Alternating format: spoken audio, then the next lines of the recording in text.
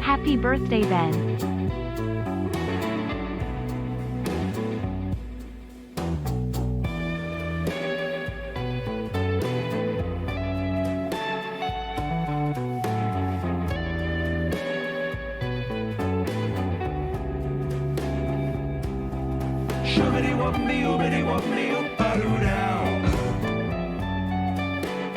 Happy 100th birthday, is that right?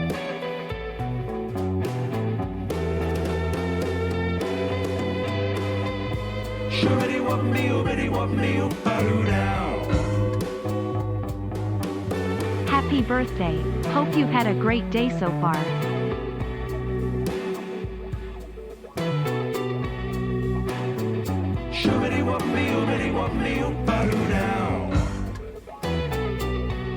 Happy birthday, Benjamin.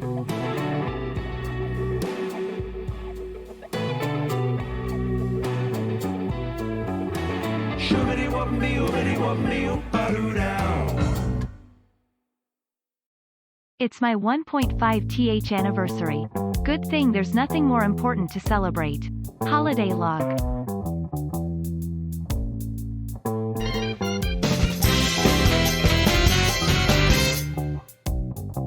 Many happy returns, Ben. Let's get this party properly started.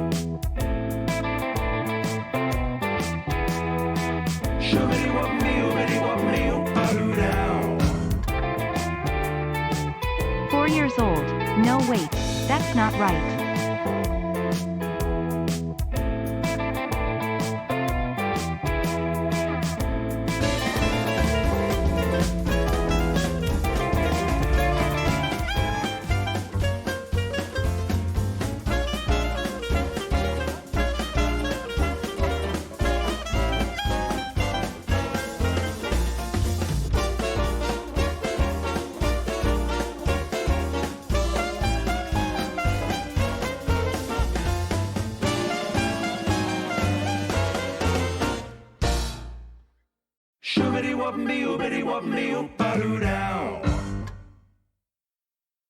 I'm new here, anything going on?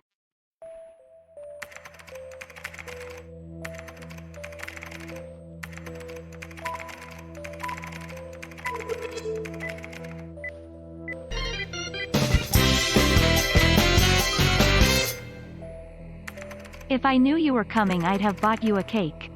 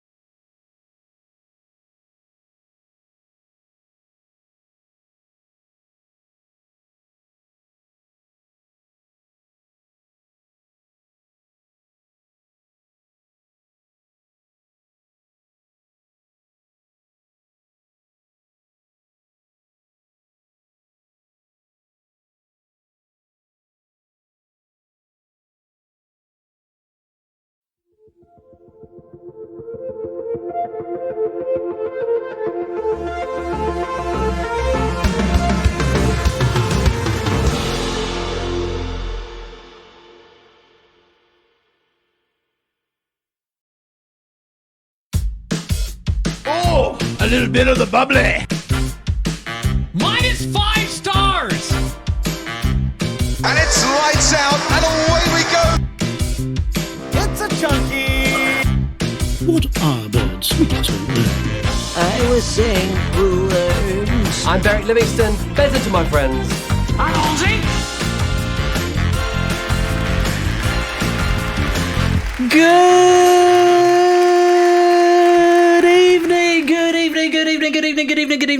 evening, and welcome to Game Night on Saturday, the 26th of August. It's my birthday, and it's a message from our sponsor, Puzzle Dan. As Stevie Wonder once famously said, happy birthday to ya, happy birthday to ya, happy Happy birthday. birthday. You thought I was gonna say Linda Rona. Dan, thanks for the 28-month resub there. And thanks, everybody, for the hype train. My goodness gracious me, all of the gifts and the subs and the bits coming in there. Lupine for the 100 bits. It's Sotley resubbing 33 months. Matt gifting out 10 gift subs there. Bash resubscribing for 48 months. 4 years old. No, not me. I'm a lot older than that. Matt for the 500 bits. Fired subbing at 18 months. David subbing for 32 months. Simpsons Angle for 10 months.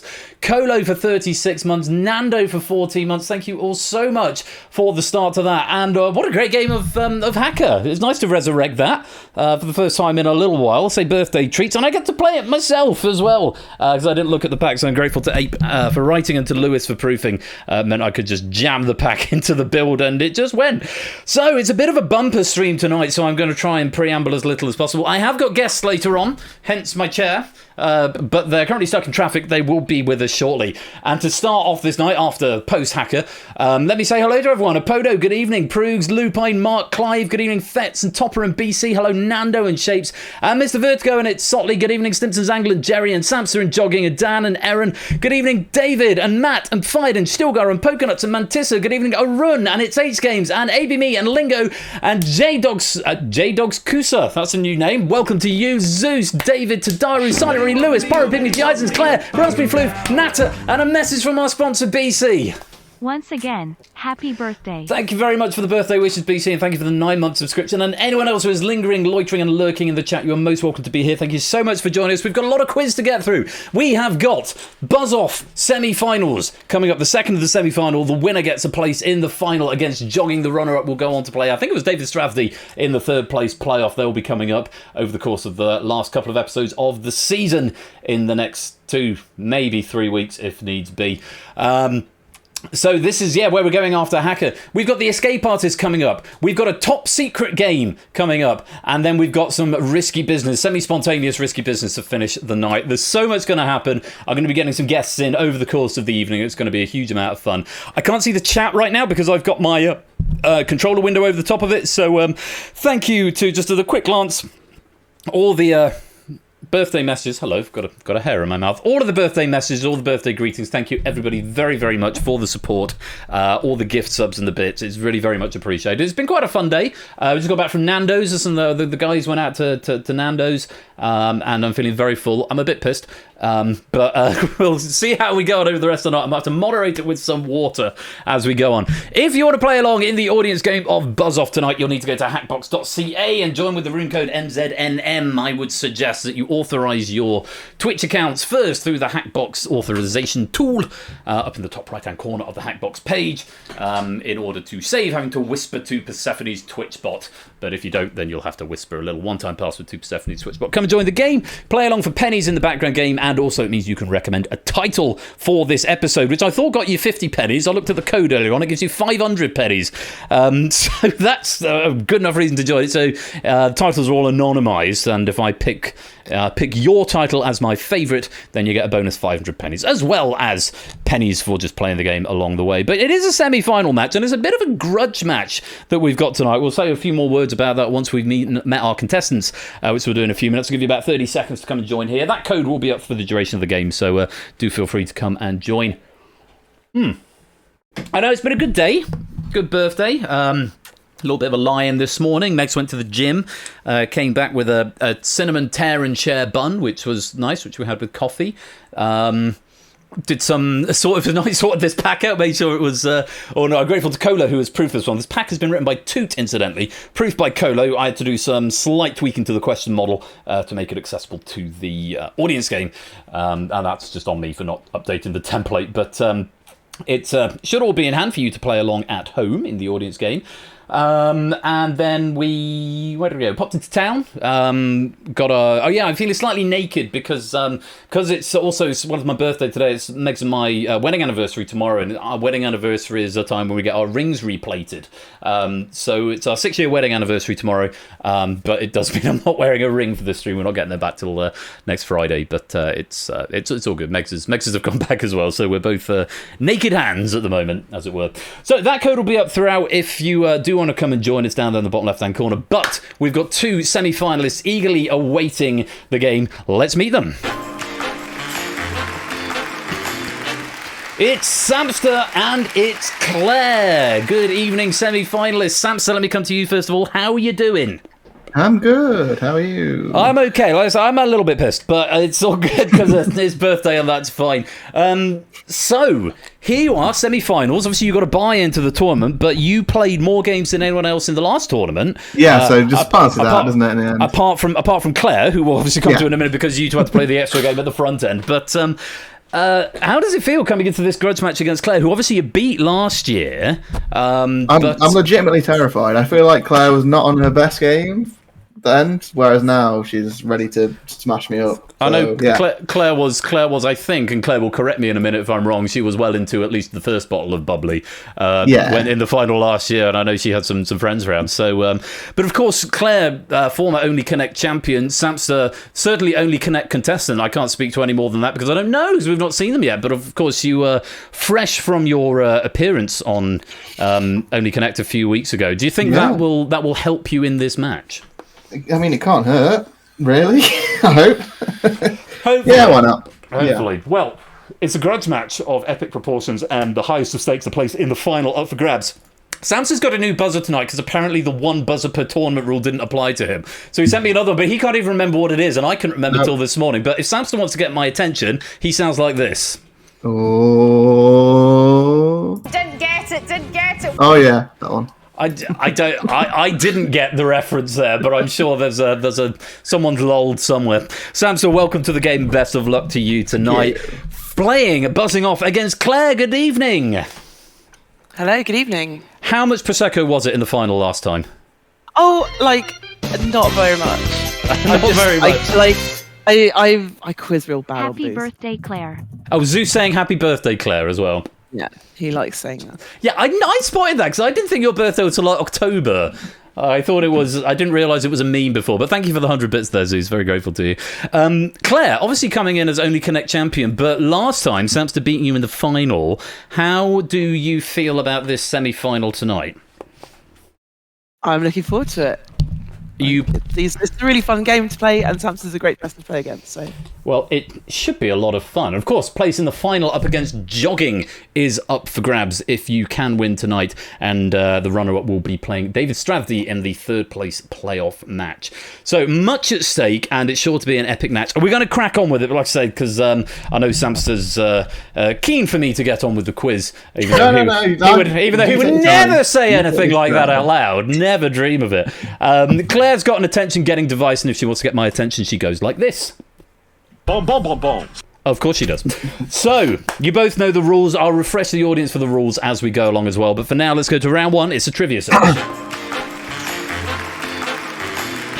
So in this round, you'll get a category, and there will be 5 answers hidden in the grid. Buzz in and tell me what one of them is, one at a time, and you get a point. First to 3 points wins the board. If you buzz in and are wrong, you're frozen out for 10 seconds, thus giving your opponent some free thinking time. The letters will gradually be removed from the board as we go on, thus making it a little bit easier. Also, if you go ahead of your opponent at any point, you start a global timer on them. If they run out of time, they default and lose the point automatically. First 2 points will win the round and the chevron. Audience, if you're playing along, you get up to 5 attempts to identify the words. You can only identify words answers that haven't been found by the players. Spelling must be exact. The faster you find them, the more points they get. Not whispering answers. On your Hackbox devices, just submit your answers as soon as you've found them. This pack written by Toot. Best of luck to you all. Let's go to our first puzzle, and the category is 1980s children's books.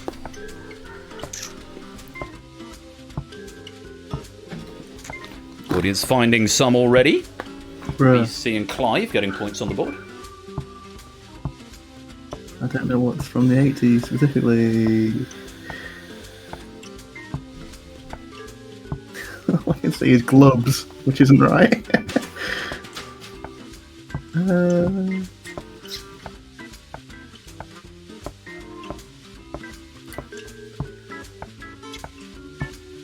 Didn't get it, didn't get it. Samster, what have you found? I'm going to try Super Fudge. That's one of them. Is it? Okay. There, your clock's on.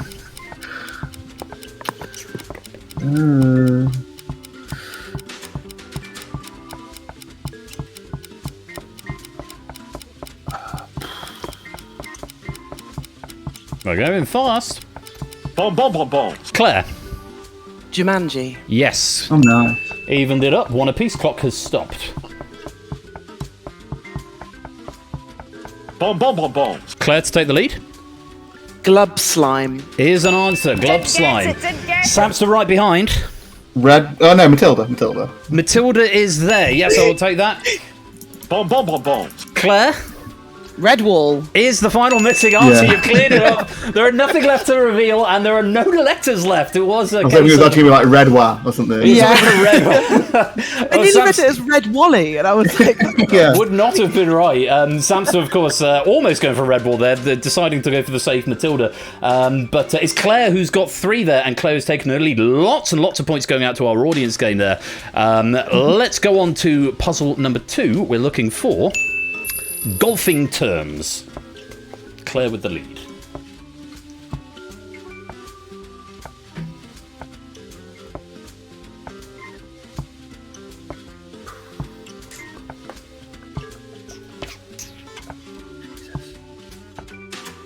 You have to buzz if you want to make a suggestion.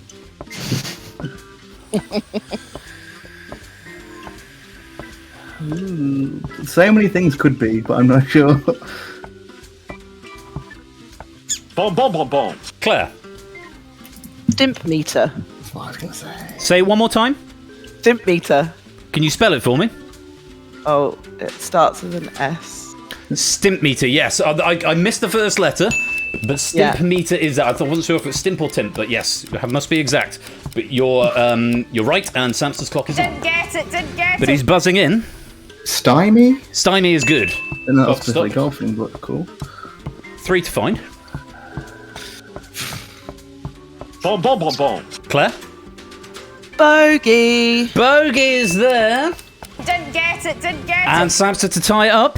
Wedge. Yes, and there's one more to find. It's going really fast. Didn't get it. Sam. Yips. That's the one. Well That's played. dog, man. Oh. What's a yip? When you get like nervous, throw You're it nervous like, before a it. club in. There's an episode of Like- How I Met Your Mother where Barney gets the yips when he's meeting like Heidi Klum or something. Like dartitis, but for a shit sport.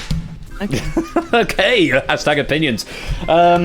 Samson, you've evened it up. It's 1 apiece, so we go to the final puzzle. Fingers on buzzers, and the category is words in the names of Doritos flavours. I kind of want to punt early. Boom, boom, boom, boom. Claire is going to. I'm going to punt original. Original is not one of the ones I've got down. You are frozen out for 10 seconds. Where is it? It's not there what I wanted. Boom, boom, boom, boom. Claire? Tangy. Yes, that one is there. Nice. Samson, your clock's on.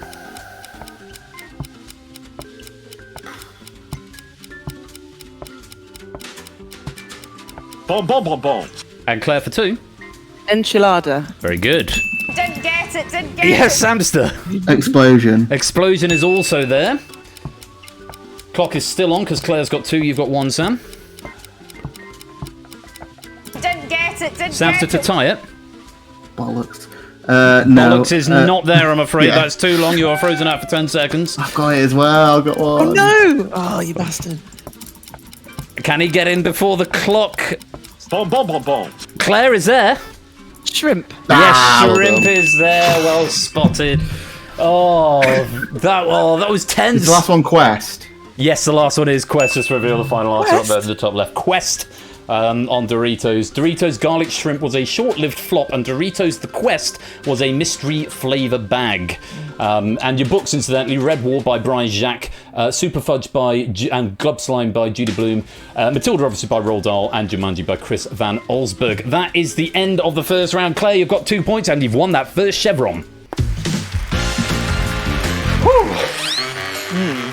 If that's the level that we're going to do, then this is my heart's going like that. Or that might be the booze, but for you two, it might be even scarier. How are you feeling about Toot right about now, Claire? I haven't examined those feelings actually. I think this is fun so far, so we'll see how it goes. That's been a lot of fun. Sam's obviously on the back foot after the first round. Do you feel there's room for a comeback still? Of course, still 3 rounds to go. I just can't wait to see how Toot ruins the fun with this next round. So.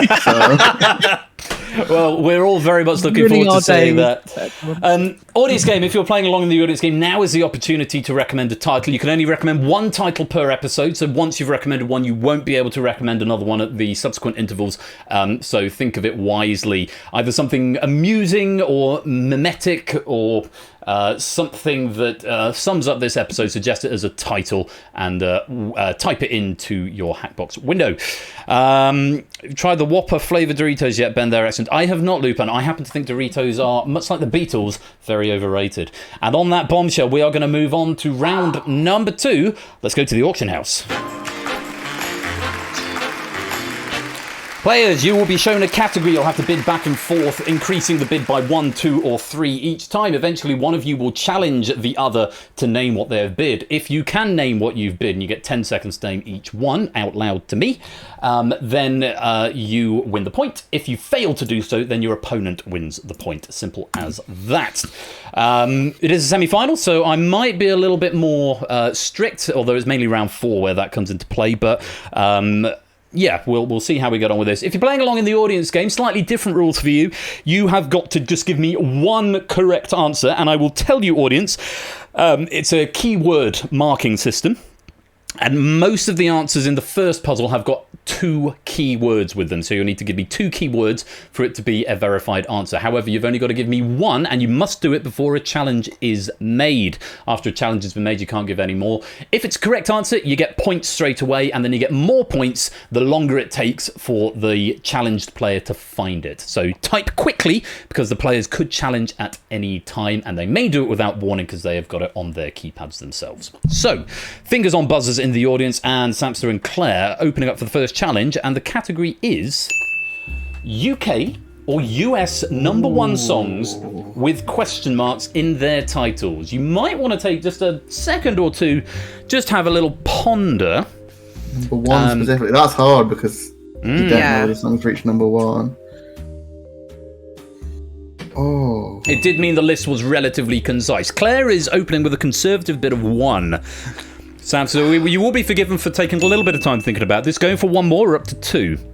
Coming back to Claire, do you want to go any more or do you want to give it to Samster? Yeah.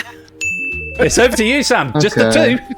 What are we going for? How deep is your love? How deep is your love? Yeah. I'm hedging my bets. No. Okay. Afraid not. How deep is your love by the Bee Gees? Or by Take That. Or possibly by Take That. 1977 song by the Bee Gees. It got to... got #1 in Brazil, #3 in the UK, #1 in the US. There is no question mark in the song title. Oh, wow. So a little bit of a sneaky one there, and Claire taking that first point, and it turns out No answers from our hot seat players. Hope you got Really some bad in the grammar background there game. on that. Thanks, Really BG. bad. Claire, do you want to suggest one before I go through the answers? The only one I could think of is how soon is now, and I don't think. I don't think that. No. No, I'm afraid not there. Samster, any more on your mind? Where do you go to, my lovely? No, that's not got a question mark. Nope. How will I know? Did that reach number 1? No, I'm afraid not. Okay, so let me go through them. Is this the way to Amarillo? Are friends electric? What? Okay, fine. The one I would have gone for, can we fix it? Oh, of course. Got any Christmas number 1s? Come on. Do you think I'm sexy? Do they know it's Christmas? Do you really like it? Is it wicked? Do you know what I mean? How do you do it? Is there something I should know? What do you mean? What took you so long? What's my name? Who's David? Would I lie to you? And my personal favourite. You let the dogs out? Where is the love? That'd be a really fun one if I had about 5 minutes to think about it. It would be. I said you could have some time to think if you like, but it's working. Yeah, trying to remember who put a bloody question mark. Well, at the end of their question. it is the semi-finals now, darling. So we must have to make it a little bit shorter. I got the point. You did get the point, and we're going to go into the next puzzle. And Samster, I think you're opening the bidding here. The category is the 11 most mined industrial metals. A little bit more your wheelhouse. Not really, no. Started with 1. Claire, over to you. Why is it 11? I don't know. Claire going for 2 or up to 3. Sam, any more? I'll try 5. We're up to 5. Claire? Okay. Claire's going for 6. Sam, do you want to go any more? I can tell you there are definitely only 11 answers on my list. No, I don't think I will. Claire, let's go. Aluminium. Aluminium. It's a good start. Iron. Yes, of course. Copper. Chapeau. Halfway there, 3 to go. Lead. 2 more. Gold. Unfortunately not, I'm afraid. Very, very close. Sam, if you were going to name 2 more, where would you have gone? Mind is God, silver maybe? Probably not. No, missing answers. Cobalt. Cobalt not there. Lithium? Yeah.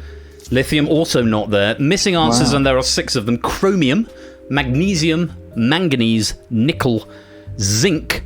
There's 7 left. Zircon or zirconium, and of course, to go with the song reference, I am titanium. What a great song that is. Ben. There, you're very welcome. With your headphones on. 1 point apiece. We go to the final puzzle. Claire opening the bidding, and the category is countries or territories that have won Miss World more than once. Claire starting with confident. 3. Sam, 1 more, up to 4. Claire's going to try 5.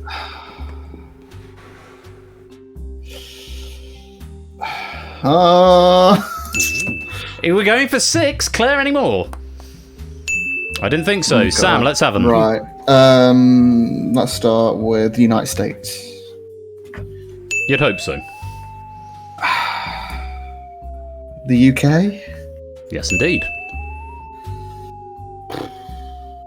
Where are attractive people? Sweden. Sweden. Good punt. Oh, Argentina.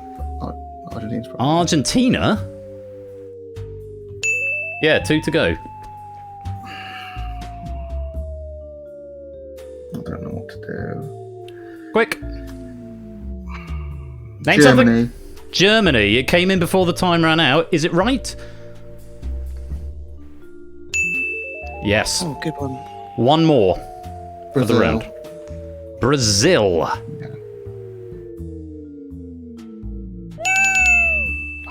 Oh, you're so close. So you've got Venezuela and Puerto Rico, which are South and Central Africa, South and Central America, I beg your pardon, but not Brazil, I'm afraid. Claire, where else would you have gone? So I had India, maybe? Yes. Philippines? Not the Philippines. New Zealand and South Africa. New Zealand is wrong, South Africa is right. So missing answers, Australia... Should let you want to go, really, shouldn't I? Australia, Austria, China, Iceland, India, Jamaica, the Netherlands, Peru, Poland, Puerto Rico, Russia, South Africa, and Venezuela. Good game. Good close match for the second round in a row. Now we know who fancies, so like we all learned a little. I'm just surprised. We learned a lesson. Samson within one answer of taking that second chevron, but unfortunately for him, it goes to Claire. It's 2-1 at the end of the round, and Claire, you've won the chevron.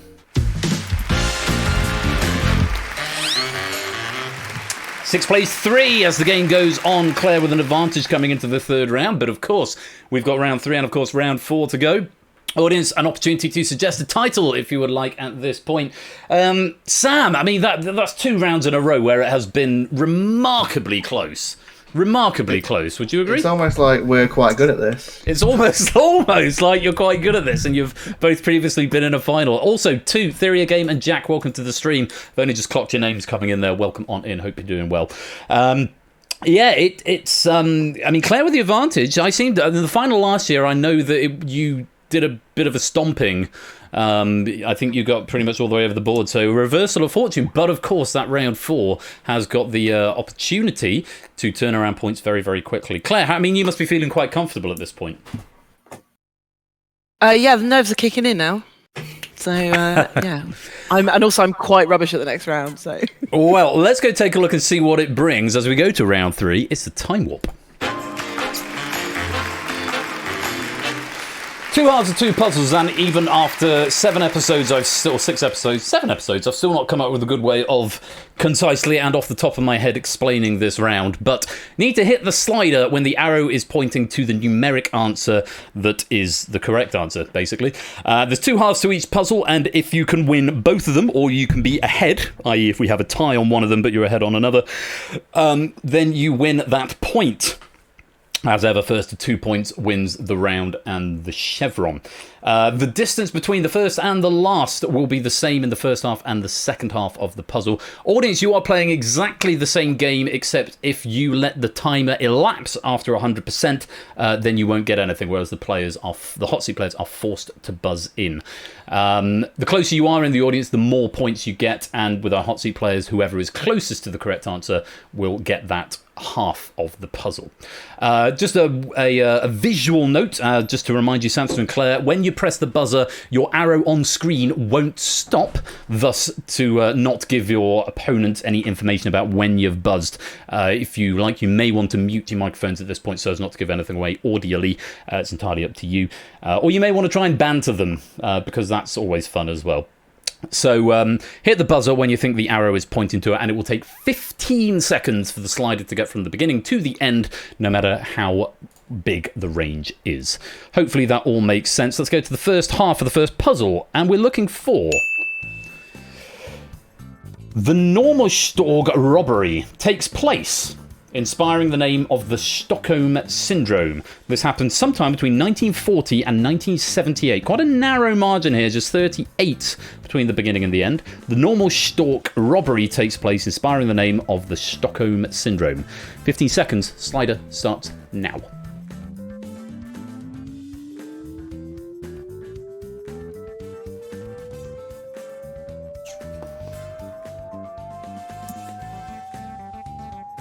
I've already hit it, by the way, just saying. And then he unmuted to hit again. Interesting ploy here. Let's take a look as we put the arrows into the right place. Didn't get it. Claire stopping quite early there. Samson going right in the middle. I think I should have gone earlier. I feel like it's been around a while. I totally panicked, and then it didn't get a decade in. Let's take a look and see what the correct answer is and who was closest. Wow. Quite a lot later. 1973 was the answer. Sam 14 away, Claire 25 away. Sam, you got the first half. Yeah. You've either got to tie up or win this next one to win the point, though, Samson. So another 38-year range. We're looking for the Japanese embassy siege takes place, inspiring the name of the Lima Syndrome, sometime between 1978 and 2016. And your slider starts now.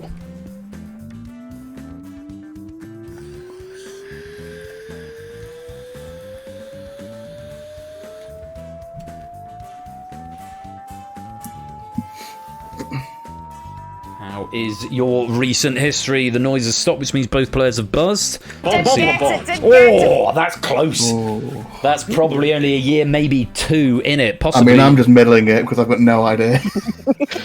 Let's take a look. The correct answer is... Oh my god! Oh my word! Smashed it. 1996 was the answer. Sam going 1995. Claire going 1994. Goodness me. Claire, it doesn't get much closer than that and still losing the point. You could have stopped Samster taking that point, but that apart from the tie we had that one time, that is pretty rad there. 94, 95, 96, but it is Sam who takes the second half of the puzzle, and also he's going to take the first point. Very well played. Let's reset the board as we go on to puzzle number 2. Sometime between 45 and 77, looking at years again, John Taylor, funnily enough, that's the high school I went to sixth form at, becomes the first streaker, I don't think it was named after him, Is it named after this guy? at an English football match. No, I think it was some, 11th century saint or something, but sometime between 1945 and 1977, John Taylor becomes the first streaker at an English football match. 15 seconds, slider starts now.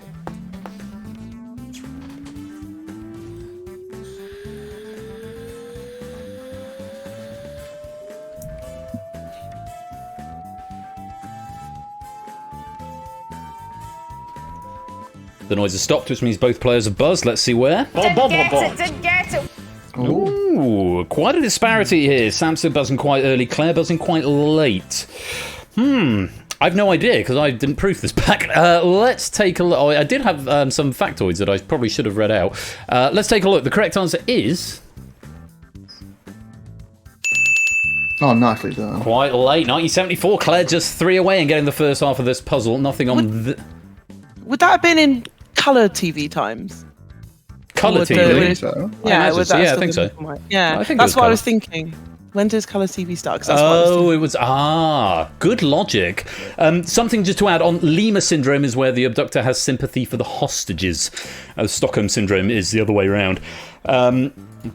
I'll go back to the trivia on round 2. Toot's gone to the effort of writing the trivia, so I should probably read them out. But I'll crack on with this round for now, since we're midway through. Claire with the advantage as we go into the second half. Sometime between 77 and 2009, Melissa Johnson becomes the first streaker at Wimbledon.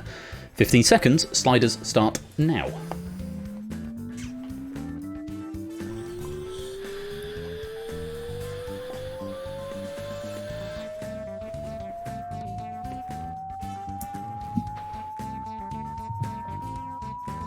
And the noise has stopped, which means both players have buzzed. Let's see where. Didn't get it. Fairly close. Claire going right in the middle. Samson going a little bit later. Let's take a look. The correct answer is... Oh my god. Gotten Himmel, my We need to friends. stop doing this. 1996 was the answer. Samson has gone 1 later at 1997. Claire has gone 2 early at 1994, which means Samson's won the second half and you have forced a tie on this puzzle, which means, Claire, you cannot win this round, but you can prevent Samster from winning it on the third puzzle. Very close once again. Let's go on to puzzle number 3. Bit more of a wide margin here, sometime between 1700 and 1850. Peter Artedi, the father of ichthyology, ironically dies in a canal. 15 seconds. Slider starts now.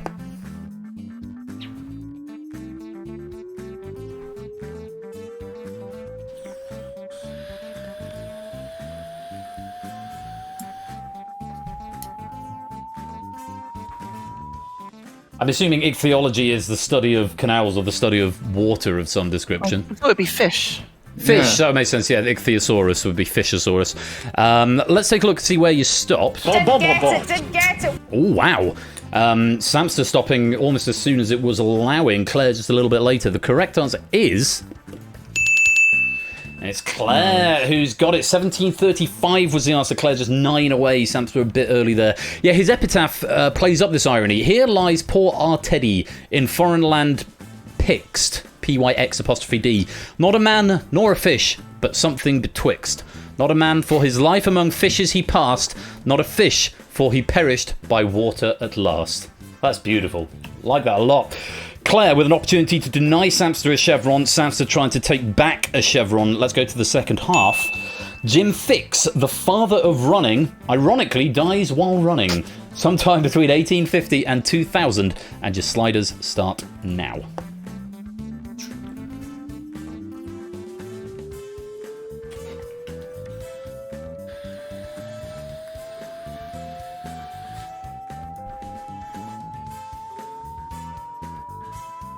Noise has stopped. Both players are buzzed.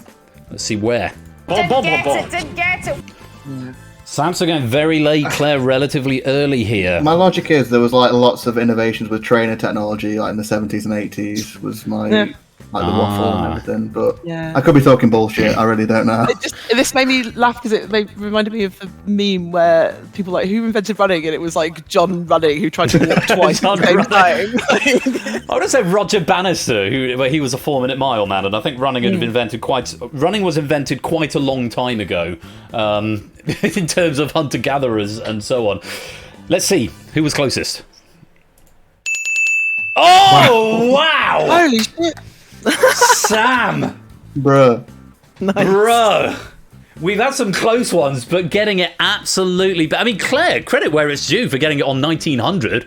That's quite impressive in and of itself. But I wasn't aiming for that. Oh, well, no, that's less impressive then. Samster getting it bang on the money, which means you do take the second half of the puzzle. It's a dead heat once again, but because Samster took the first, he is going to win the chevron. What a game this is shaping up to be. Samster, chevron back to you.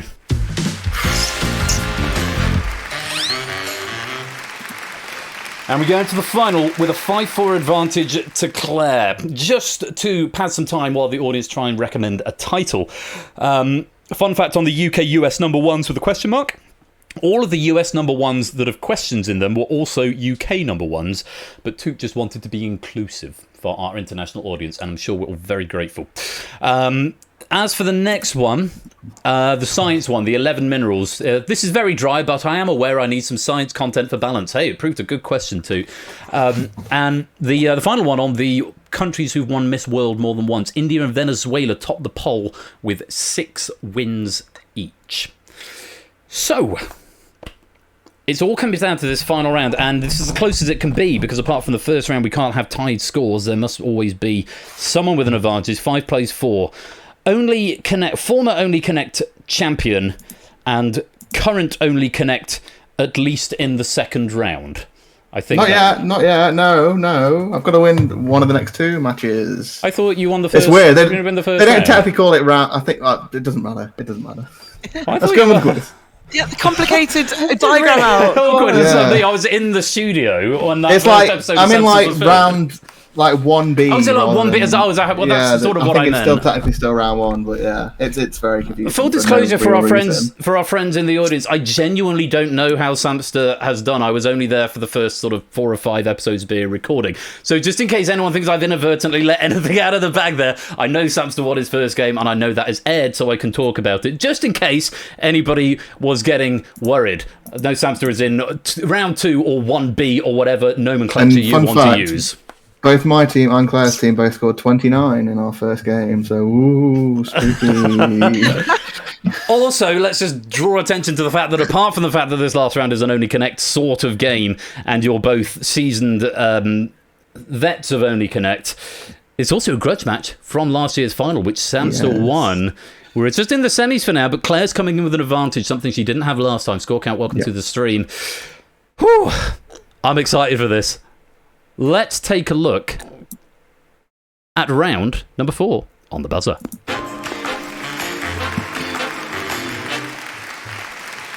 So, in this round, you will get a series of seemingly random, unconnected clues. All you've got to do is buzz in and tell me what it is that connects them. If you buzz in and are incorrect, you are frozen out for 2 clues, thus giving your opponent some free thinking time.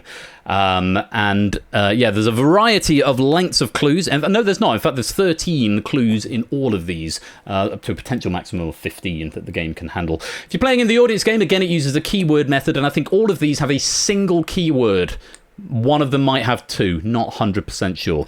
But all you've got to do is make sure you hit that keyword or keywords. You get a maximum of 2 attempts in the audience game. There's no penalties for wrong answer, but you get a total of 2 attempts. So you might want to hedge your bets, go for an early guess if you think you have an idea and it might be right. I will also add you can only answer before it's been solved by our hot seat players, and the earlier you answer, the more points you get. To our hot seat players, whoever gets it right first wins the chevron outright. We go back and forth, a maximum of 5 puzzles, and we'll keep playing till we've either had all 5 or one of you has an insurmountable lead and gets to the final. Best of luck to you both, and best of luck in the audience game. Let's go to puzzle number 1. Buzz when you know what I'm talking about, and I will tell you for nothing, audience at home and players in the hot seat, this is a picture round. Oh no. Here's the first. What the fuck is that? Language. We're pre-watershed. And number 2.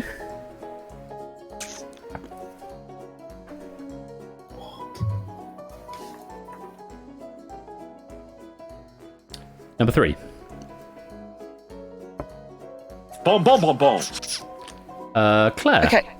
So I'm going to buzz, but it might. Come on, I need an answer. The descriptions on the page said the last. Yeah, so I'm going to say the last. So I just read what it said on the screen. I need a little bit more from you. The last something, a film.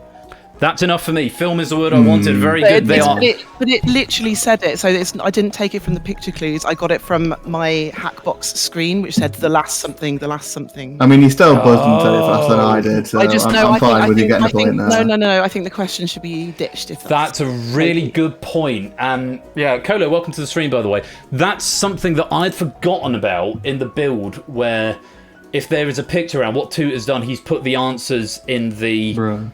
In the thing, and they need to be replaced. Okay, what I'm going to do, because that's a really good point, it's the only picture round, that is the answer. Their movies would last in the title. Claire, I'm going to award that as correct, but I'm going to give a chevron back to Samsa, so we'll go back to what we started with, and this is effectively a dead question. Okay, hopefully that's all okay. 2, apologies that I've not caught that. I probably should have mentioned that in the rules, that I should have updated that so it just says picture 1, picture 2, picture 3. Really good point. Thank you for being upfront about that, Claire.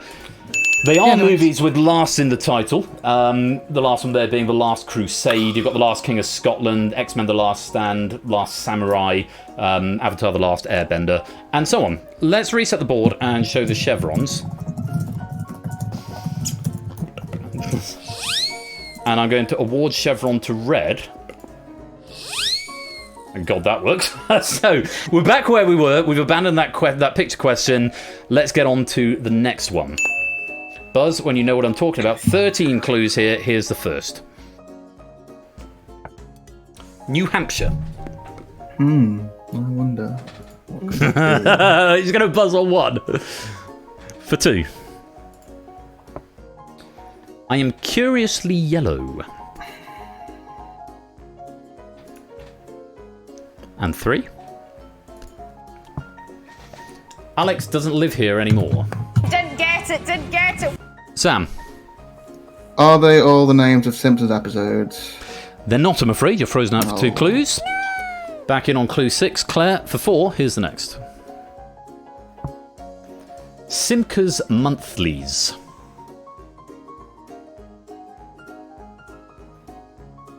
For 5.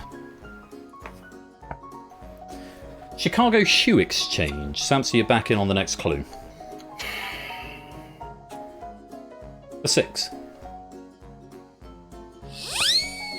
Emotional consequences of broadcast television. Didn't get it. Sam. Are they just the titles of sitcom episodes? I need more. I can't give you any more, I'm afraid. That's enough time, I'm afraid. You're frozen out for 2 clues. Back in on clue number 9, Claire. 2 just for you. Here's number 7. The Mork Report.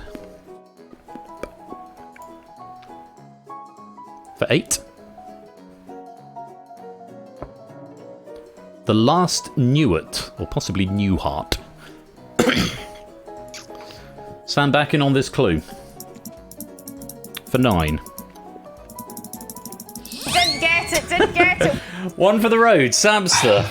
Are they the titles of season finale? Well, like the finales of sitcoms. That's what I need, yeah. Final episodes of US sitcoms, very well played. You're going to see Goodnight Seattle, Goodbye Farewell and Amen, the last one, part 2. And the finale, they are News Radio, Get Smart, Family Ties, Taxi, Married with Children, Community, 2.5 Men, Mork and Mindy, New Art, Cheers, Frasier, MASH, Friends, and... Anyone want to tell me the last one? The Big Bang Theory? No. I don't know. Seinfeld was the last one there. Oh, never seen it. I got that weirdly because I'm Furious Yellow is an episode of The Simpsons, but that's not the same thing. Now I think about it, No, it's not. Yeah. Samson's Which TV show was the yellow one from? Number 2. Which one was number 2? Get Smart. Oh. So, it's Samson with the advantage for the first time in the match. Let's go on to puzzle number 3. 13 clues here. Buzz when you know what I'm talking about. Here's the first. Sumatra. Not geography. For 2. Toy.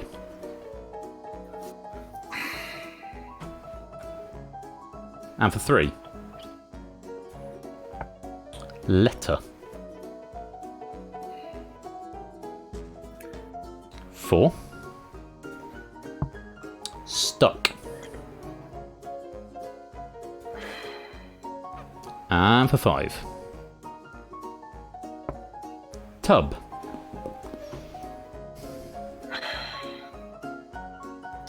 6. Manor.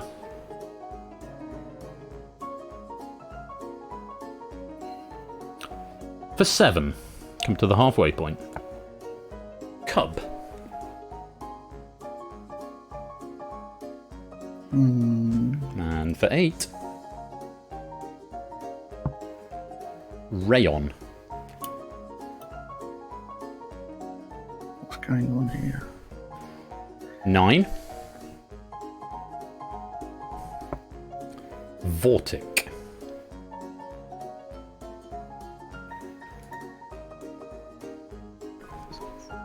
And for 10. Phone. Didn't get it, didn't get it. Sam? If you add ism or the art movements. Almost exactly what I've got on the card. Very well played. Art movements with ism removed. Surreal impression and post-impression is what you'd have gone on to see. Sumatrism, toyism, letterism, and so on. Cubism and tubism, perhaps being a bit misleading there with tub and cub, but I have to read them as they are pronounced there rather than knowing what I know. Very well played, Sam. That's another chevron to you, and after... legally 2 puzzles. It is 6 plays 3. 2 puzzles to go, which means it is a match point, Claire. You must get this right. You must get these last 2 in order to stay in the game. Good luck. Here's the first. Good luck. Nightmare. 2. Labyrinth. And for 3. Eat your words.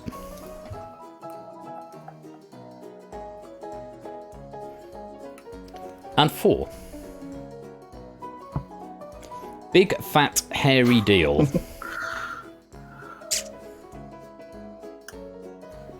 And for 5. Caught in the act.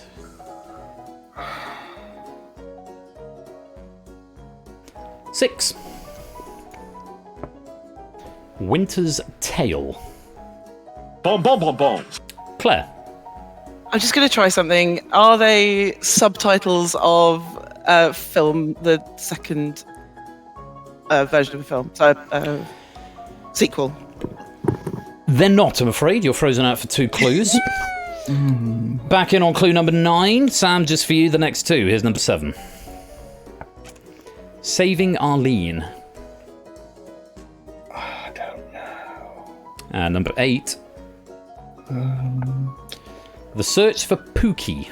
That sounds familiar, but I don't know what it is. Claire, you're back in on the next clue. Pookie? Number 9. Threat of the Space Lasagna. What is this? 10. Yeah, go on then. Lasagna World Tour. Boom, boom, boom, boom. Claire. Is this Garfield Yeah, episode I think name? it is. I'm going to let you have that because I think this is Garfield. very niche. Specifically, Garfield video games with Garfield removed. You've gone on to see That's what Pookie is. Garfield Lasagna Party, Garfield Mad About Cats, and Garfield A Tale of Two Kids. I could have said no, we must have Garfield video games, but I thought this is niche enough. I made a judgment call on that one there. So very well played, Claire.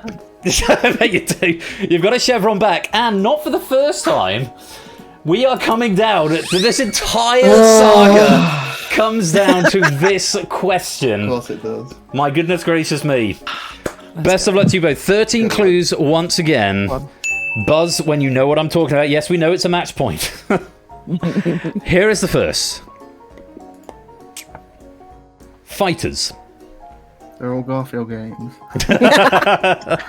You have to buzz first. For 2. The Tribe.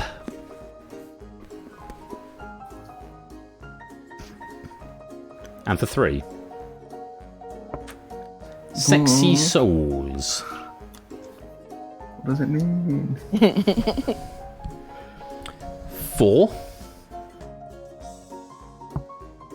Crazy Cats.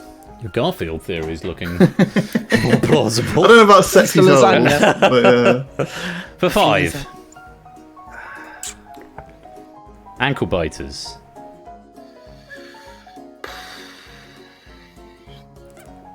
And for 6. Black Stars.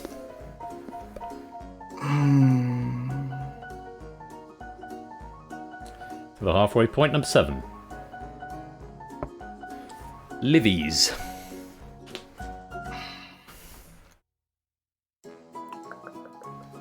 And number 8. Gypsies.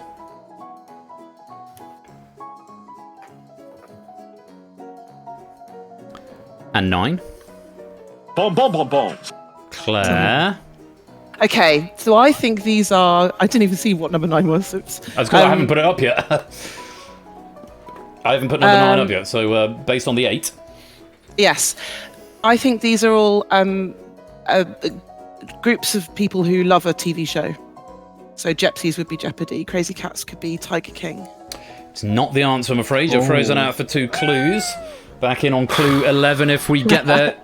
Got a hunch, but I know next 2 just for you. Yeah. Here's number 9. Gold Diggers. Ghoul Diggers. That's put a span in the works. For 10. Didn't Barbs. get it, didn't get it. Samster. Are they all fans of Music Acts? Oh, Claire. Yeah, that's the one. I would have got it on Gold Diggers as well. I was thinking Tribute Acts for a while, so I'm kind of glad you buzzed first. Goulding. Yeah. If you'd actually, because I said 9, but I hadn't pressed the button. If you'd waited for 9, it would. I should have done that well. That's the way it goes. So yeah, the Fighters, Christina Aguilera, The Tribe, Delta Goodrem, Sexy Souls, Ricky Martin, Crazy Cats, obviously. It's Pixie Lott, Ankle Biters is Paramore, Black Stars is Avril Lavigne, Livies. Not David Bowie. Not David Bowie, yeah. Livies, any ideas? Olivia Rodrigo. Gypsies. Carly Rae Jepsen. Carly Rae Jepsen. Gold Diggers. Ellie Goulding. Obviously Ellie Goulding. And then the Barbs. It's Nicki Minaj. Lesbians. Presumably Lizzo. Yeah. Fat Fanny Lowe's. Gary Manilow. Not Michael Barrymore. Barry Manilow. Barry Manilow. No. And of course, Michael Barry Manilow. Swifties being, of course, Taylor Taylor Swift. They love Jonathan Swift, yeah. Well, it's been an absolutely epic game. It has been so close the whole way, right down to the last question. But at the end of it all, it's Samster who wins. Bravo. Well, the G'est of G's, my friends. what can I say? There's nothing I can say to follow on from that performance from you two. It was just epic, and I have to say, from a seat of privilege as the host, getting to watch that right in front of my eyes in real time has just been an absolute treat. So thank you both very much. Claire, commiserations. I do hope you'll come back for the third place match up against David Stravdi, which will be coming up in the next week or the week after. I know I'll check in with availability on all of you in due course. Samster, for the second time, you are in a buzz-off final. Your grudge or Claire's grudge has not been itched, but you have maybe felt yourself thinking, yes, I feel vindicated or whatever. I don't know about vindicated. I think that's not the word I'd use, but yeah, good game, Claire. Really, really good game. It was a great game. Yeah. Unbelievably close, and I think it's testament to you both how close that was. So thank you very much for the entertainment. I'm going to let you both go because I've got to pick a title. If you want to see yourselves out to the green room and or the general voice chat, that'd be grand because I've only got a very little window and I struggle with dragging people at the moment. But thank you both very much, and we'll see Claire in the third round, in the third place playoff, and Samster, we will see you in the final. Thanks, Ben. Hey, well Thanks, guys. Thanks, Ben. Bye. See you later. My God, what a match that was! There's nothing more to say about it, but to say thank you very much to Now Cut That Out for a splendid question pack, and to Colo as well for proofing that one. Apologies, that picture round question got called out. I had a message from our sponsor, Matt the Ref. What a game. What a game indeed, Matt. Thank you for the 100 bits there. Yeah, sorry that picture question got caught out. That was a foible I forgot. That I should probably automate it so that when it's a picture round, it doesn't send out what has been written, but it just automatically overwrites it with picture. That's a very small change that would probably take me about 30 seconds to do. So apologies that question got lost too, but an epic game all the same. Let's take a look at our friends who were playing in the background game, how everybody got on. Okay, Silent Marine there on 3035. Let's go on to the next set of 8. Natter, Simpson, Ollie, Progs, David, Jogging, Fetz, Pyro, up there with 4493, excuse me. Moving into the top 16. BC, Puzzle Dan, AB Mish, still got Clive, Poconuts, Mantissa, and a Podo with 5811. And into our top 8 this evening. They are Ralph, Shapes, Theory, Top What Woo, Swan's Head, who I believe is a run, Mark, Zeus, and Nando at the top, 7249. It's only for kudos, and of course pennies that come with that as well. No medals in the audience game, but very well done, Nando. And thank you all very much for playing. I hope you had some fun with that. So, time for me to pick a title, and there are a lot to choose from. So there's a lot of themes running through tonight. The closest of the match, the fact it was a grudge match. I suppose my birthday is probably a relevant factor. Yeah, the first one that's come in has really caught my eye. Let's take a look. I won't read them all. I like that. Fans of the last running streaker. I quite like that. Happy birthday to Claire and nobody else. Oh, I do like that one. I'm not going to read that. That's similar. I prefer the first one. Mr. Ben. I'm not, so this isn't going to win, but I like it. Mr. Ben gets remarkably drunk. No, there we go. That might be a new favourite there. Okay. Stockholm Syndrome is older than running. I like that. Most abnormal thing in this totally normal stream.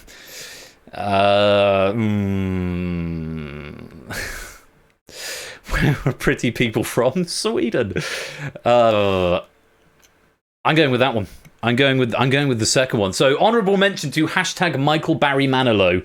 I thought that was very clever. A nice little answer smash there. But I'm going with that one. That's the one I'm going for. Thank you very much, everyone, for joining in. Don't go away, because when we come back, Quizzle's pack of Quiz Prison, a.k.a. The Escape Artist. Very much looking forward to it. Remember, you'll need your Hackbox devices for this game. And I'll see you for that very, very shortly. I'm going to go and give my guest a call, see if they're hopefully on their way. And fingers crossed, we'll have some... an extra face for you to look at in the next half. We'll find out. But Congrats to Samson, we'll see you in the final. Commiserations to Claire, we'll see you in the third place match. Well done to Nando on winning the lobby game. Thanks to Toot for writing, to Kodo for proofing, and to all of you for playing along in the game. I'll see you for the escape artist in a few minutes' time. And you have been watching Nobody Remembered the Bollock Flavoured Crisps.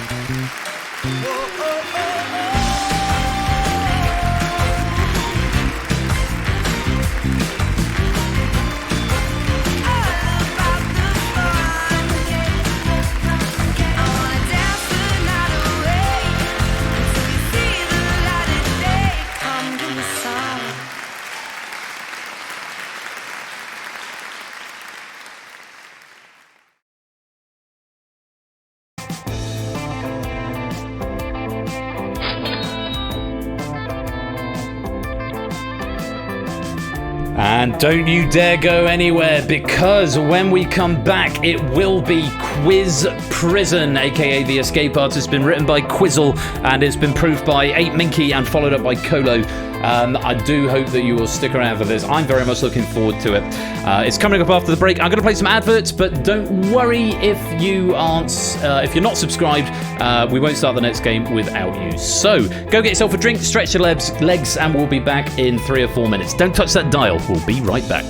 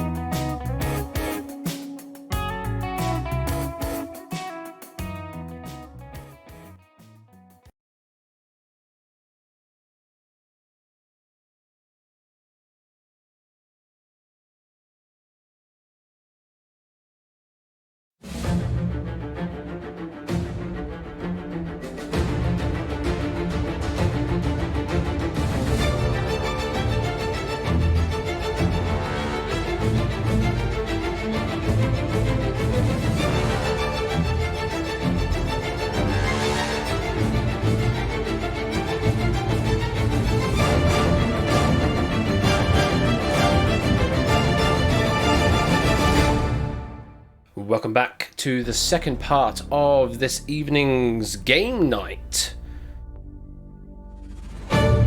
Hello. Welcome to the game. Hi, Ben. What are you saying, Ben? Ben? What's this Ben malarkey you're talking about? Eh? What's this Ben you're talking about? Hi! It's me. Yeah, I'm taking over now. Hi! It's no longer Ben's birthday, it's my birthday. Welcome on in. How are you all doing? Welcome to you all. And Ben's been relegated. Yeah, Ben's been relegated for the rest of the stream. So yeah, it's actually it's an Ash takeover tonight. Hello there, it's Matt. Bash takeover. It is indeed the Bash takeover. Thank you for the 100 bits there. Yes. Yeah, I finally managed to make my way down here for stream, no less as well. So yeah, it's kind of strange me being the host at someone else's gig, but I guess that's just what happens, isn't it? Honestly, I didn't even know that I was going to be hosting this game until a couple of days ago. Yeah, that was a good thing. I don't want to interrupt you when you're in full flow. I'm sitting here. I'm critically aware that Pack, obviously written by Quizzle, proved yes, that's by, true. Yes, Ape, and then latterly by Colo. I have not looked at these questions. Correct, you have not looked. Ash did the export from the Google Sheet. So that means if it goes wrong tonight, it's on me. Yeah, if it goes wrong, it's on me. We can work that. It does mean the answers are all up on that monitor, which is why I'm being rude. I might look occasionally at the camera, but I'm aware that the answers... He's got the sly glance on tonight, yeah. So, I'll just sit here and it will be lovely. Gonna say welcome to Lottie Bus, Jimmy, KS, and Riff joining in the stream later on. Welcome on in. I hope you're doing well this evening. See, I don't have a tool like that. Yeah, the sort of the chatters thing. I know you gave me one. You did send me one, but I've just not bothered to keep track of my chatters. Although I keep an eye on chats generally anyway. Yeah, I find that's really useful because it only playing a tracks game with people us? in public chat. Whereas if you were to do a bonus, so if you change it from close to escape or let's do a sure. Let's do a little bonusy thing. And then you hit initiate bonus. There we go. So have a bit of a bonus on me. There you go. Escape 100. But the claimants comes up to show how many people have claimed it, and that's sometimes that one does track whisperers as well. But if they haven't turned up on the public chat one on the left, I don't say hello because sometimes people want to lurk, and that's fine. But yeah, it just gives me an idea of how many people are claiming, who's getting them, and makes sense. And obviously going green because it's very different when you've got, you know what it's like when you've got obviously, yeah. It's just you need to simplify things very much so. And a green alert there just means no one gets missed. And now I just need to do that 150 times. You're right, Puzzle. I do need to do that 150. Did you see that on my Wednesday stream? What was that? So at the end of Snap It Up, it paid out the dudes.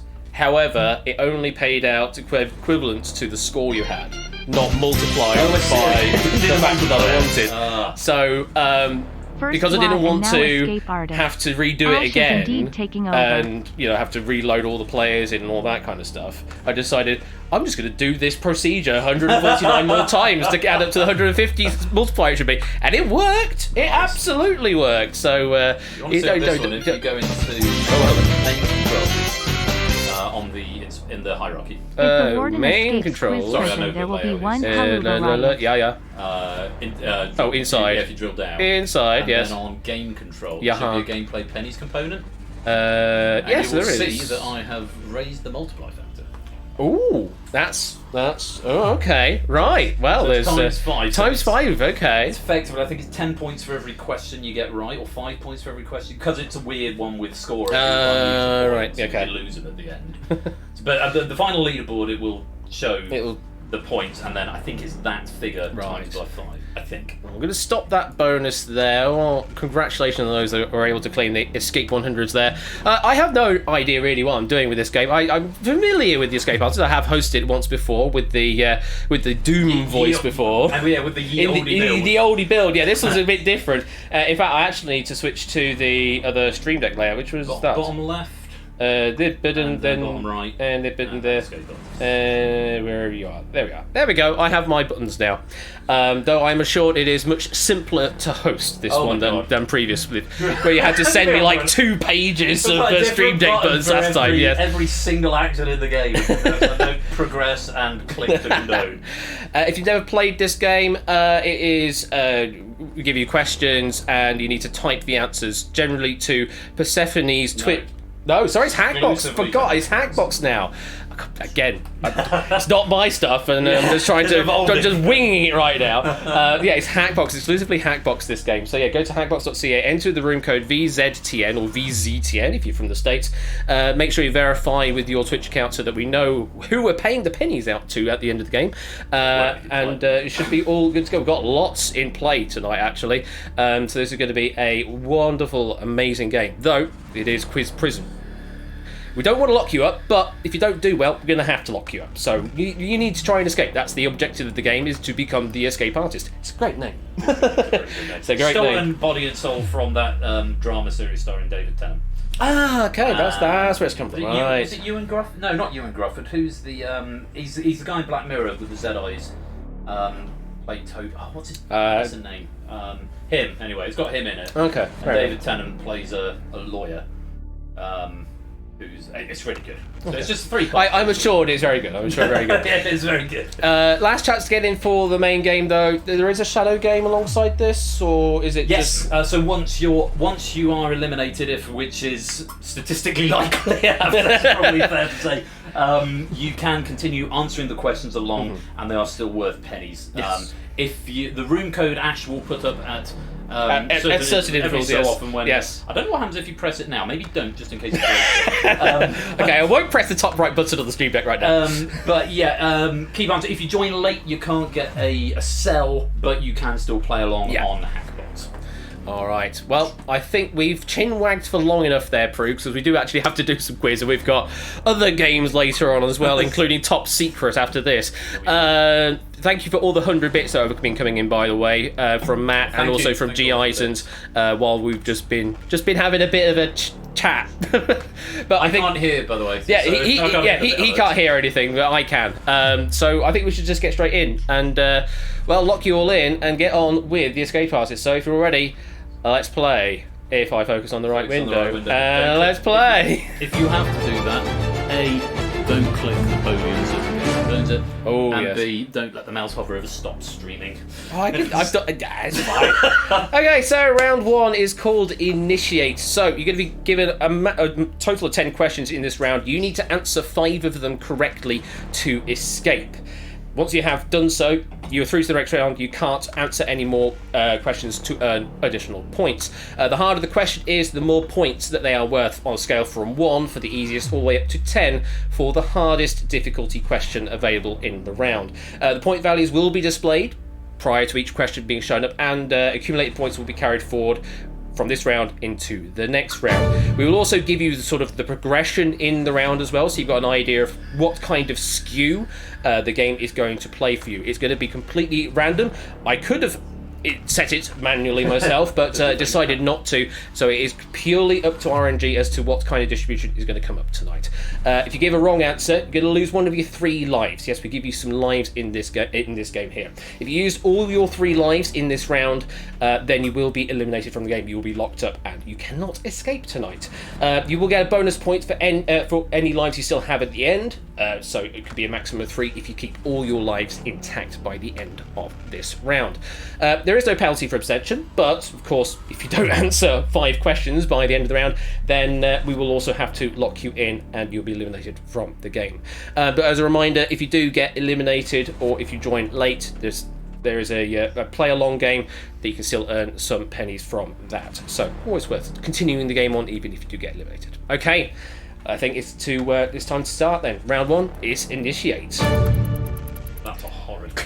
Ooh, what a weird one that is. So we're going to start off quite difficult and then just suddenly plummet down to the easiest and then suddenly jump up to the hardest and then worm our way back to kind of easy near the end. But they're only easy if you know the answer. And I don't even know the questions right now, so good luck to me here on this one. Everyone pay attention to your Hackbox screens because the question is about to go live.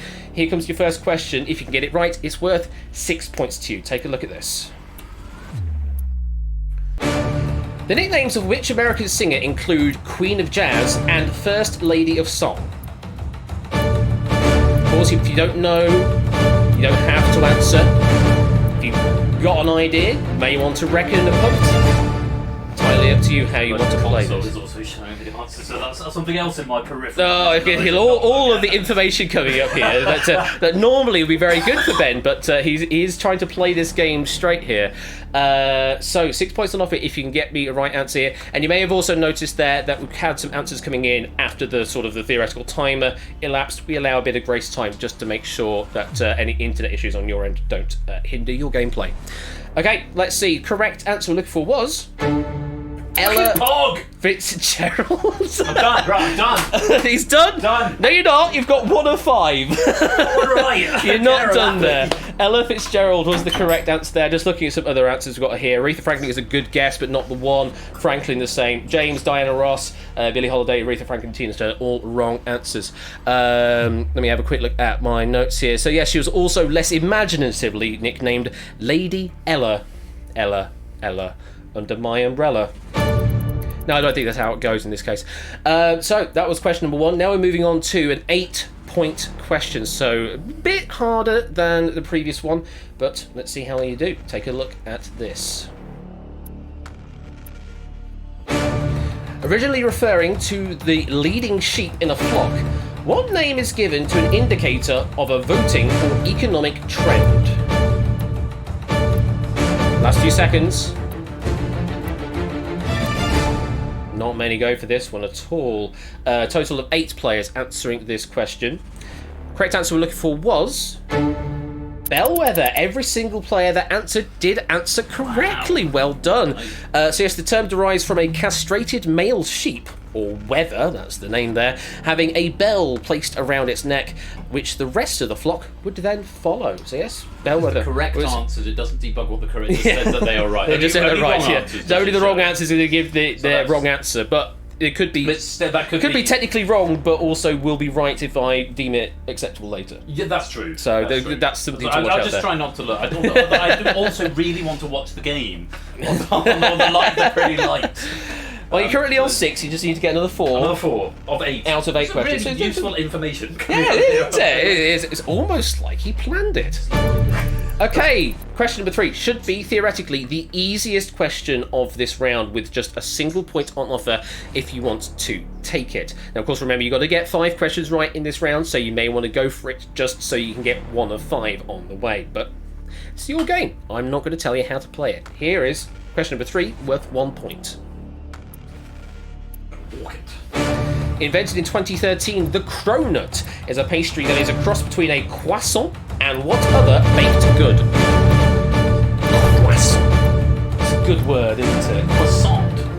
A croissant? Croissant, is that how you say it? Croissant. Stop! You could have made me drop my croissant. Loads answering this question, hopefully all getting the right answer of donut.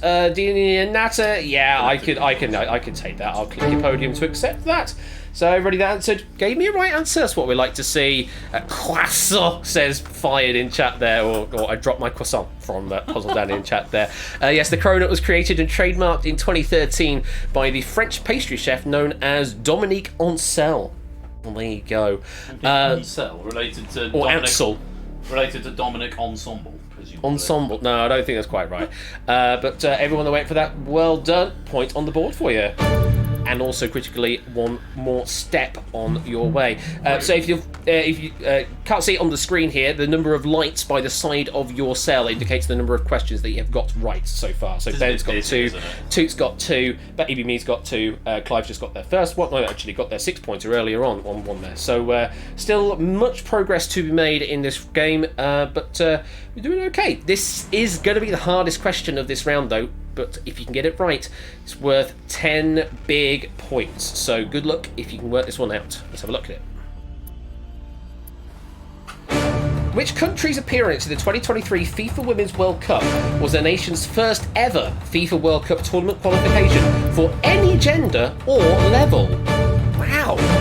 What a question that is. Man, that's a good question. 7, 8, 9, 10, 11 answering this question. Oh, as I hear a noise saying, thank you for the follow there, Mackenzie. Thank you very much for that follow. Appreciate that. Welcome on in. Thank you, Mackenzie. Welcome. So, let's see. Who was right? Who was wrong? Correct answer we're looking for here for 10 points. It's the Philippines. Jimmy and Claire managed to get that right. So there's a big old bonus of 10 points to you there. Other guesses, we've got Zambia, good guess. Ireland, Panama, Haiti, and Haiti. Yeah, the right answer we look for was the Philippines. Of the most likely wrong answers, there you go. Zambia and Vietnam have both played at the FIFA Under-20s Men's World Cup Finals, and Haiti have played at the 1974 Men's FIFA World Cup Finals, whereas the Philippines men's team withdrew from qualifications in 1950 1950 and 1974. So Zambia and Haiti and Vietnam, all very good guesses, just unfortunately they have played before. Whereas the Philippines, this was their first foray. Okay, so we've got some danger lights coming up here. Natter, Jogging, Jack and Ralph, you are on your final life. If you give me one wrong answer from this point onwards, then you will be eliminated from the game. No other messages to deal with right now. We've got, at most, from the looks of things, 2 on a podium. So, I mean, we've had some difficult questions. This one, though, is worth 4 points, so hopefully you get another step up the ladder. But for those 4 that I mentioned earlier, beware, this is your last chance. And if you give me a wrong answer, then you're gone. Question number 5, worth 4 points. Take a look at this. Which social networking site was launched by Meta Platforms in July of 2023 as an alternative to Twitter? I refuse to use the word X here. Quite right. Quite right. A very good number answering this question. Yeah, I've signed up for this and then have promptly never used it since. I tried to sign up with Blue Sky. I'm trying to get into Blue Sky, but I've not received any welcome yet. No, likewise. It's like, to be honest, I've really gone off Twitter. Yeah, I get that, and BC's a very valid point. Yeah, they removed TweetDeck and made a completely stupid version of it now. It's just not fun. It's really not fun, no. I'm still looking at it for 5 minutes. Yeah, very much so. We'll get out there. Correct answer for this one, though, of course, was Threads we were looking for there. Blue Sky's a good guess, as we've just mentioned. Mastodon, not from Meta, though, another social networking site. What would you use the word for there? It's like... what's the word I'm looking for? Decentralized is the word I'm looking for there. That's what Mastodon is, a decentralized social network. And I am on that, and I put a couple of toots on there, although I don't think they're called toots anymore. They used to be called toots. I wish they were toots, but they were at one point called toots. But I think they're just called posts now. Yes, Threads reached more than 100 million users within 5 days of its launch, but since then lost over half of its users, including myself. Although I am still technically on there, I've just never really used it. Facebook 2, this is not. It definitely isn't. Okay, let's light you back up. Okay, halfway through the round, what have we got to say? So, G-Isons, you've got to get the next 5. There are no other options for you. Natter, Jogging, Pokenuts, Jack, Ralph, and Fire. You are on 1 life there, so you need to give me correct answers from this point onwards. Those are the only notifications, so no one's on 4 yet. And we are into the latter half. 9 points for this next question, though, for question number 6. Bring back Google+. Very much so. I actually enjoyed Google+. I used it I used it infrequently at the time, but it was actually pretty decent. The sort of the circle system they had on there is pretty nice. But hey ho, it died. Much like a lot of things on Google, it died because they just decided to pull the plug on things. Anyway, pay attention on Hackbox. Your next question is worth 9 points. A 2003 book by Khaled Hosseini, and a 2009 main trilogy opener by James Dashner. Both have titles that end with what word?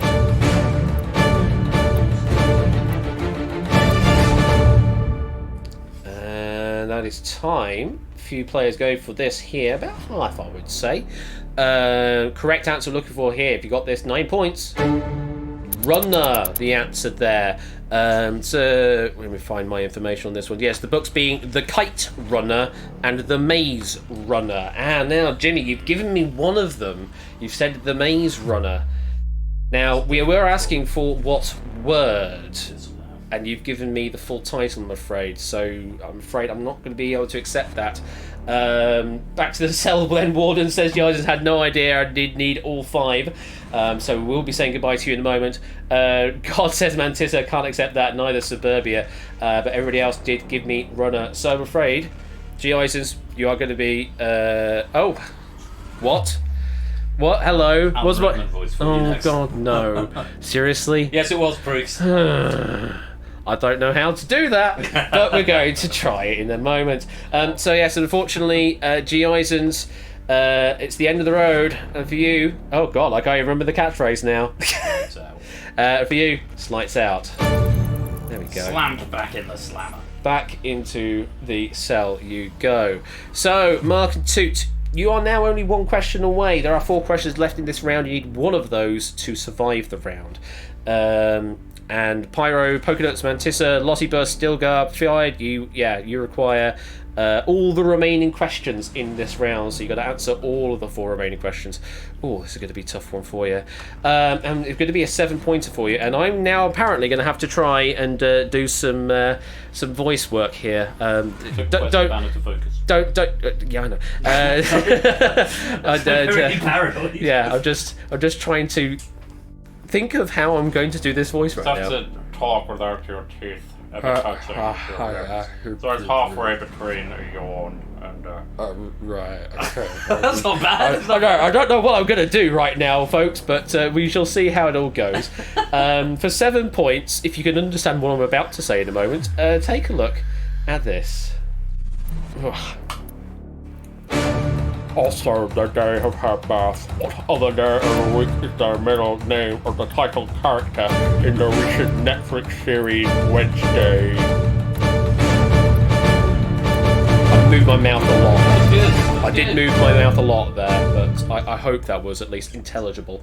Quite a few actually answer this question here for 7 points. Let's find out. Correct answer. There's a cracking Sean Connery. Okay, I'll take that, I suppose. That's about as good as I'm going to get because I don't really do voice work. Correct answer. It's Friday. That's why a lot of people answer it, because they're just punting a 1 in 7. Not Thursday, Tuesday, or Sunday, or Monday, or Sunday, or all the Fridays were correct though. In the original comic strip, Wednesday was unnamed. The 1960s TV series gave her the first name Wednesday, as a child born on Wednesday is full of woe. And the middle name of Friday, according to the recent Netflix series, her middle name is such because she was born on Friday the 13th. That makes sense. So that makes sense there. So 7 points to those. Give me a right answer. Unfortunately, we do have to say goodbye to some players here. Pyro, Nata, Mantissa, Stilgar, Fire. You did need all the remaining questions, I believe. So I'm afraid it's the end of the road, and it's lights on the window, and it's lights out. As I focus on the window, and it's lights out. There we go. So, moving on to question number 8, worth 5 points. Jogging Fet, Pokenuts, Denatamol. Oh, hang on. No, that's not the right message. That's a different message. Oh, yeah, because they've just been eliminated. That's that message. Okay. BC Prue, Zeus, Vertigo, Mark 2, Jimmy Cato, Riff. You are just 1 away from escaping, and you saw the other messages. I'm just not paying attention because it's not my show and I don't know what I'm doing. I didn't know I was going to be hosting this. But anyway, this one is middle of the road. It is 5 points. If you give me a right answer here, there's only 3 left in the round, remember. Ben, you need 2 of these 3. Duly noted. Take a look at this. What's the family name of American models Gigi, born in 1995, Bella, born in 1996, and Anwar, born in 1999?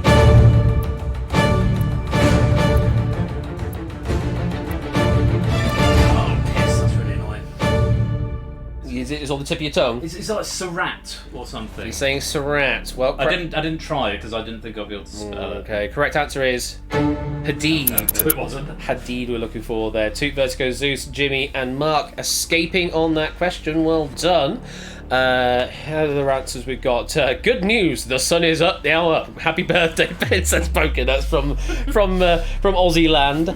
Sadat from Apodo, similar to what you were saying, I think. Smith, Sharif. It's not close enough, I'm afraid, for Sharif. And thank you, mate.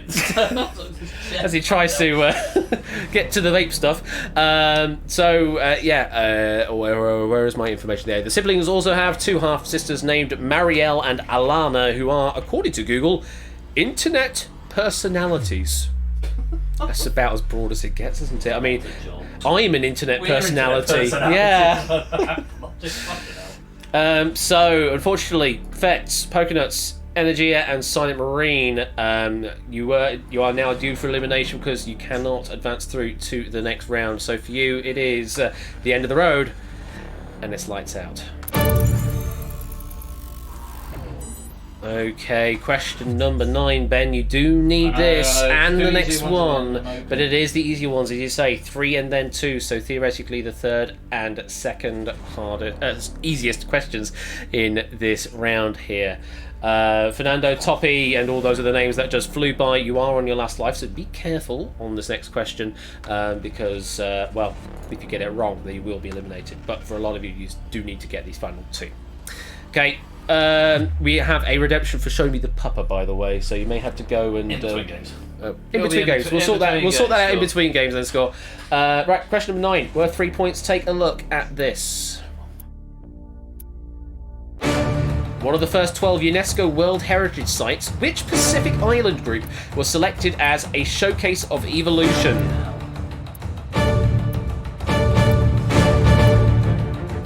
Give a guess, Ben. Oh, flurry of answers at the end there. What are you thinking? It's not right. I hate this fucking game. The second time I played it, the second time I've gone out in round 1. I mean, it's kind of the curse of making your own game. Is you go out on round 1. But last time round when I played outright when Matt and Oni broke the pack. Yeah, I was out in round. No, actually, I did okay. The previous one I was out in round 1. But yeah, the one we did the reverse hosting. Yeah, very much so. Both went out in round 1. I don't think this is right. You don't think this is right? Well, I could see your answer came through. But was it right? No. It was not. It's the Galapagos Islands we're looking for there. Vanuatu, Kiribati, Easter Island, Hawaii, Micronesia, New Guinea, and the Christmas Islands. Unfortunately, all wrong answers there. Ecuador's capital Quito is second on the list, and other sites inscribed in 1978 include the Aachen Cathedral in Germany and Yellowstone National Park in the USA. But Galapagos is what we were looking for here on question number 9. Toppy, that was your last life. Unfortunately, we're going to be saying goodbye, but you did have to answer to get through anyway. So also with you, we've got Ben, PL Jogging, Lottie, David, and Matt the Ref. Unfortunately for you, it is the end of the road. And it's lights out. Isn't it? I hate this game. At least to take Ben down with me, says Topper. Yeah, very much so. So, final question of the round. Sam, Jacopo, Ralph, you are on your last life, but this is the final question, so it doesn't really matter much apart from if you get it right, you will get that 1 point bonus at the end of the road for and it's holding. lights out. Please continue to play along in the lobby game for bonus points. There you go, you see, you even have the prompts to say continue the game.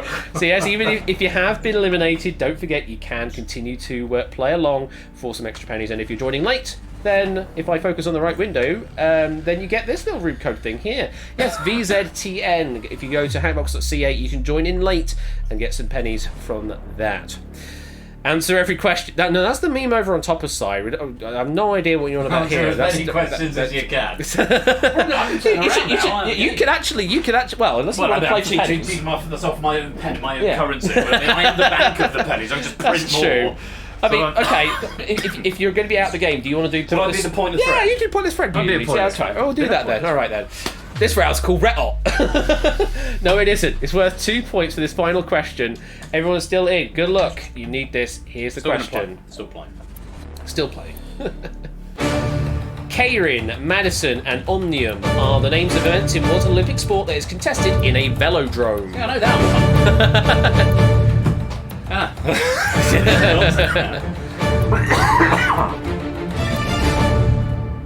Okay, let's see where you've gone. Correct answer is...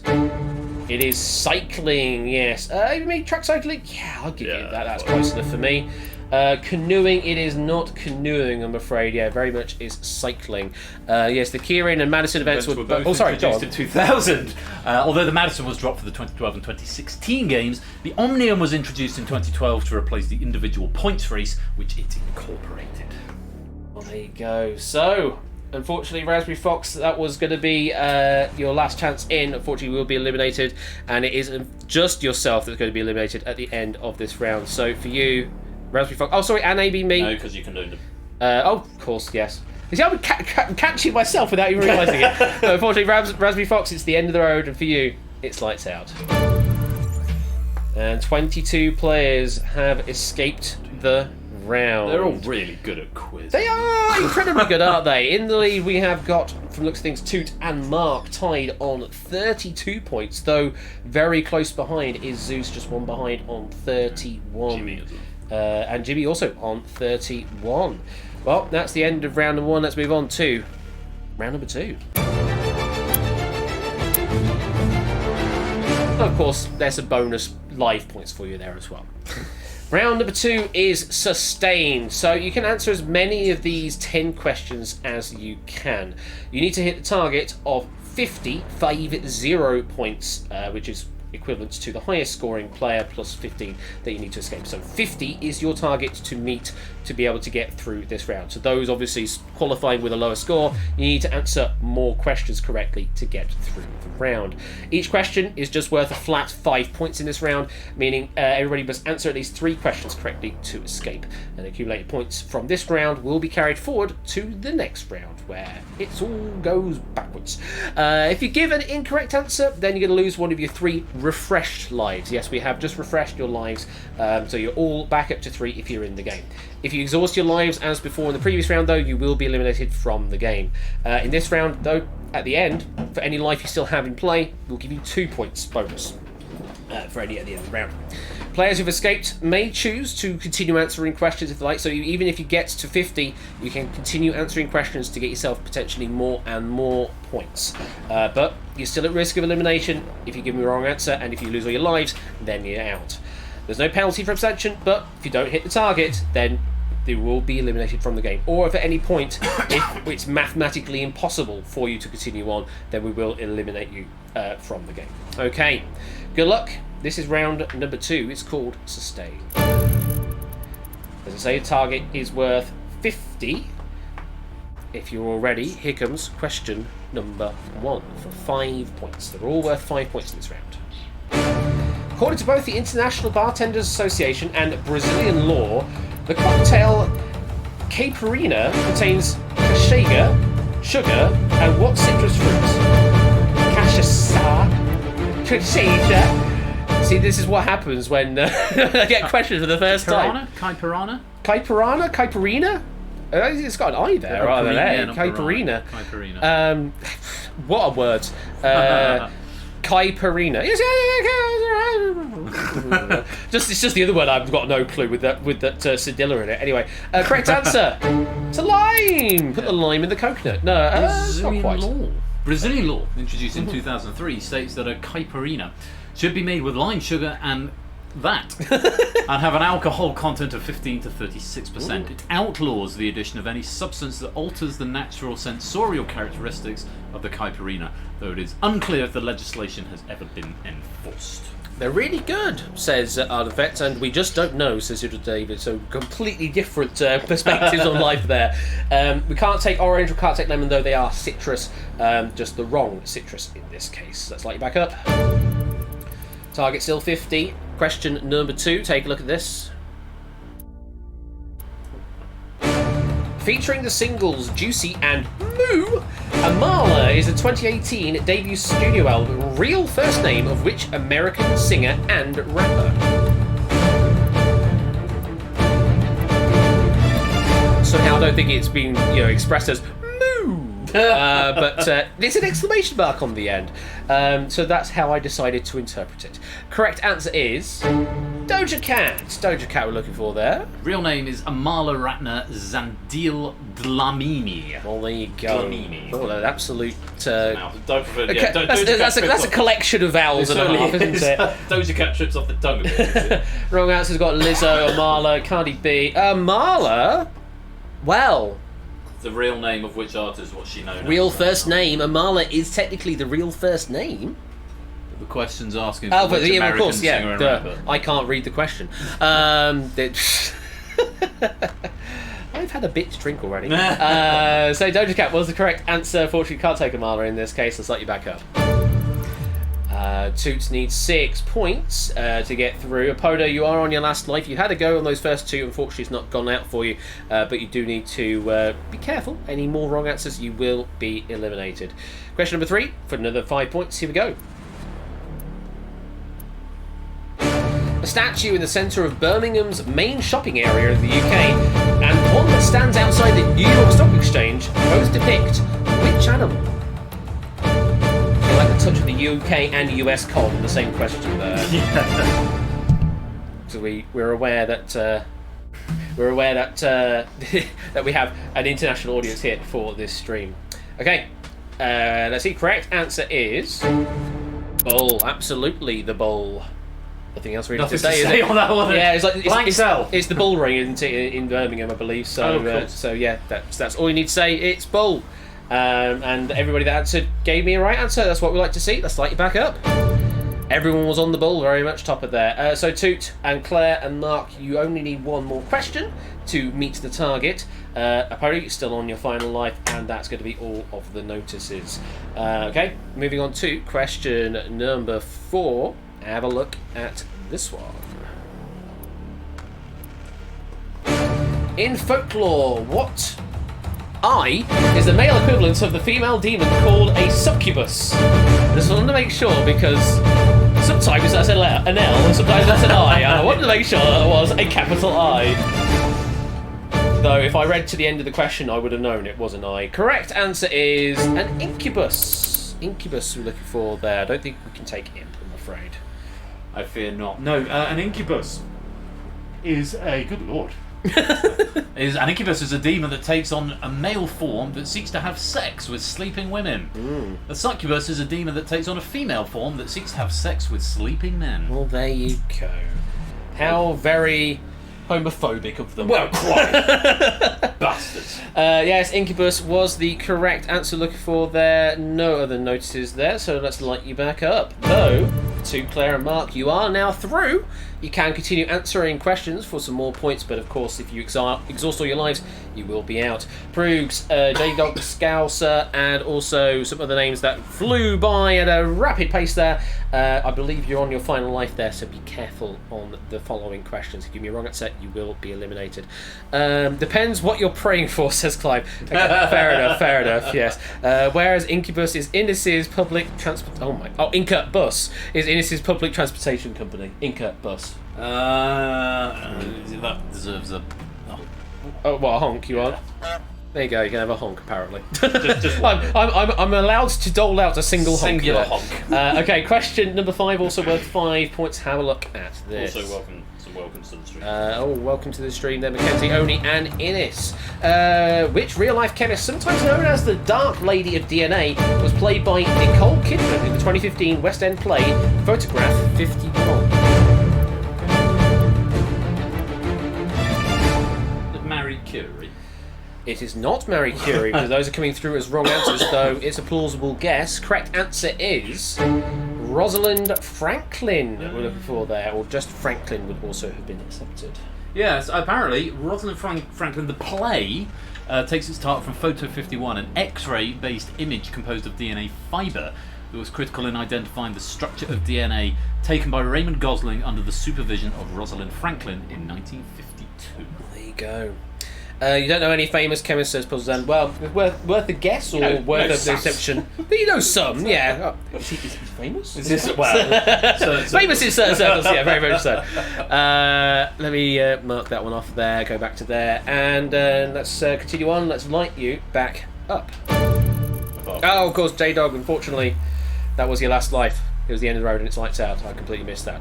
I am no good at hosting these games. Oh, come on. Just throwing you into the deep end. Yeah, I know. It is what it is. 4 players, you are 1 away from escaping. That's BC, Zeus, Jimmy, and Clivy. You are 1 away from escaping, so just need 1 more. Though, of course, feel free to answer more for some extra points as well if you can get past the threshold.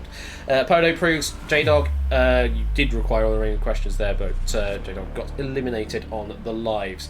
Okay, question number 6, also worth 5 points. Let's have a look at it.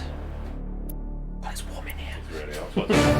In an alphabetical list, which Australian state capital comes first? Well, if it's not that, then I'm Thinking.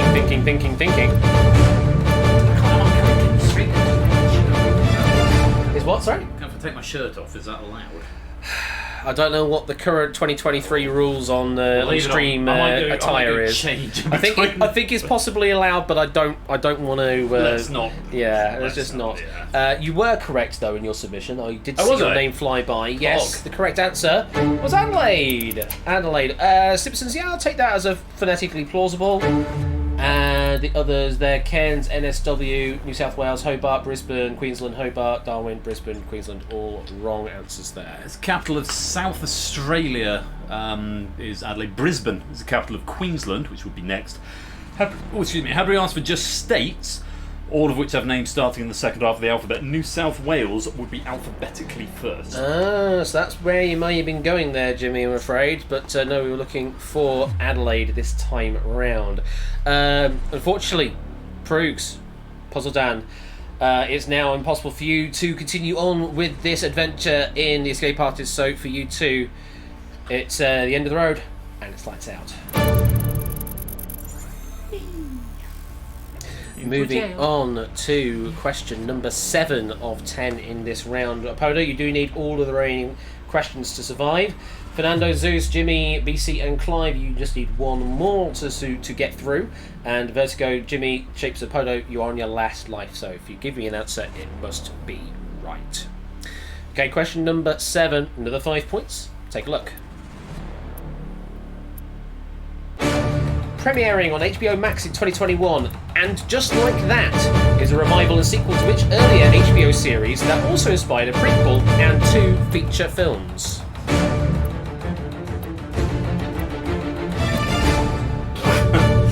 See it come up on there as no, that's not it. Yeah. It's probably about as much as I would be able to do with this one.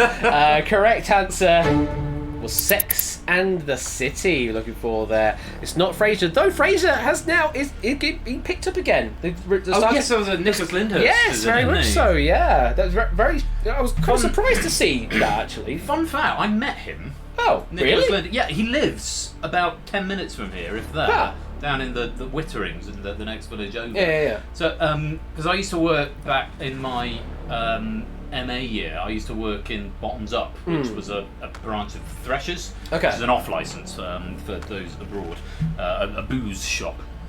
And he used to come in wearing a baseball cap pulled down really low and buy a bottle of whiskey, a bottle of Grant's whiskey. And he used to come, not all the time, but every 3 or 4 weeks. Every blue moon. A bottle of whiskey. But he kept his cap down low. And one time he started a conversation with me. It was after the shop went up, because when Threshers went bust, the shop was put up for let. And he doesn't sound like Rodney Trotter. He sounds more like Prince Charles. Oh, interesting. King Charles. It's like, the shop's up for sale, I see. Yeah. I suppose that's the end of Threshers then. And I clocked who it was, but I didn't stop to talk. I didn't call him a plonker. Apparently he like really hates it. Oh, so, really? Yeah, that's one of my fun celebrity facts. Well, I think that's going to be far more interesting than the factoid we had already up here. Oh yeah, the answer was Sex and the City. No disrespect to Quizzle here, but this is not my brand of vodka. The series, for its worth, is set 11 years after the film Sex and the City 2 and focuses on 3 of the 4 main characters from the original series: Carrie, Miranda and Charlotte, although Kim Cattrall as Samantha makes a cameo in season 2. And not Tommy Cooper. People in chat saying, and also the Tommy Cooper story. Yeah. Well, I was thinking I was just going to say the Paul Daniels film, but then I remembered no, that wasn't. He said you'll like it, but not a lot. It was Tommy Cooper, to whom there is a statue in Caerphilly. Ah, okay. Outside the castle, there is a statue to Tommy Cooper. Second, I didn't meet him. He's dead. Anyway, they're not factoids. I'm sure he said the word factoids earlier on in the stream. Anyway, we'll let you back up. No, I did. It was by accident. No, it's trivia. You're catching yourself out. Simpsons and Podo. Be careful. You need to answer all the remaining questions. Otley, Fernando, Shapes, BC, and Ralph. 1 away, and also 2. Vertigo, Simpsons, Angle, and Shapes and Podo. You are on your final life. Beware. If you give me an answer, it better be right. Just 3 questions left. Question number 8. Here we go. Let's have a look at this.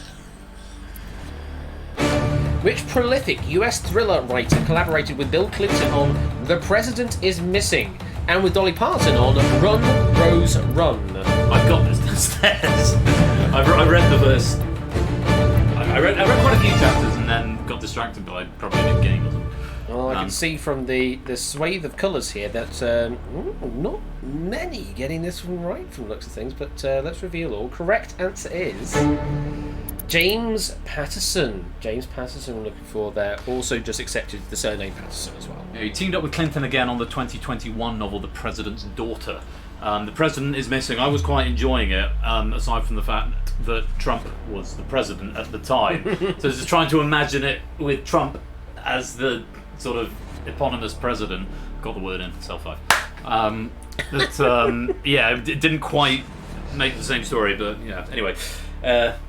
Yeah, would recommend it. He did Along Came the Spider as well, I think, and the other one's named after nursery rhymes. He's quite good. Well, I can see in front of me that we've got two names I've got to call out, unfortunately, Apodo and Stimpson's Ang. Unfortunately, it's now impossible for you to continue this journey in Escape Artists, so for you two, it's the end of the road, and it's lights out. And there they go. Question number 9 coming up. Eastman, Vertigo, me, Jack and Riff. You do need the remaining questions. Otley, Fernando, Shapes, BC and Ralph, just one away. And also lots of you on your last life. Beware. This is the penultimate question of the round. Remember, the target to hit is 50-50, that or greater. Took's currently on a nice 69 and is the one to beat potentially. Mark could potentially still answer for more. Toot could potentially answer for some more as well. Question number 9, let's have a look at this.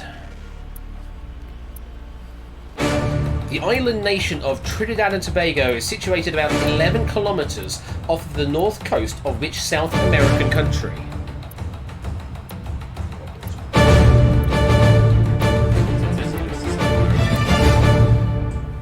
Wow, there was quite a long delay before we started getting some answers coming through. We've got a few up here going for this question. Having a punt, well, the correct answer is Venezuela. Venezuela, the answer there. The wrong answer is Guyana, Colombia, and Brazil. Can't take those. It's definitely Venezuela, and there are no other notes to talk about there. No trivia to speak of. A few from Mr. Vertigo, and also from Topper, and shit, knew it again from Shapes. It tends to be the way, though. Shapes, you still need just one more at the moment, so you are still safe at the moment. You're not going to get eliminated, but there's only one question left in a moment, so you will need to answer the final question, and you're on your final life at that point. Unfortunately, though, to AB Me, Eastman, BC, and Riff, it's now impossible for you to continue this journey. It means it is the end of the road, and for you, it's lights out. Bye. So this is the final question of the round. If you're lit up, well, you know what the situation is. You need to give me one more correct answer. And if you're lit up, well, it's basically the same people. You need to give me one correct answer. Just as long as there's one correct answer, then you're good, and you will be through to the final round. Hey, Juice Man, welcome to the stream. Welcome to 3 There Deuce. Yes, let me do that and press that button and then click there. Question number 10 for 5 more points. Have a look at this. King Henry VIII was the third husband of 4 of which of his 6 wives? Oh, great question. Wow. Probably that bit. I suspect there will be one word answer I can't technically accept because there may be multiple with the same similar name. So we'll see about that in a moment if I have to deal with it. The correct answer is Catherine Parr is what we're looking for. Not of Aragon, not Jane Seymour, not Anne of Cleves. It was Catherine Parr that we're looking for there. Married to Sir Edward Berg, 1529 to 1533, John Neville, 1534 to 1543, Henry VIII, 1543 to 1547, and Thomas Seymour, blimey, she didn't waste any time, 1547 to 1548.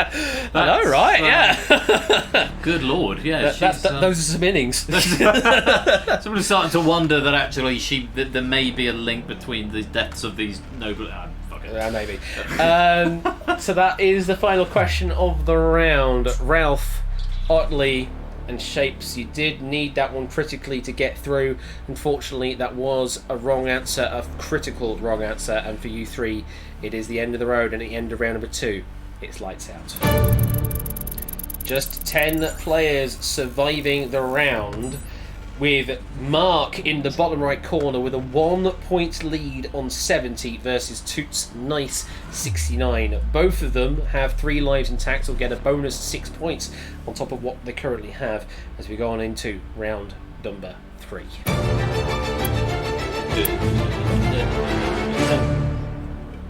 Timing was good. Bang on. Timing was good there. Times have I played this game? Round number 3 is survive. You need to answer the questions coming up as fast as you can. The first player to give me a correct answer will start a 15-second countdown on all other players. Sounds like outright round 4. Except that's 5 seconds rather than 15. And also, this came first. It did, yeah. What's I going to say that? But you brought it. I can't remember the order now when outright came. Anyway, during which time the points will be drained at an increasing rate. So we're going to start off at a slowish rate for the first few questions and then increase the rate continuing on into the round. Answer the question correctly to stop your points from being drained. If no one answers the question within 15 seconds, then all players still in the game will lose the maximum drain for that question. Your 3 lives are now refires instead of lives. You may attempt every question at least once for free. Thereafter, if you want to give me another answer, you can do so, but it will cost you 1 of your refires for each additional answer you give. You may refire any question as many times as you like, but once they are all exhausted, once you've used all of your refires, and they don't come back, by the way, so you've got 3 refires across the entire round, then only your first answer will be accepted for the remainder of the round, once you've exhausted them all. If your points are depleted all the way to 0, you will be eliminated from the game and will not be our escape artist this evening.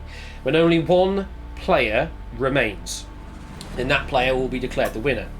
If there is more than 1 player remaining at the end of this round, which is 10 questions long, then the player with the highest score will be declared the escape artist this evening.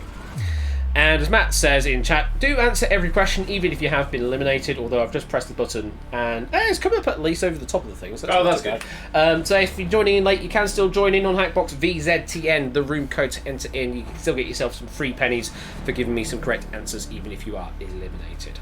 Alright, this is round 3, survive. Let's light it up.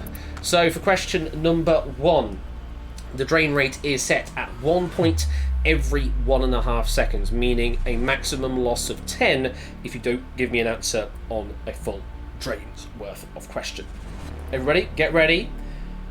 Fingers on your Hackbox devices or something along those lines. Yeah. Here comes your question. Barnacle Canada and Grey Lag are species of what water bird?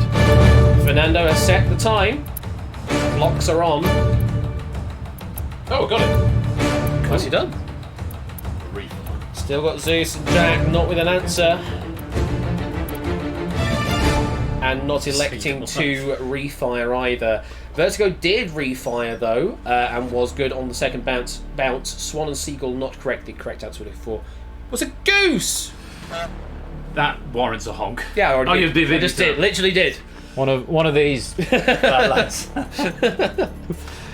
So yes, Fernando setting the pressure there, still with 52 points.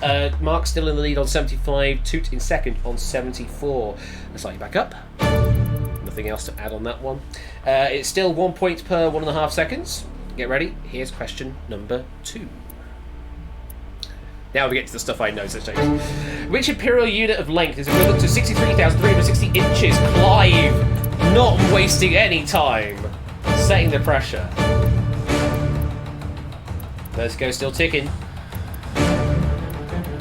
Still ticking. And it's going to be the full drain. Acre is going to be a unit of area, not a unit of length, though not a million miles off here. Mile was the correct answer. 63,360 inches is 5,280 feet.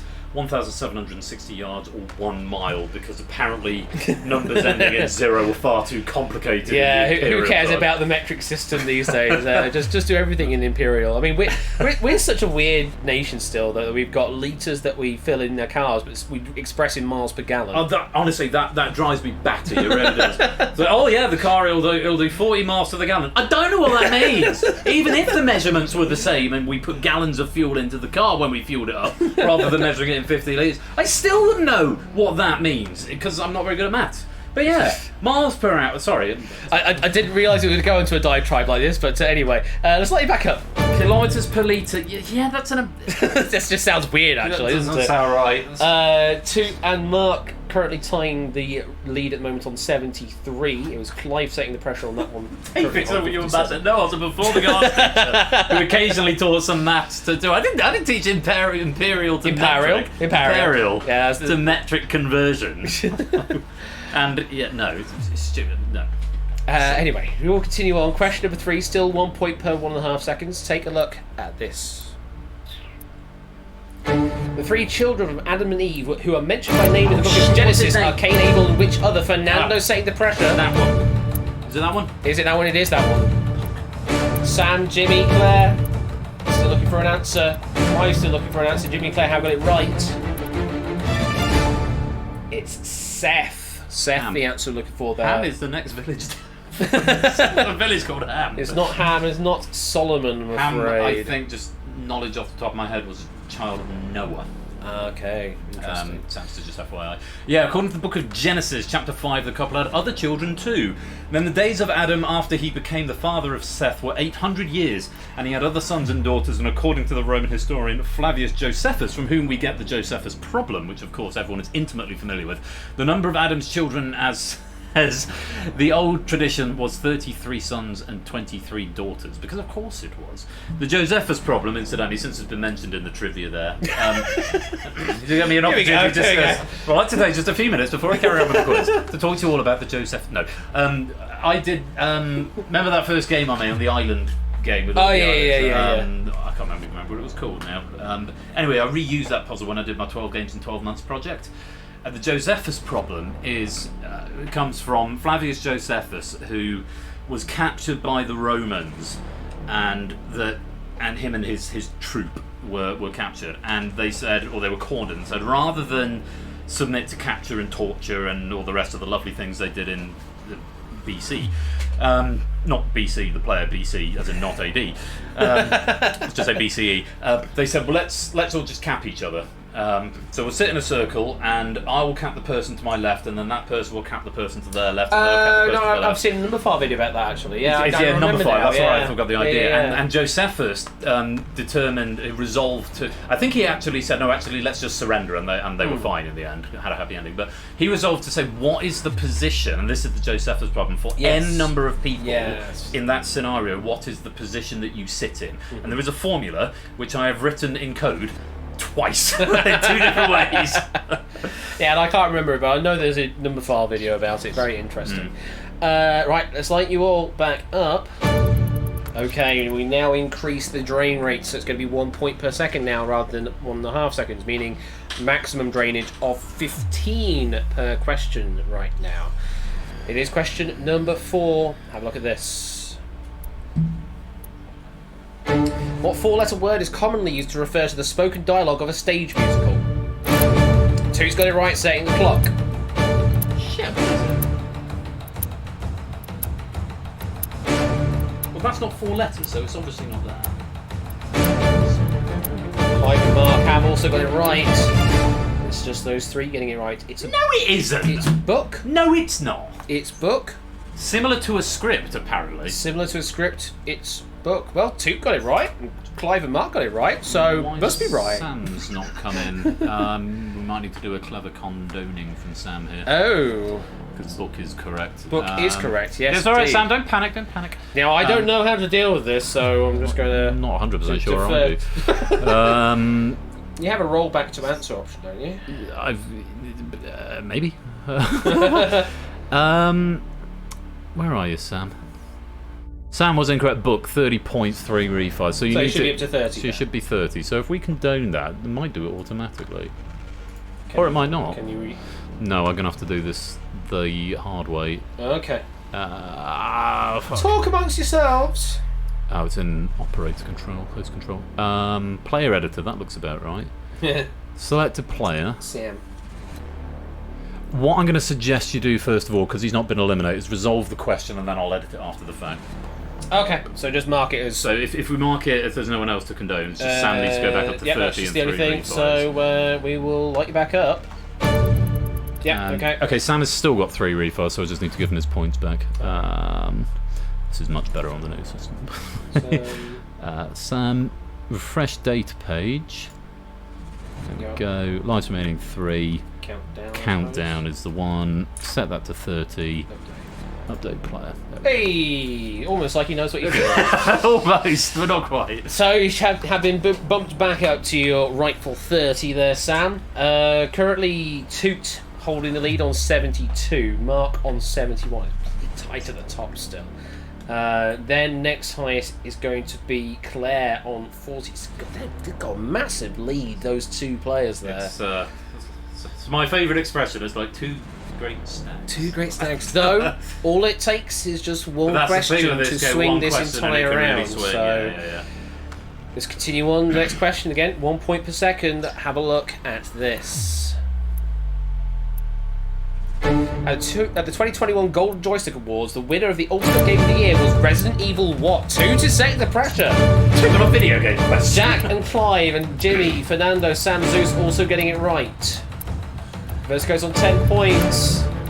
He's going to survive the question, but only on 6 points now. Resident Evil Welcome to Raccoon City. That sounds like it might have been a game. It's a great title, but no, it's Resident Evil Village we're looking for there. Village. We could have also accepted 8 as well. Resident Evil 8. VII. Or 8. VII, yes. Yeah, Resident Evil Village is the 8th major installment in the franchise and a follow-up to 2017's Resident Evil 7 Biohazard. Won 4 awards, pay attention now, it might come up in a later question, including Best Audio, Best Performer for Maggie Robertson as Lady Dimitrescu, and PlayStation Game of the Year as well as Ultimate Game of the Year. At the same ceremony, Dark Souls was named as the ultimate game of all time. Really? To celebrate 50 years of games. I mean, really?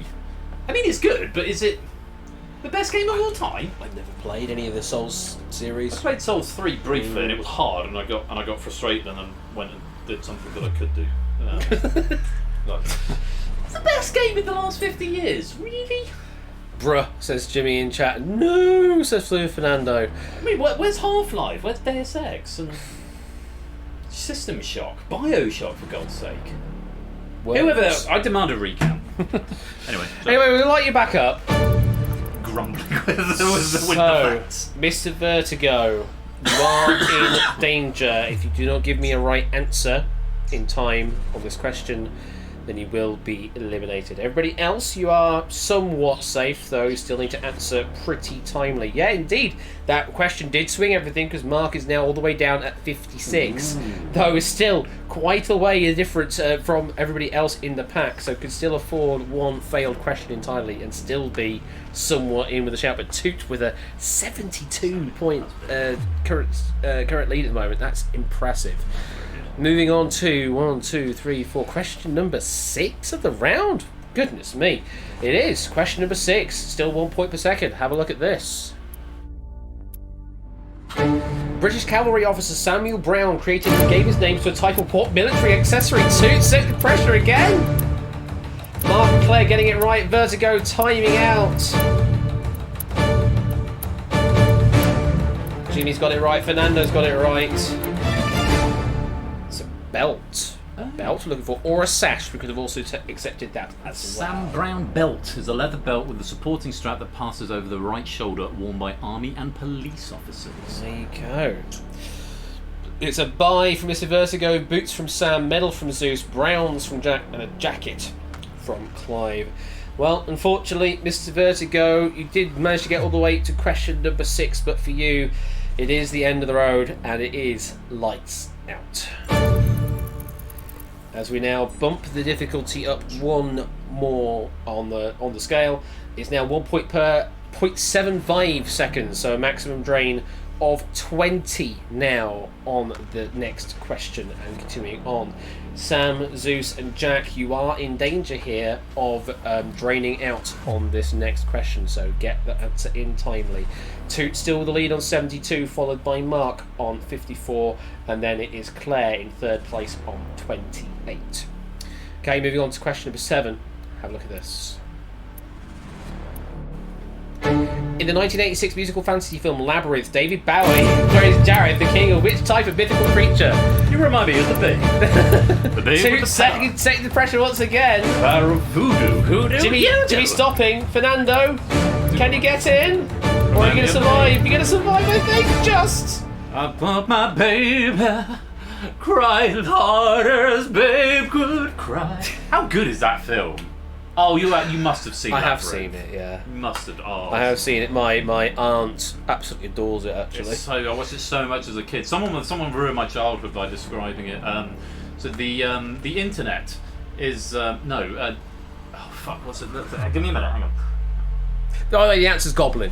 For those playing along, the actual Labyrinth, quiz. a film that is a thinly veiled mask of teenage adolescence with David Bowie trying to distract you, like the internet in obscene trousers.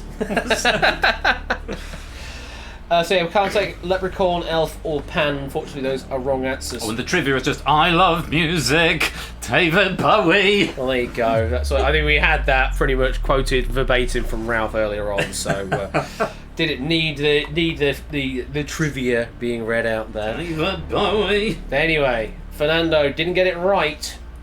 Still in the game on 3. Clive didn't get it right. Still in the game on 7. Mark didn't get it right, but surviving on 34.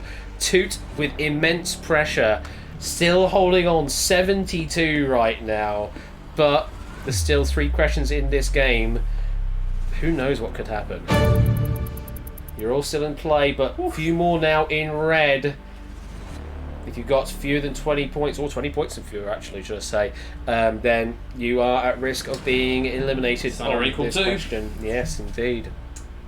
Jimmy's in the danger zone, very much so. Well, it's a different game show. That's not on this stream. That's not this deck, no. So, question number 8. Again, 1 point lost per 0.75 seconds, 3/4 of a second.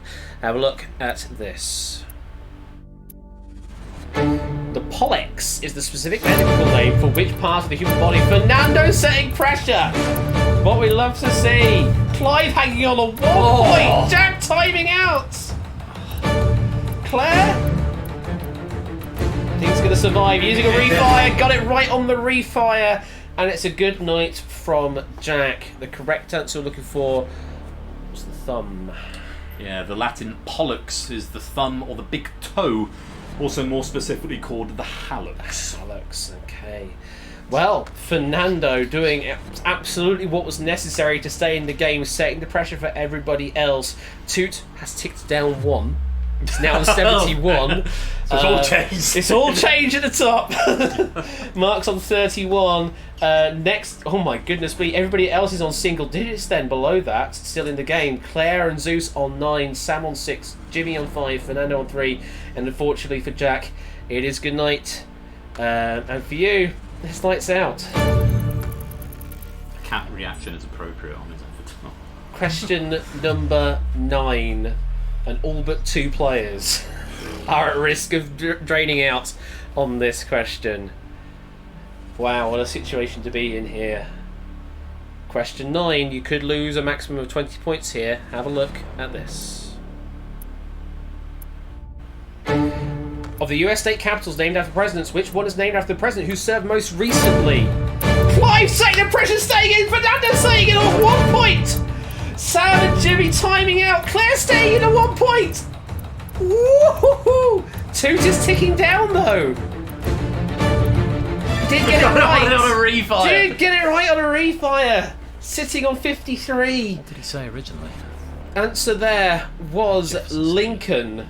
Sam went with a guess of McKinley. Jimmy, no answer offered. Unfortunately, that is going to be a drain out. But Clive setting the pressure on 1. Nando locking on 1. Claire locking on 1. Blimey. Lincoln is the capital of Nebraska, named after the 16th president. The others are Jefferson City, Missouri, who was the 3rd president, Madison, Wisconsin, the 4th, and Jackson, Mississippi, who was the 7th. Yeah, well, unfortunately, Jimmy and Sam, the game has just been just too unkind to you at this point. You have drained all the way down to 0 for you. It's the end of the road, and it's lights out.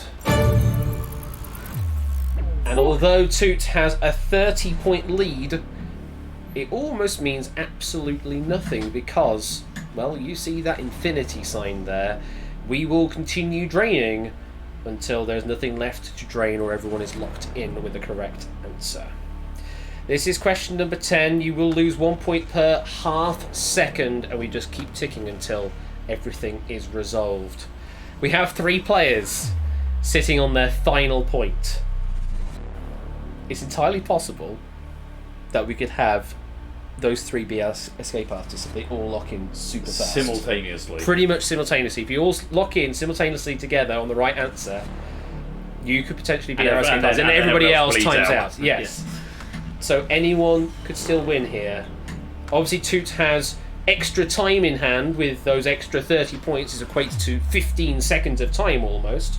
And also we've got 2 refires. Zeus has all 3 refires still in play for this final question, so might go spamming for this final question. Good luck. This is question number 10 of 10. Take a look at this. I hope you've been paying attention. What word could go before or after all the other answers in this round to make a 2-word phrase? They nearly all did lock it together. Title, name, or thing. Fernando is right. Toot is right. Zeus timing out. Mark going for some guesses. Not right. Fernando surviving to the end of question 10 with 1 point. It's not Ben. It's not Park. The answer we're looking for that precedes all is green. So Goose Green, the Falkland Islands settlement and site of famous Falklands War battle. The Green Mile book and film, which I'm glad I didn't say when reading the trivia for that question, because I almost did. Seth Green, the actor. Green Book, which is the Oscar-winning film. Village Green, Preservation Society. Green Belt, Green Goblin, the Spider-Man nemesis. Green Thumb, Lincoln Green, the colour associated with Robin Hood. Well, what a final question that was. And you almost kind of alluded to the idea that there could be some weird common link when you're talking about one of the previous questions, like on Resident Evil, was it? Yes, I said pay attention. You say pay attention, there could be actually a happy coincidence. Is it happy related to a later game? Yeah. What an absolute final question that was. Zeus, Claire, Clive and Mark unfortunately draining all the way down to 0. Congrats to Fernando on locking in ahead of everybody else with that single point still in play. Though, is there 2 steps here or just 1 step to do the finish? 1 for elimination and then 1 for real winner, I think. Okay, so for Zeus, Claire, Clive and Mark, you have drained out. For you, it's the end of the road and it's lights out. 2 players have escaped, them being Fernando on a single point and Toot. 47 is our escape artist this evening. Nando doesn't get locked up. At least don't get locked up, Nando. So you could possibly escape. It's we just lack security or something. But well done to Toot with 47 at the end of the game. That's really high. That is, you don't see that very often. That is an impressive score to finish in the escape artist. And thank you to Quizzle for a superb pack that was, and it was Ape and Colo helping proof that pack. So thank you to those 2 as well, and also to keeping Ben in the dark and all this, so that he can actually play for all of 1 and a bit rounds worth. No, not even 1. It was 1 round. I was out in round 1 again. Just not very good at this game, but hey, it was fun while it lasted. So we will be paying some pennies out at a multiply factor of 5 and we'll see what the finishing scores are on the next. Oh yes, we've got some other things to see. So let me press this button. Press this button here to see the background game. See how well you do. And 73. And we've got all the way at the top there. Toot with a score of 125, taking the gold. Mark with the silver on 111, all the ones, and Claire taking the bronze. Though I should add, for absolute clarity's sake, this game only has 1 winner, the escape artist. They just coloured that colour to be confusing. To be honest, there are no medals in this game. There is just the escape artist, and then whatever your score is there, times it by 5. That's what you get in pennies. That's a lot of pennies then. That's a big payday. Okay, well, that there was me frenetically hosting the escape artist. You did well. I did okay. Once I finally got into the rhythm of it all, and that it wasn't too bad. But yeah. But then we've got another game coming up. A top secret game. A top secret game that has been written by me, And I mean, while I'm here, I might as well host it then if I wrote it. I think that would make sense. I guess that does make sense. So, in a couple of minutes' time, Top Secret, whatever the hell that is going to be on the stream in a moment, and you do want to play along very much so. Yeah. I don't do this. I don't do this waffle between games and that. Oh, you should. It's great. It's really cathartic. We may have more guests. May have more guests. That's very true. Well, sit tight. A couple of minutes. Top Secret, whatever that will be in a moment. We'll play some ads, but if you're subscribed, you won't see them, and we won't start the next game without you. So very much so. And Toots, congratulations too, because you are the escape artist. Twice. You are the escape artist. You are the escape artist. You are the escape artist. He's broke.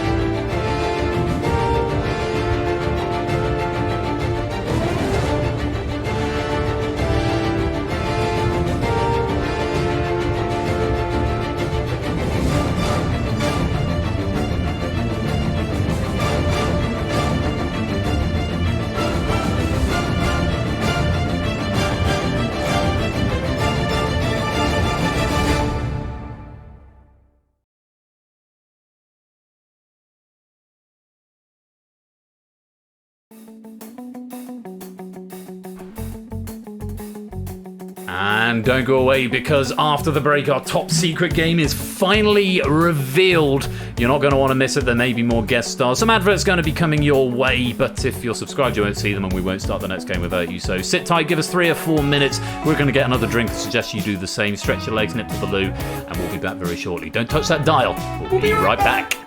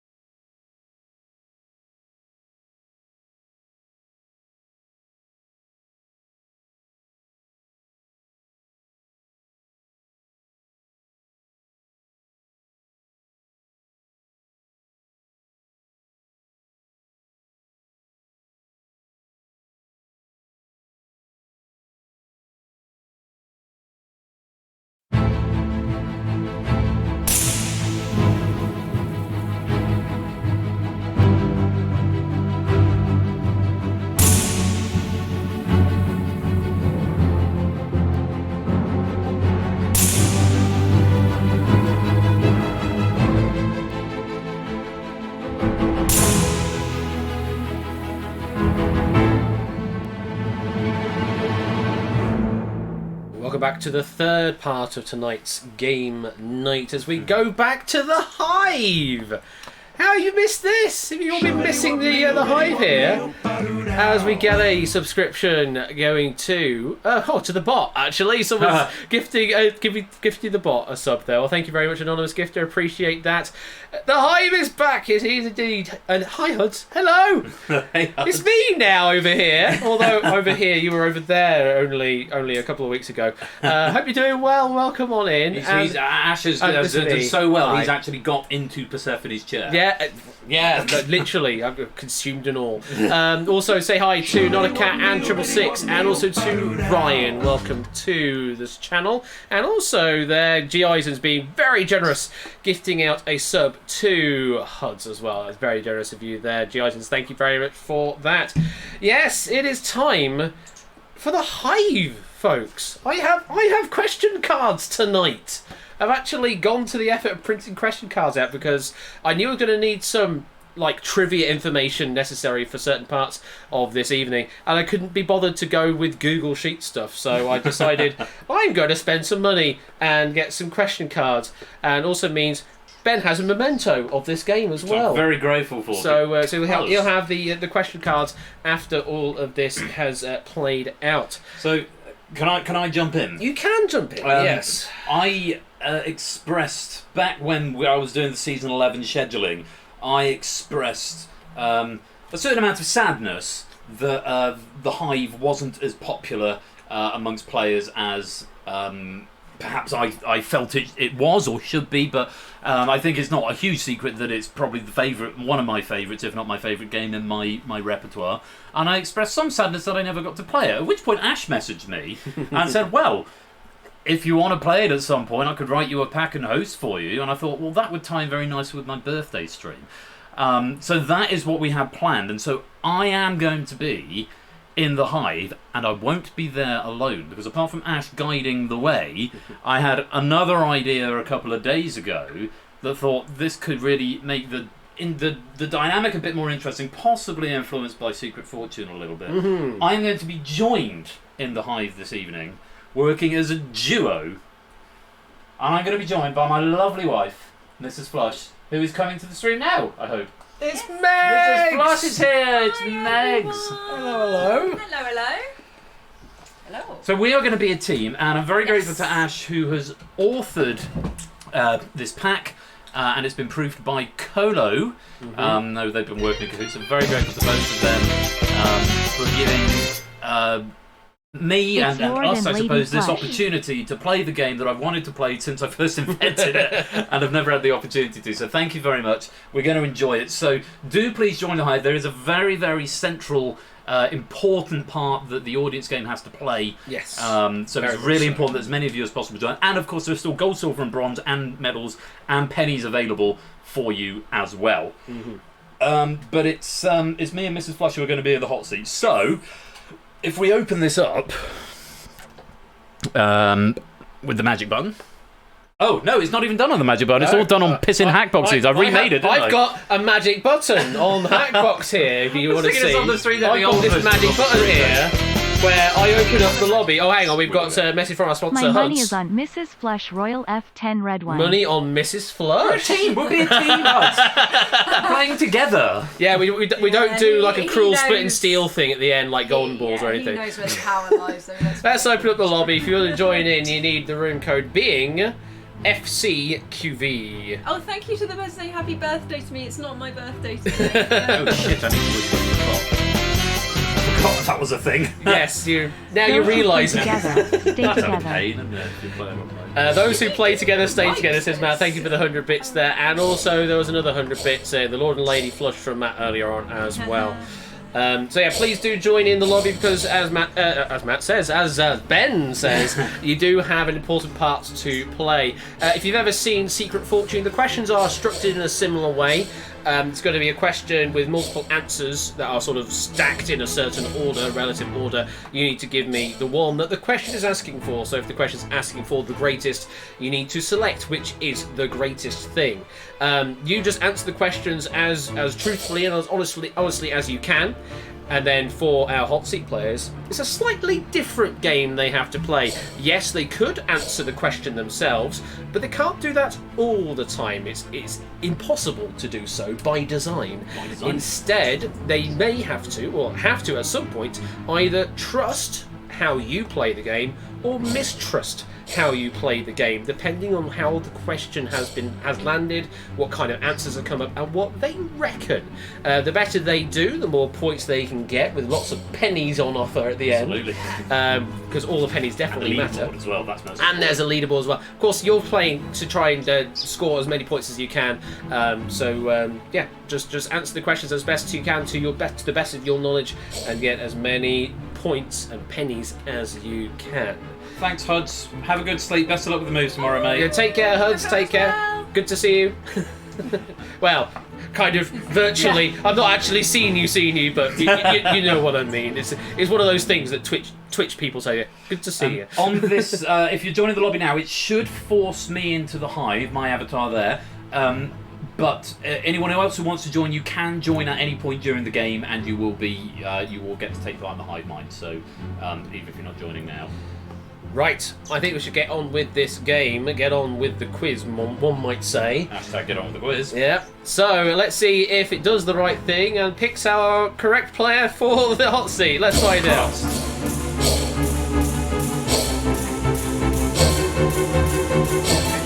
We're slightly desynced. Hey! Ben is in control of the Hive, Yay! It says here on my device. So, there we are. You are playing the game, We're playing the game. We get to play it, You're looking forward to this? I really am. I'm looking forward to playing the game because I just think it'll be so fun to work with the dynamic and trying to predict how well people will answer it or not.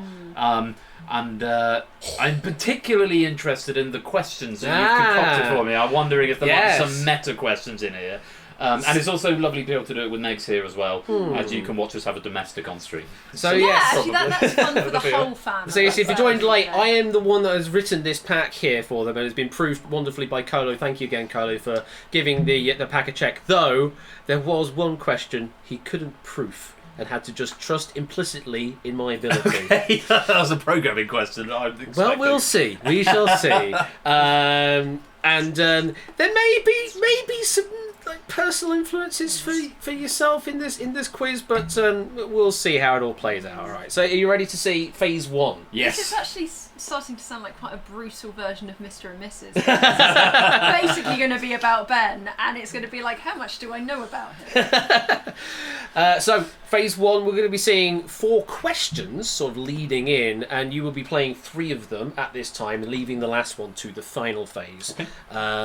The first one you pick, you'll be choosing 2 options from. Next one, 3 options, and then the last one will be 4 options available to choose from. But you know how the game works. I'm just explaining it for those out there that are new to the game. In each phase, we need to answer at least one and use the Hive at least once. Is the critical point. So let's see phase 1. Let's see what questions we've got for you. Well, what I've got for you. Hang on, we have a noise from Traffic Moth. Thank you for the follow there, Traffic Moth. Thank you for the follow, Traffic Moth. Welcome on in. Right, phase 1. Have a look at these. So, 20 points for this question that you're going to be picking first. So we've got, on average, which of these dog breeds is tallest at adult age? Which of these ball sports is played with the most number of balls? Which of these countries produces the most honey per year? And which of these famous Bens was born the earliest? That's your first phase. So you've got to play 3 of those questions and leave 1 for the final. What are you thinking about for this first one?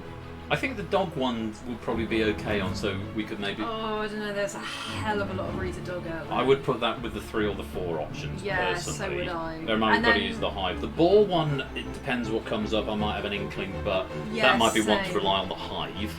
Honey, I haven't got a clue. I wouldn't even know where to start. I'd be inclined to leave that for the final phase and have one where I don't think the Hive will know much.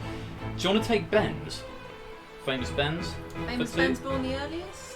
Yeah, okay, let's take that. I'll try. You know the dynamics of this game better than I do. I'm just wondering if it's better to put that one now, or maybe go with the spawns. Well, I'm thinking about what our knowledge is generally, and I think the dogs will fare relatively well. Actually, I think the ball sports would also fare relatively okay on. But yeah, the honey in the bends is like that. Yeah, I'm terrible with famous people. Well, do you want to take the honey one out now, or do you want to leave it for a hard one for the end game? Let's take the honey out now, because out of all of them, that's the one I've looked at and gone. Ugh. Okay, so honey with 2 options. Let's go with honey. Honey. Okay, so which of these countries produces the most honey per year? Twitch chat on your Hackbox device is going to see 2 answers. One is the one to go for. Is it United Kingdom or China? Which of these countries produces the most honey per year? The United Kingdom or China? We're into 2 columns. Lots of answers here in our hives. What we love to see. 31 answers in the hive to work with. So that's your first question. Honey question with a hive. Yeah, it's almost like I said, honey, cause the hive in it. Literally put that as my ending phrase here. So, thoughts? Is China renowned for its honey? I mean, I know it's got like 1 billion people live there. Yeah, but is the UK renowned for its? I don't think UK is more likely. I don't know that the hive would necessarily know this, so it might be a bit of a toss-up. Also, you've got to think production size of the nation, the types of bees that they have in those nations. I'm thinking we probably want to attempt this one ourselves too, rather than You want to the hive. answer the question yourself? I think we. Yeah. Okay. Because if we go with the hive, what would you say? Would you trust or mistrust? Because I wouldn't have a clue. Because I think it could be a toss-up. I'm actually I'm thinking more of in terms of the whole millionaire thing of ask the audience going on here, which is that generally speaking, the majority. Yeah, but that's when it's a choice of 4. When it's a choice of 2.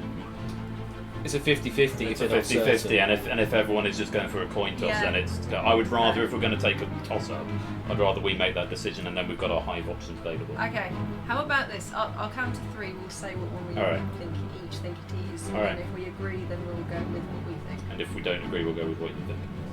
Yes, dear, that's how it works. I imagine. Alright, Okay. ready? Go on then. 3, 2, 1. UK. You want to go for the UK? Yeah, Let's play UK, please, Ash. Wrong, but yeah. Alright, let's lock in UK. Now, let's see in the hive who got that right, who got that wrong. Green if you're right. I wore the wrong jumper. Yeah, it's really hot. Really hot in here. Quite a bit of green. Quite a bit green. And the correct answer? China. Really China. Wow. Now, we actually had up here the top and bottom answers. Oh, you're kidding. In the selection. China, in the worldwide rankings, is first place with 457,203 tonnes of honey production per year. That's a lot of honey. The United Kingdom, they are in 38th place at a mere 9,392 tonnes. Well, there we go. Yeah. Yeah. So, yeah, I'm glad I got it out of the way. Just a little bit. Other ones that could have come up was Turkey. They're in second place, interestingly, 114,113 tonnes. Spain in 13th place with 36,000 tonnes. And Greece would have been another option, come up 20th place for 21,400. And Nalakat says, yeah, China makes literally everything. That's pretty much the truth there. Okay, well that's fine, because I don't think we knew that one. Yeah. So, the majority of the audience did actually get that right, so if you trusted the hive, then you would have been okay. 74% of the hive got that right, 26% got it wrong. For those that did get it right, you just earned yourself 9 points for that correct answer. So it's 1 point for every player who got it wrong plus 1. There you go. There's the equation for you. So it's a miss on the first question, but we can easily pick it back up. I like that. Honey, I shrunk the odds. We can easily pick it back up after that. So 2 more questions. This next one, there are going to be 3 options to choose from. One will be the right answer. What are you thinking now? So I'm now wishing we'd left the honey question to the end game, and I don't know why we didn't do that, but never mind. We didn't. What do you want to leave to the end? Because that's the thing. Because the one with the end has got 5 options, and I think it's probably going to be. Well, it depends on what kind of questions what kind of questions you want in the final. Because you might want some dead certs, you might want some unknowns. Yeah. It's kind of how do you want to start constructing the game? I'm feeling Ben's is probably going to be the trickiest up there with 5 options. I think the others will be easier with all the options. I think we should leave Ben's till the end. Okay. And I think we'll be better at dog breeds than balls. Balls thoughts. So we should take dog breeds at 4. Let's take the dog breeds, yes. No, at 4. Oh, okay. And we'll take ball sports with 3. You just tell me which questions to go for. Ball sports. Okay, we'll go for ball sports. Ball sports? Ball Yes. sports. Okay, let's have a look at then. Which of these ball sports is played with the most number of balls? 3 answers to choose from. They are bar billiards, 8 ball, 9 ball.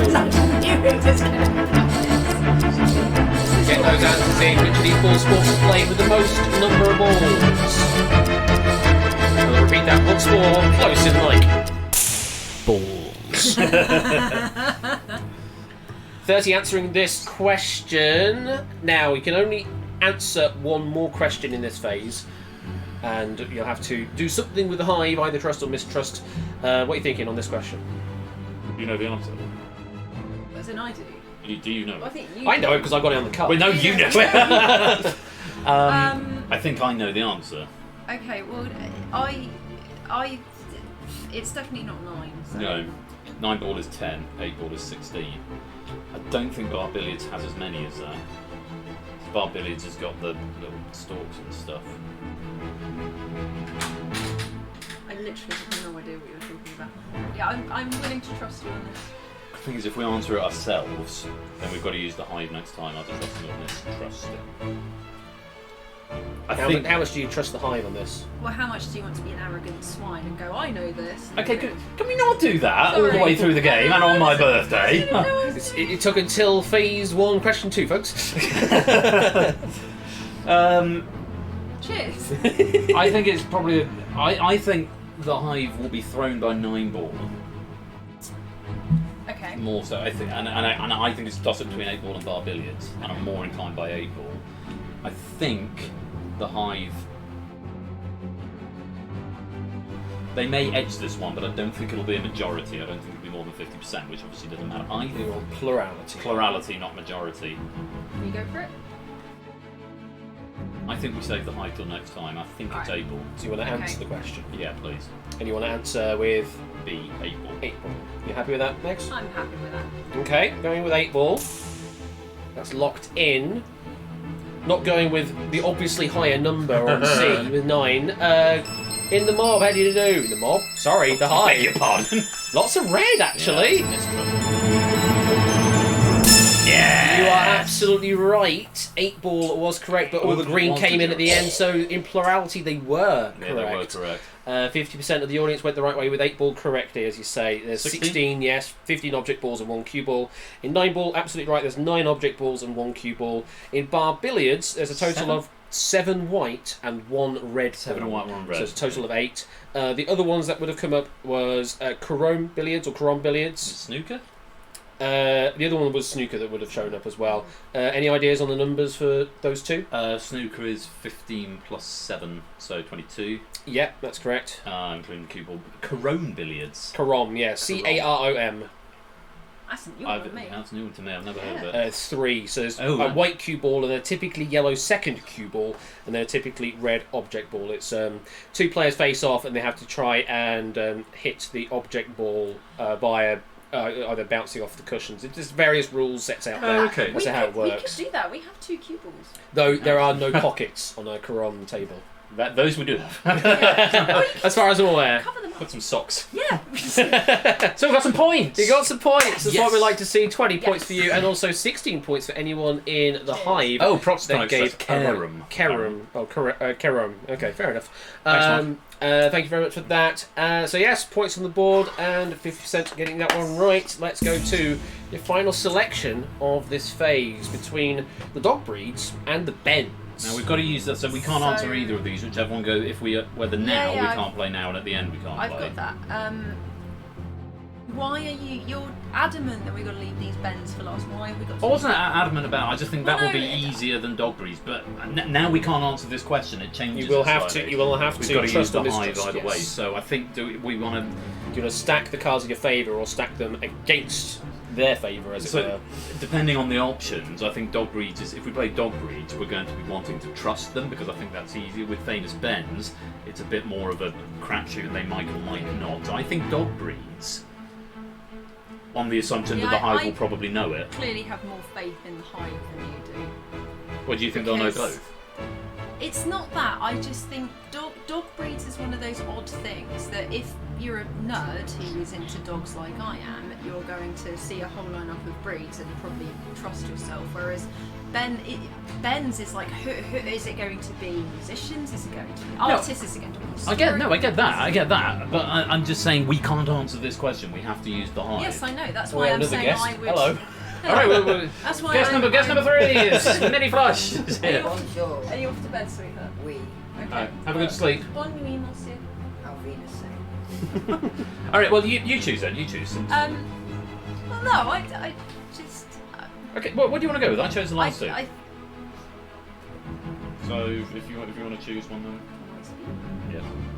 I just think that Ben's is a little bit less generic than dog breeds. I think dog breeds is quite niche. Whereas I think Ben's is a bit more wide. There's a big net there. There are a lot of people called Ben out there. Okay. So what do you want to go for? I want to go with the Ben question. Alright, we'll go I'll with save Ben's. the dogs for last. Go for Ben's? We won't get to answer the dogs We won't get to answer. because it goes to the final phase. We don't answer anything in the final phase. Why? I didn't know how to play this game. I've never played this game. So we So can't. you're I the did dog say we then? can't answer any of these questions. Whatever we leave goes to the final phase, and we can't answer. Oh, okay. Let's go with the dogs then. We can't answer this one either because we have to use. Well, the Hive. you can't answer, but you can Bear- at least bear discuss the with us, question and guys. figure it out. Yeah. See, are we going to the dogs with this relationship or not? Don't know about that, but I think we're going to the dogs with the question. You're getting a good idea of how most decisions in this house gets made. We argue for half an hour and then we do what Megs wants. Wow.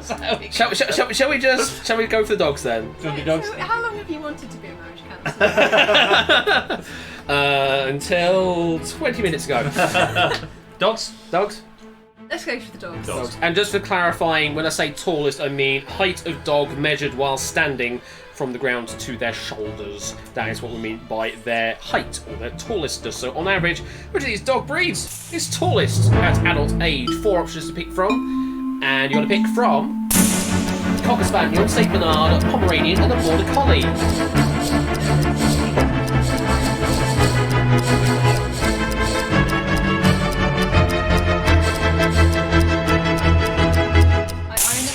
I've never forgotten the shock and horror having grown up watching Beethoven, which I'm sure many of you might recognise, at realising that we in the UK call it a St Bernard, but in America it's called a St Bernard, which is a horrifying prospect.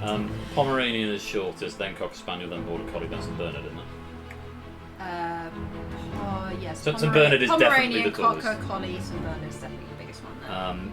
Now, of course, you can't answer the we can't question answer directly here. What do you think about the Hive? I think they're going to know this, surely. Everyone knows St Bernard's a huge... Trust, I think. Yeah, I trust. Trust. I Trust? Well, let's just see what the correct answer is, to be sure. Don't get this wrong, guys. Yeah, it is I think B, that's good. St Bernard. Lots of green. Hey. Let's see lots of green. St Bernard. Now, green is what we like to see. Okay, it's looking good. Looking good. Looking very good. Nice, thank you, Hive. Just Well the done. 4 reds there. 87% going the right way with the St Bernard. 10% for the Border Collie, 3% for the Pomeranian. No one wants a No one wants a Cocker Spaniel. Well, I must come and show for score. Yes, can you guess what the 5th breed would have been? Oh, if it was a German Shepherd? No. Great Dane? No. Think closer to home. Oh, Labrador. Yeah, there you go. Well, it's because Hermione's actually a Lab Collie. Ah, okay. So actually the Border Collie is there too, so yeah. So I had Labrador and Cocker Spaniel in there to start with, just cause. No mention for you, Hermione. Yeah, the Collie's there. She's got a smidge of Collie going on. The heights, according to the American Kennel Club, go St Bernard 26 to 30 inches tall, the Lab 21.5 to 24.5 inches, Border Collie 18 to 22, Cocker Spaniel 13.5 to 15.5, and the Pomeranian as tall as 7 inches. Oh, as much as 7. Tiny little. So getting that one between right. 2 slices of bread. Very much so. Getting that one right, trusting the Hive, 87% of them getting it right for 5 points apiece. So that will be the end of the phase. Let's have a look at the standings in the Hive, see how well they're doing. Well, Anyone 40. get a perfect? Yes, we've got some perfects there. 11 of which getting the perfect 3 of 3 in that round. And you currently have a score of 50 at the end of phase number 1. So we've got to keep that Ben's question because at the So end yes, that will the Ben's come question back. here on this card here is going to go through to the final phase at some point. But Won't worry about that for now. Move on to phase number 2. 4 brand new questions, though it's going to start getting slightly harder now as we go further into the game. So, phase number 2, here we go. 4 more questions for you. 40 points available for each one you get right. So, which of these sporting team penalties is typically served for the longest duration? Which of these letters has the longest English name? Which of these musical instruments is typically the longest? And which of these mobile network providers was used by the most customers in the UK in 2022? Okay, can we get rid of the sporting team question as quickly as possible, please?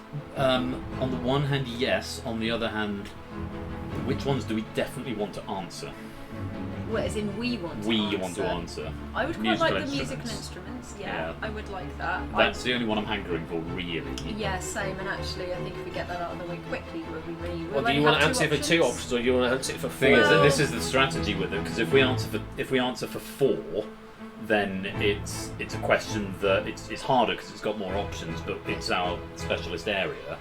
But by the time we get to that point, we may not have the dilemma in the game. That's the dilemma in the game. It's really good for whoever invented this. Is brilliant. You should put it for TV. Possibly. Well, we'll talk about that off stream. We will. Make them pick a question, says Cola. All right, they're getting restless in chat already. Sorry, guys. What would you like? We're trying to be entertaining for you. I'm interested about that. Letters has the longest English name. Yeah. Yeah, it would be. Personally, I'm just no. I don't want to see the sport. I want to see the sport question at the end. I don't want to have to answer that at all. So I think we put the sport question to the end game. Yeah, sure, okay. What are we going for? English names or mobile phone networks? Yeah, mobile phone networks. Mobile phones? Let's go with mobile phone networks because again, it's going to have a smaller amount of options. So mobile network. Mobile networks. Okay, which of these mobile network providers was used by the most customers in the UK in 2022? 2 options to pick from, and those are O2 and giffgaff. Now, obviously, we've got a bit of an international skew here as well. This is going to be UK networks rather than worldwide, US, etc. That's time. I would have thought. These network names, says Jimmy Cato. These are genuine names of networks that you find in the UK. My only quibble over this is O2. Or is it EE? Blindingly obvious. I think it must be. Yeah, but it's giffgaff which I've heard of these? of, but yeah, exactly. O2 but is not O2 is trips off. I mean, O2 has got Sean Bean advertising. Unless we use the Hive at this point and keep our options to answer, because then we've got musical instruments and another one that we might like. Yeah, okay. I think it's probably O2, but I think we should probably trust the Hive. I think we should trust the Hive. I think trust the Hive, especially with those. Trust the Hive, please. Trust. Okay. So you what would you think the answer is? We think it's probably O2. Right. It is O2. With 19% of all customers with O2. Are you with O2? I'm with 3. You're 3. You did say earlier on. Green if they're right, and there's a lot of green up there. Yeah, parent company being Telefonica, if memory serves, for O2. Oh, okay. But yes, good number in the Hive getting that right. 87% getting that right. Yes, O2's got 19% coverage. Not coverage, customers. giffgaff, they only have 5%. Make a picture of a London home, according to Mark. It's worthy of almost worthy of a honk. Cool. Yes, 5% of customers use giffgaff. They're very cheap, but they're on the. I want to say they're possibly on the 3 network, possibly piggybacking off that. Other options that could have shown up was Tesco, 7%. 3 with 9%, and Vodafone 15%. That's the one that would have put, because I'm on Vodafone. That's the one that would have concerned me. The one that I didn't want to put in as an answer was EE, because that would have been just blatantly the right. Yeah, literally everybody. I thought is EE bought O2 out, but no. They're different companies entirely. Yeah, EE and the largest customer base are 26% of all customers. I'm with EE, to be fair. You're EE, aren't you?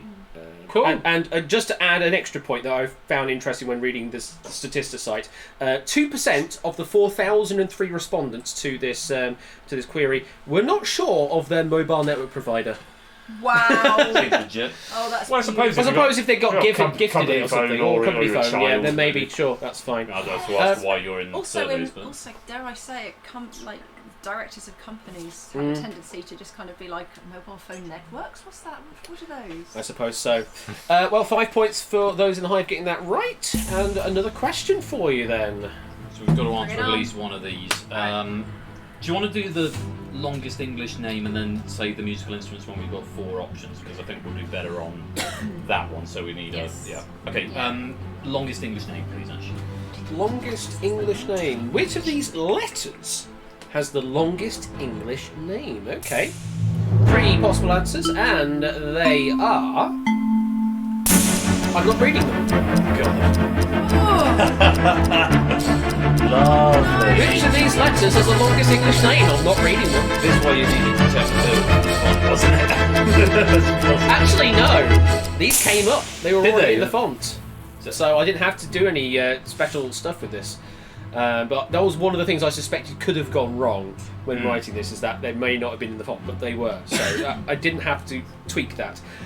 So, 27 answers in the Hive. They're not Egyptian hieroglyphs, I will tell you that. No, the Greek. I think it's Upsilon Pi and... Is it Zeta or possibly Theta? I think it's probably Upsilon A.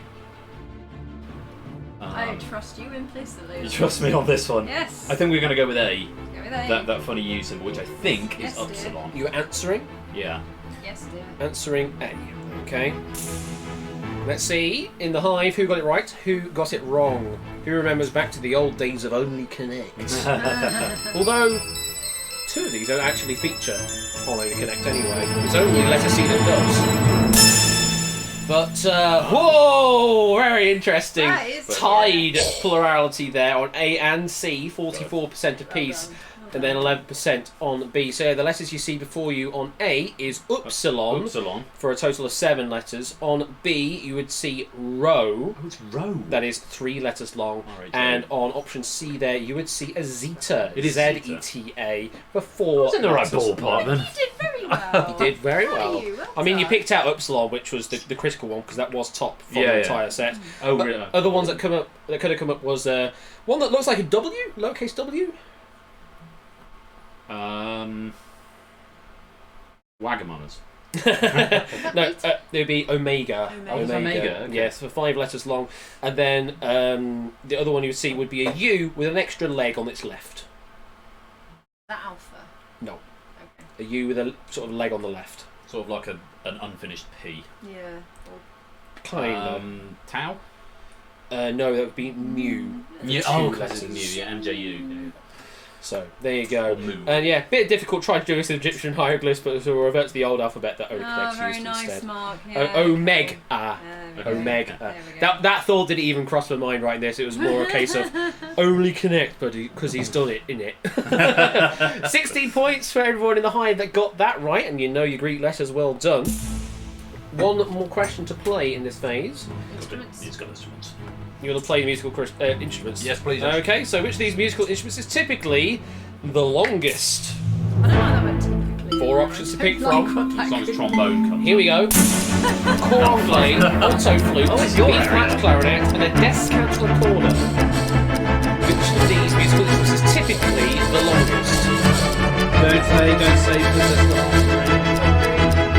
Ignore me, I don't know what I'm talking Fine. about. The latency Time. probably wouldn't have allowed anything. And Wait till the time. I use the word typically very broadly here because I'm aware that many instruments in the same category could be very different lengths, but these are sort of broad that they should be good enough in the order that they're defined. You play 3 out of 4 of these, don't you?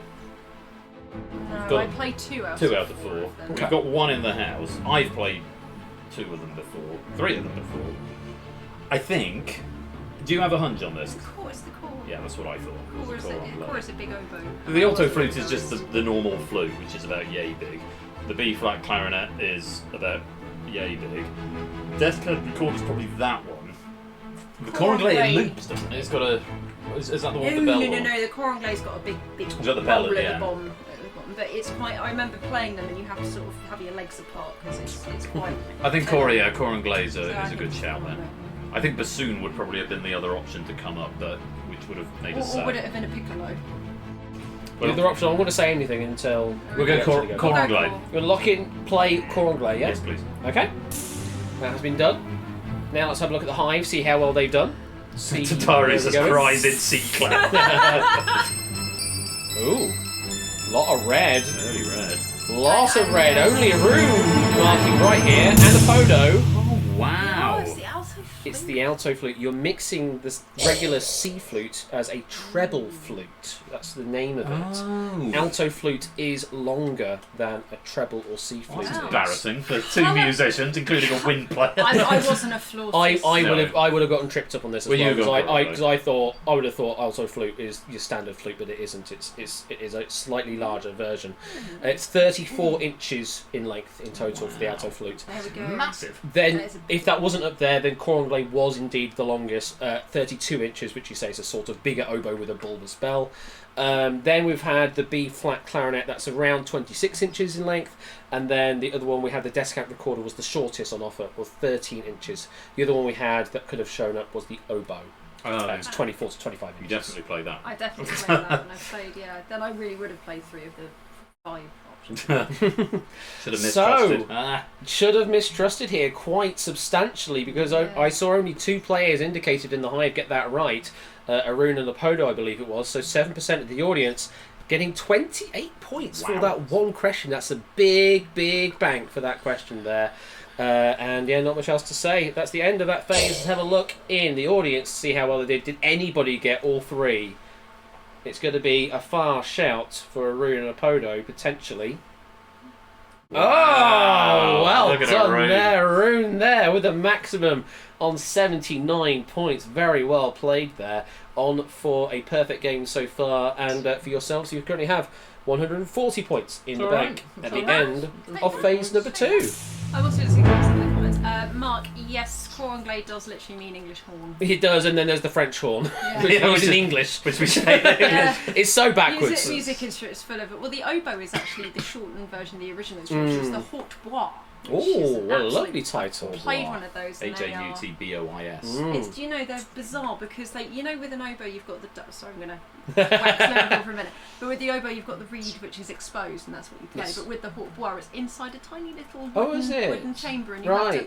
It's the same embouchure but just over a big wooden. I didn't know that. I have to say, you've shown extraordinary restraint, Ash the Bash, by not putting down trumpet, French horn, trombone, tuba. I didn't want to make it about me at all. So it does mean the sporting team's penalties, that's going to go into the final phase. And we move on to phase number 3. 4 more questions, again slightly harder than last time, but 60 points on offer for each you can get right. That's all we've got. Which of these famous Megans is the oldest? Which of these board games has the greatest number of spaces that a playing piece can visit? Which of these SI prefixes expresses the smallest factor? And which of these UK game shows has the greatest number of broadcast episodes? Oh, Lord.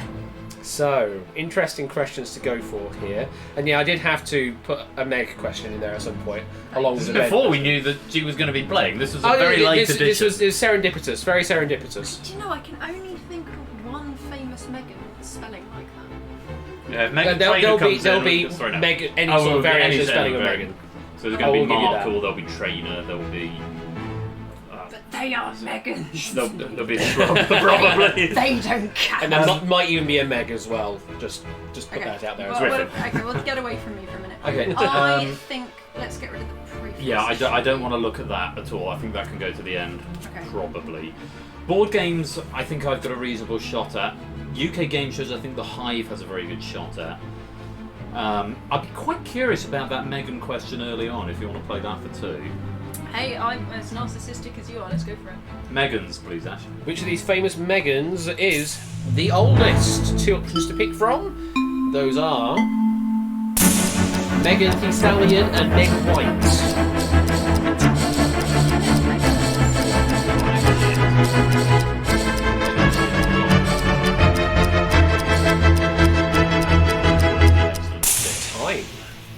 So Megan Thee Stallion's an R&B artist. She's about 25. Oh, it must be Meg White then. I don't. I would guess so, but I'm assuming Meg White. Is she from the White Stripes? She is from the White Oh, Stripes. she is. was married to Jack White. Meg White. Do you want to play this? Leave the Hive for later. I'm just glad Megan Fox didn't show up. Yeah, I think Meg White. I think Meg White. Megan Thee Stallion, she's mid-20s. Yeah, Meg White. And if she's definitely from the White Stripes, then she's going to be at least our age and older. Yeah, Meg White, please. Meg White playing it? Yes. We shall do that then. Green in the Hive. You got it right. Red if you're wrong. There's a lot of green. There is a lot of green. Three there. Bad luck, guys. Meg White was the correct answer, as you say, of the White Stripes. American drummer, born 10th of December 1974. 74? Is Meg Fucking White. And Megan Thee Stallion. She's 49. Yeah, I guess so. Hell. Megan Thee Stallion was the worst answer I had written for. American rapper, born 15th of February. Want to guess the year? Oh, is it just going to depress us? No, 1997? not she's in her 20s. 95. Yeah. 1995 was the year. Other answers that could have came up was Meghan, Duchess of Sussex. Who is 38. So would be born... oh God. 85? I got it down here as 1981. Oh, okay, she's older than I thought. Other one, Megan Fox would have come up potentially. She must be 40 by now. I reckon, yeah, she might. I 42? think Meg White's still the older one, but she's... I'd say Megan Fox is getting on now, though. 81 for Megan. 86. Really? 86. 16th of May, 1986 for Megan Fox. And then the last one was Megan McKenna. I've literally no idea who that is. An English TV personality born in 1992. Was Megan McKenna there. So thankfully that one didn't come up there. Quite a bit of a confusing one for you. Majority getting that right. Just 4 points for them. I'm impressed at the finding famous Megans as well, because there aren't many. There aren't many. No, you're absolutely right. It is difficult to find them. But well done on getting that right. Another 60 points to you. Now 70 points available for correct answer. We can talk out loud at this bit. I know we can talk out loud. I will say to the board games question, I'm trying to think. Now on whose stream it was. It wasn't on mine, I don't think. But I think Ramsey Fox wrote a question. This was very similarly about board games and about where they can play. Right. The answers I have are completely different answers that didn't come up to that one, and I wrote this pack well before I knew that was a thing. So don't take that as me being sort of stealing the idea. We just happen to have similar ideas appear in the same week. So I'm just thinking we need to use the Hive at some point in the next 2 questions, and I think this is such a tough call. My inclination is board games now and we play it and then use the Hive on game shows before. Yeah, I'm up for that. We could go the other way around and use the Hive on game shows and then, but no, I think that's probably the best way to do it. What are we doing? Board games, please. We're going to play board games. So which of these board games has the greatest number of spaces that a playing piece can visit? 3 options here, and those are Clue or Cluedo, Game of Life, and Ludo. My Achilles heel, because that's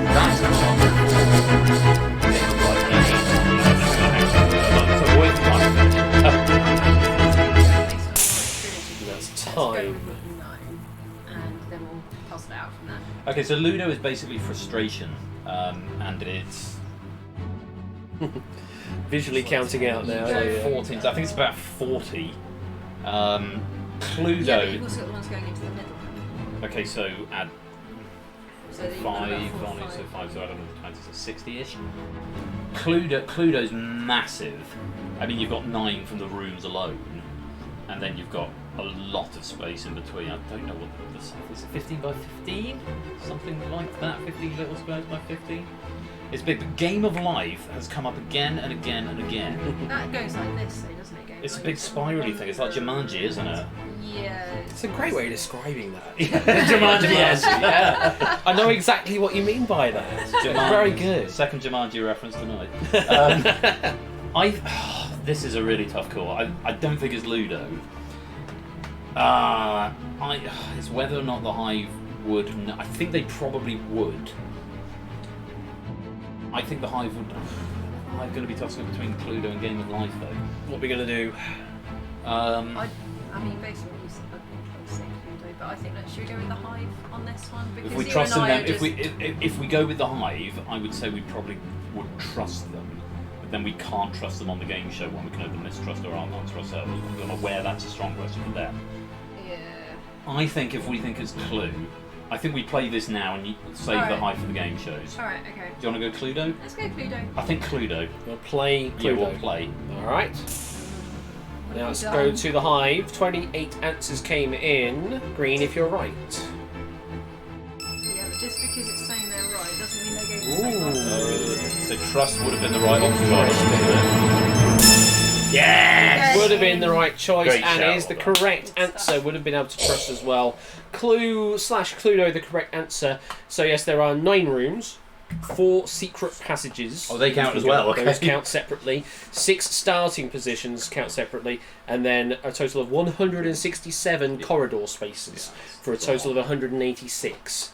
Then it would have been the Game of Life, which has a total of 163 spaces. Wow! Because it also has splitting branches as well, so you won't ever go the full journey, as it were. But yeah, 163 spaces you could take potentially, depending on which routes you go. And then Ludo was actually third on this list. I've got 96 spaces on Ludo. Oh, okay. The other 2 that could have come up was Trivial Pursuit Classic Edition. Oh god, yeah, you've got all of them. 36 plus 4 times 6, 12, 18, 24, 36, 50, that's 60, 70? 73. So, it's a good plum. Good plum there. And then Monopoly. Yeah, I thought Monopoly 10, might come 28, 16, 36. 41. Are you including jail separately? Jail and just visiting. Jail and just visiting is 2. So hang on. 10? It takes you 10 to get from corner to corner. Yeah, and you've got... But then it's 10 to Oh, because it's 11 by 11, yeah. isn't it? Oh, yeah. So yeah, 41 in total. 22 plus 18 is 40 plus. Yeah. Just and if you plus want jail, to count the property locations, that's another 22. But I was talking about playing pieces, not additional tokens. But you are absolutely right there. Great question. 70 points for you and 13 points for anyone in the Hive that gave me a right answer on that. But now, okay, we've got science and we've got TV. So here's a really interesting point about this. We can't answer this one, and we can't answer what we leave to the end. So the question is, we've got either trust or mistrust. I think SI prefixes, the Hive will struggle with.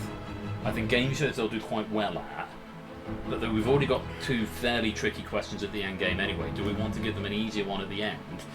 Go with SI prefixes now, and assume we're going to mistrust or see the options? I feel like you're a salesman. I'm just thinking out loud. No, you've got that salesman. You're saying that they have absolutely you have no faith in the Hive. I'm saying that. I'm thinking before even the answers come up. I think SI prefixes will be harder for them given the demographic that they're playing. To be fair, he was also being quite nice and saying we want to give you guys an easier question. Well, it's just at the end, if they're all nails at the end, then it becomes really hard because you've got to place them relative to each other. So you want to get some variety in the end. So, I think we need to throw an easier one towards the end, and there's 2 hard ones so far. This might not be... No faith in a community of quizzes, says Otley. What if you don't know them? This is your host, ladies and gentlemen. I made the game. I'm trying to play tactically as best I can. And I just think the previous 2 that have got, and I think there needs to be an easier question than the 2 that have gone already for the Hive at the end, so that when game shows come up, we can say, this one they will do well at, it will probably be here on the timeline. And I think SI prefixes, the options may come up and we might immediately think, this is really easy, the Hive will know this. And what we can do either. I think prefixes now, we save game shows for later. Yeah, after that. Okay. Prefixes? Prefixes, please, Ash. Okay, which of these SI prefixes expresses the smallest factor? I'm not a run. I'm not. Do you hear the people sing? We've got Quecto, Yocto, Ronto, Zepto.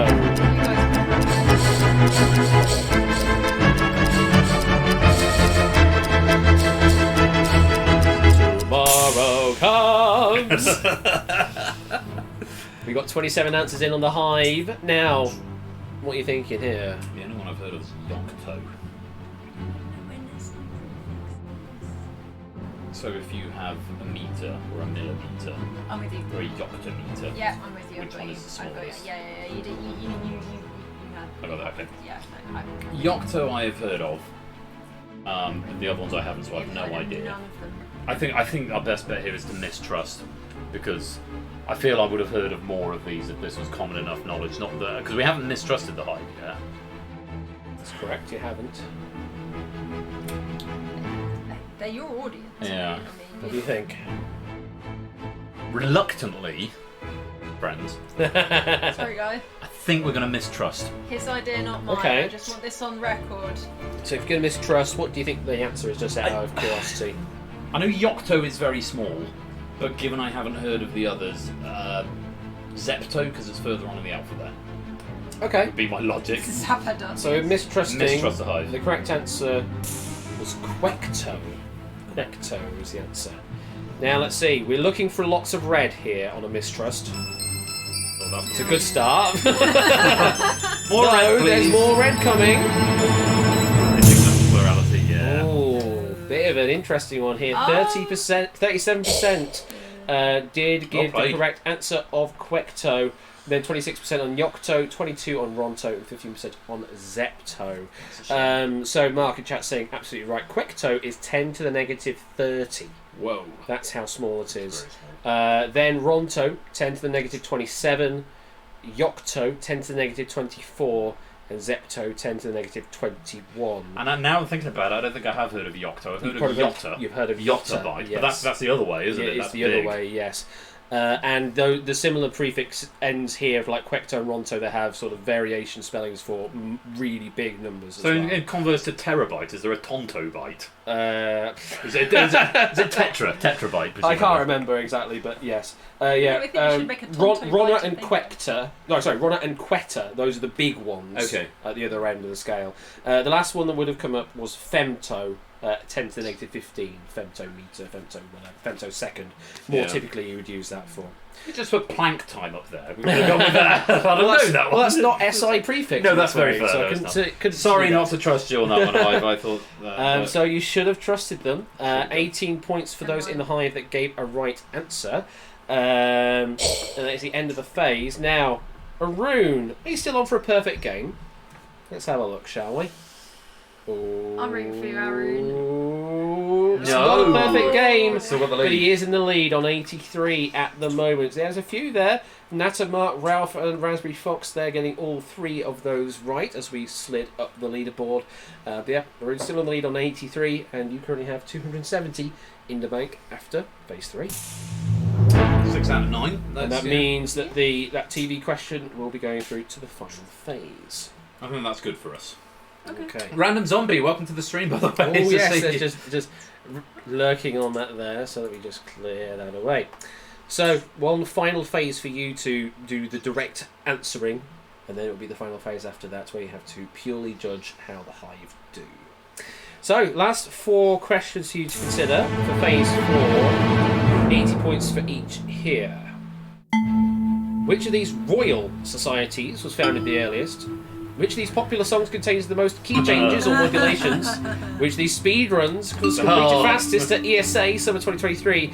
And which of these cryptocurrencies has the largest market cap? And by that I mean market... I was going to say, I don't understand the question. and by that I mean market capitalization, which is the total value of all of the coins mined or made available for that particular cryptocurrency. So the overall value of that currency. Do you want to play that one first? Yes. I think I don't want to see that Royal Society's question. I think that's hard for everybody, particularly the Hive. Put that to the end. Right. We play it low. I think we go cryptocurrencies, speedruns, modulations. Okay. Yeah? Yeah, if whatever you say, dear. Cryptocurrencies, please, Ash. Cryptocurrencies it is there. So which of these cryptocurrencies has the largest market capitalization? 2 options to pick from. And here we go. BTC or LTC? Oh no, I know what one of them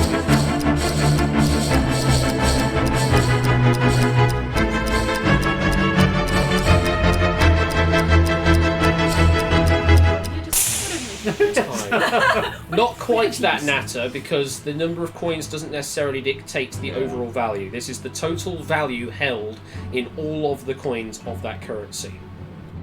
So, BTC and LTC, do you know what they are? Bitcoin.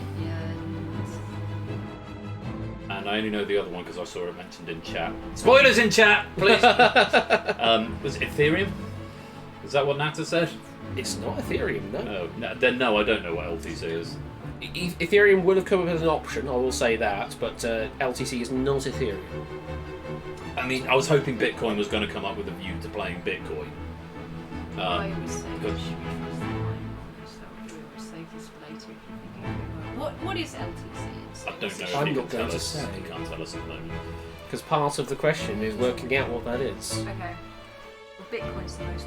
I mean, Bitcoin's the most known. Doesn't necessarily. So okay, so here's my logic on this. If the majority of the Hive think BTC is Bitcoin and therefore the highest, if we trust the Hive, we're going to end up with Bitcoin anyway, whether it's right or wrong. Yes. Okay. So it's whether or not we think we're right or wrong. If we mistrust the Hive, assuming they're going to think it's Bitcoin, but we think it's LTC. Either way, because we've got two options to play, I think we should play. Okay. And I think we're going to play Bitcoin. BTC. Both happy with BTC? Are you talking international markets? Oh, just market. Crypto is decentralised. I know it is, but Do you know what LTC is? me? Yeah. No. You. No, which is why I'm going for BTC, because I do know that is Bitcoin, and I know that is massive, and I don't know any other bigger cryptocurrencies, so therefore I'm going BTC, No, and I've got nothing to go on with LTC. I'm up with that. I am. What are we doing? I think we're going to play. Yeah, let's go for it. BTC. Playing BTC. Okay. Let's have a look at the Hive, see how well they do. Green if you're right. LTC is left-hand cut. Oh, a room with a wrong there. I'm expecting NASA with a wrong, Matt the with a majority wrong. to go with BTC. Majority were right and did go with BTC, correctly identified as Bitcoin. LTC is Litecoin. Litecoin is what that is, and I'm going to now load up CoinMarketCap to get the live values. So currently Bitcoin has a market cap of just a measly $506 billion US dollars. That all? Across all of Bitcoin. Then we've got LTC Litecoin. Let me scroll down. That would be $4,786,000,000 for Litecoin currently. The other options that could have come up was going to be Ethereum, one of them. That is second place at 198 billion US dollars. Then Dogecoin would have come up. I would have put that down way, because I think if Dogecoin comes up, that's way down the bottom. So interestingly, Dogecoin per coin is really low. It's only 6 cents per Dogecoin. Trillions of them. But the overall market cap of Dogecoin is 8,852,000,000. And then the last one that would have come up was Monero, known as XMR, and that would have come up at 2,627,000,000 and some change. It's only tiny then, really. Very much so. And I swear, I'm not a crypt bro. Yeah, we only have your word for that. Yeah, very much so. Well done to those identifying Bitcoin BTC. 4 points for you in the Hive. And the question goes away. So, 2 more left to pick from. We've got to leave key Or 2 more to pick from 3, should I say. Key changes to 4. I think we go ESA and possibly use the Hive here, because I don't know that this will be necessarily trip off the tongue. Alright. ESA Summer 2023, please. ESA Summer 2023. Okay. Which of these speedruns was completed fastest? That's ESA Summer 2023. Just got the gag Royal Societies, because I'm Royal Flush. 3 answers. It's literally taken me till So we've got Hollister doing the pedestrian all levels category, Rubber Bricks doing Worms World Party Remastered for Missiles category, and Huz 601 Sonic CD 2011 edition Beat the Game category. So, were you paying attention? I didn't watch it all. I only saw bits, but I do know. So here's a problem with this question. Sonic CD, I know HUDs can do in is it 30 minutes, 40 minutes? It's sub-hour either way. Worms World Party Remastered All Missions is pushing 2 hours. I don't know the pedestrian. Oh, Christ. But... See, the thing is, you follow all of these people on Twitch. I do. I know that because I found that out.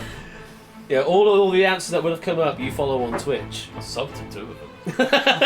Or maybe just one of them. I don't know. I don't want to make anyone feel upset at this time. So if I was to punt, it would be bricks. Okay. But I'm also aware the next question is another music one. It's on key changes, where we might be able to work it out. So you do want to go with Hive on this one? I think this is the Hive question. Bearing in mind, quite a few people in the Hive, obviously.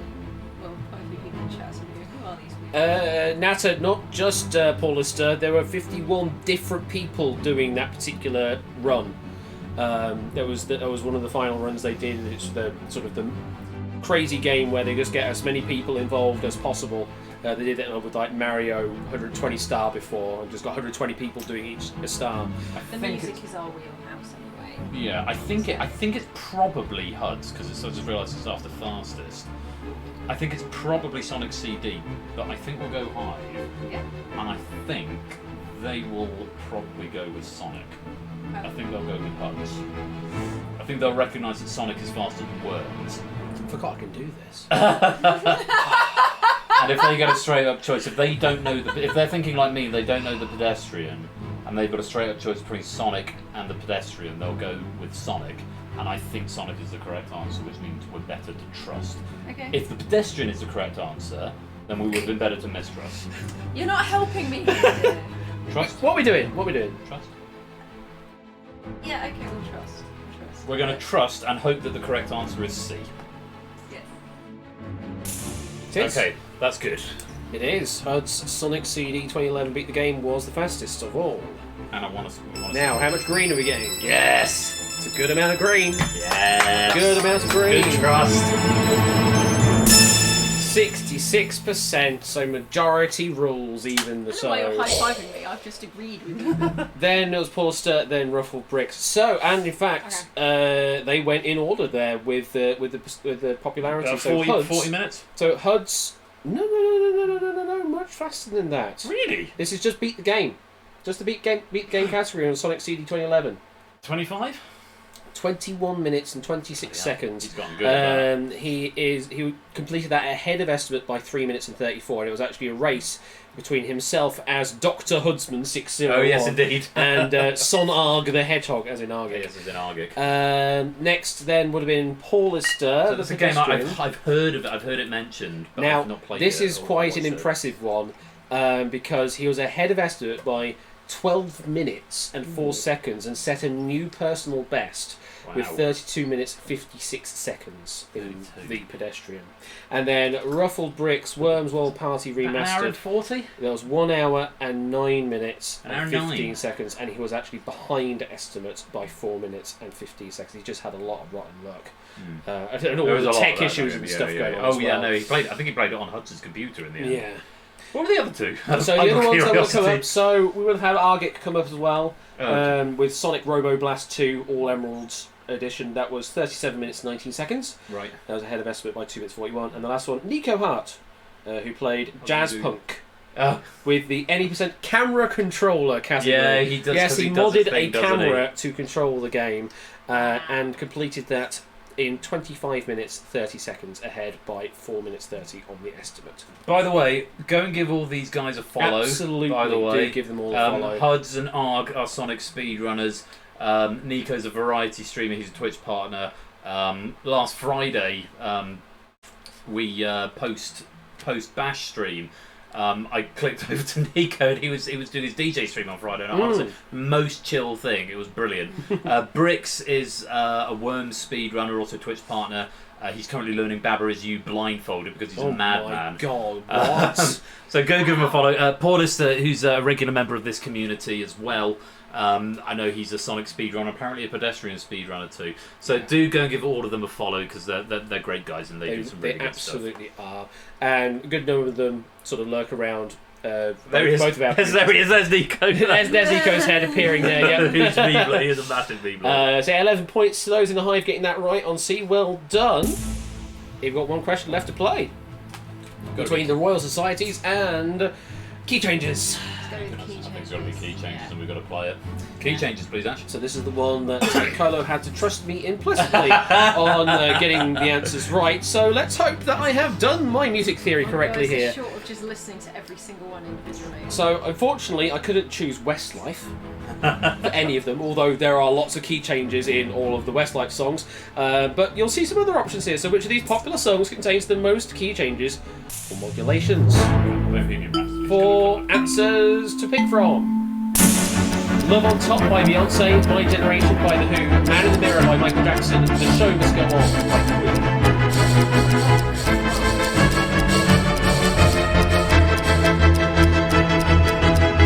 The problem I had with writing this question is I had to have distinct answers. And a lot of songs will have common numbers. So I had to kind of cherry pick a bit in places and also find one with quite a few key changes to make this work. 5 possible answers. So, My Generation by The Who. Yeah, that's the one I've been thinking about because basically it's a key change every.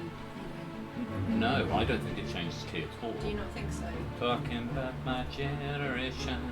It's just unless I don't think it changes key. It's too early for that. Moving on to The Show Must Go On. There's a big key change. Oh no, because that changes key going into the chorus. Da, da, da, da, da. Boy, it changes key going into the chorus, and there's a big one at the end. So that's at least 5 if you're including key change verse to chorus, then back to verse, then back to chorus, and then big key change at the end. Man in the Mirror. I'm starting with a man. Good. Make it change. I think Man in the Mirror is 1. And My Generation is 0. Man in the Mirror is 1. The thing is, neither of us. Well, unless you're a hidden Beyonce. I'm afraid I can't help with Beyonce. Now, there is, as Mark is offering a point here, you do have mistrust available if you think that the Hive don't know their music theory too well.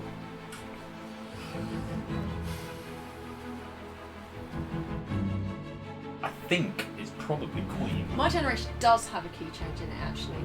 Does it? Yes, it does. I just remembered it. There is a key change in that. It comes later on in the song, but it goes up, I think. So yeah, it does have a key change in it, so don't worry about that. But I think The Show Must Go On is at least 5 because it's a big one and it changes key verse into chorus verse into chorus. I'm sure I think it must be that. I'll go out on a limb here. I would rather attempt this and get it wrong than mistrust the Hive and have the Hive be right. You would rather attempt this and get this wrong. Well, because those are the options. I think the option for me is either The Show Must Go On or we mistrust.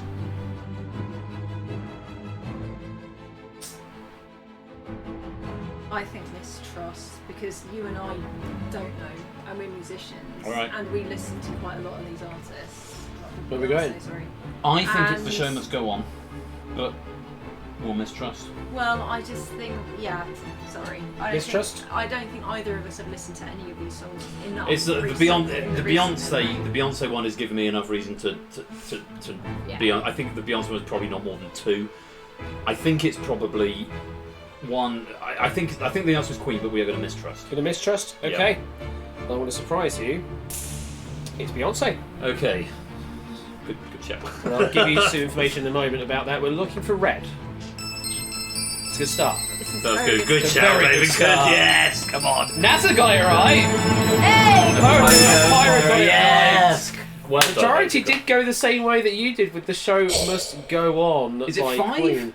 No, I only make it to be about 2, actually. No. It's wrong. It does have the shift up in verse 2, but then shifts back down in chorus 2, and then there's the middle 8, which isn't really much of a key change because it all resolves back again. But there's a big key change at the end, so it must be at least 3. Not the version I listened to anyway. Can I just ask? This is where the quizzer gets to argue with the question writer. My Generation, how many in that one? It does. It has 3 key changes in it. My generation starts in G. told you. The first two verse and Definitely choruses had are one. the same key. Then it shifts into A for verse 3, shifts into B flat for verse 4, and then shifts into C for the ending. Yeah, I knew there were quite a few. Yeah. Man in the Mirror is just one. Man in the Mirror is just one on the change, as you Make say. that G to A flat, absolutely.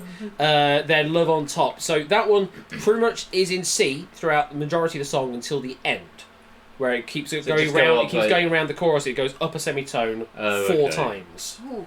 Oh, okay. C to D flat to D to E flat to E. Tomorrow, the barbecue, we are going to put The Show Must Go on by Queen, and we are going to discuss... academics, so we mistrust it anyway, so I'm happy with that, but I'm sure that's about 5. And the last one that could have come up Was was it 5 Bohemian key changes. Rhapsody? No, because I 5? didn't want to put any Give me duplicate artists in. give us an artist and see if we can work out the song. Bobby Darin.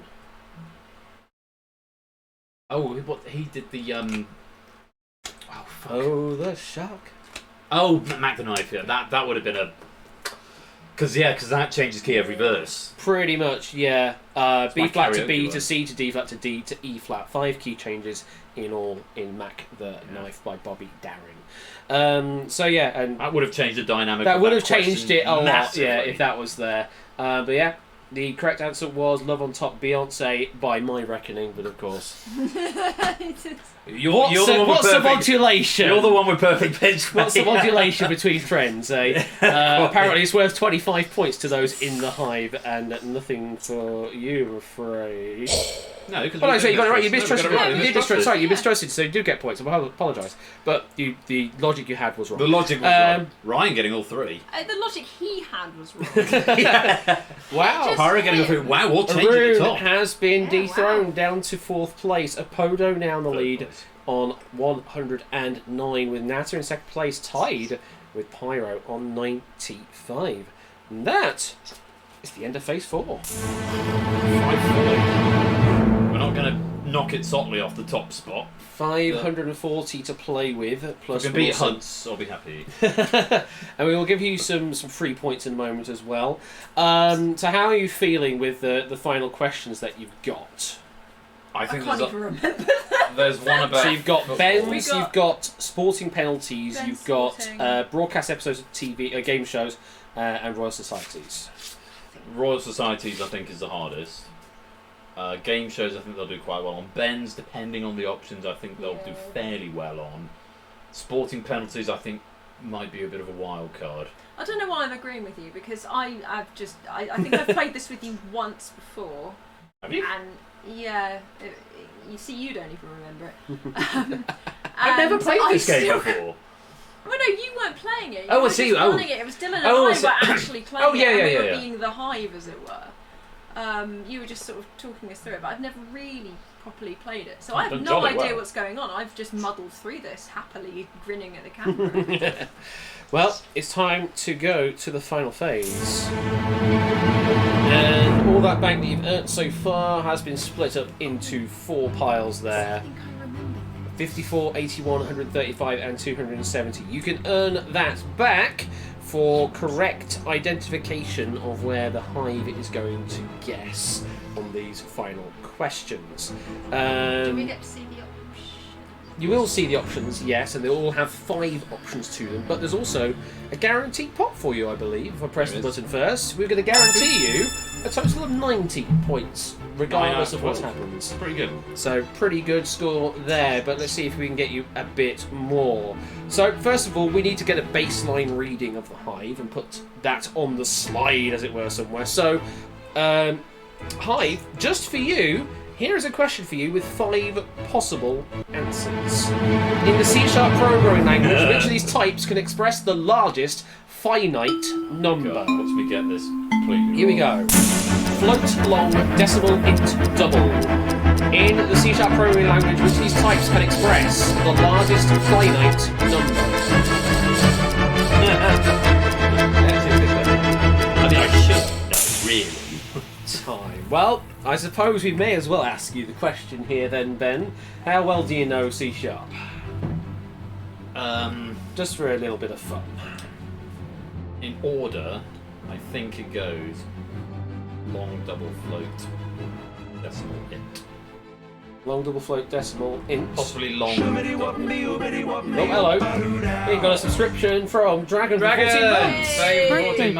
Birthday cake. Happy birthday wishes there from Dragon there. I'm fairly sure long can express the largest. Well, I could tell you the correct answer we're looking for was double. Really?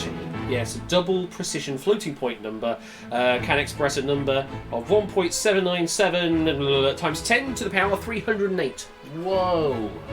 Yes, big number. Big number. At some point, we'll talk about what is the use case, because I know you use long in relativity, don't you? I do, yes, because a long can represent a number of 9 quintillion, 223 quadrillion, 372 trillion, 36 billion, 854 million, 700. He's looking at his card like he doesn't know this off bat. He definitely does. Yeah, long is a signed 64-bit integer, whereas an int is a signed 32-bit integer with a maximum of 2,147,483,647. And decimal and float are decimal. They are non-integer digits, so presumably can't express as high. Well, a float can express up to times 10 to the 38, and a decimal can express up to 79 octillion. But the idea in a decimal is that it has greater precision, not necessarily greater value. Right. So the order was double, long. No, double float, decimal, long, int. Oh, for fuck's sake. That was the order. Shall I just resign now? Let's just see how the Hive did, shall we? Oh, there's the correct answer for you first. And the correct... let's see, the Hive, how did they do? Toppers as quick as the program begins. You and me both, mate.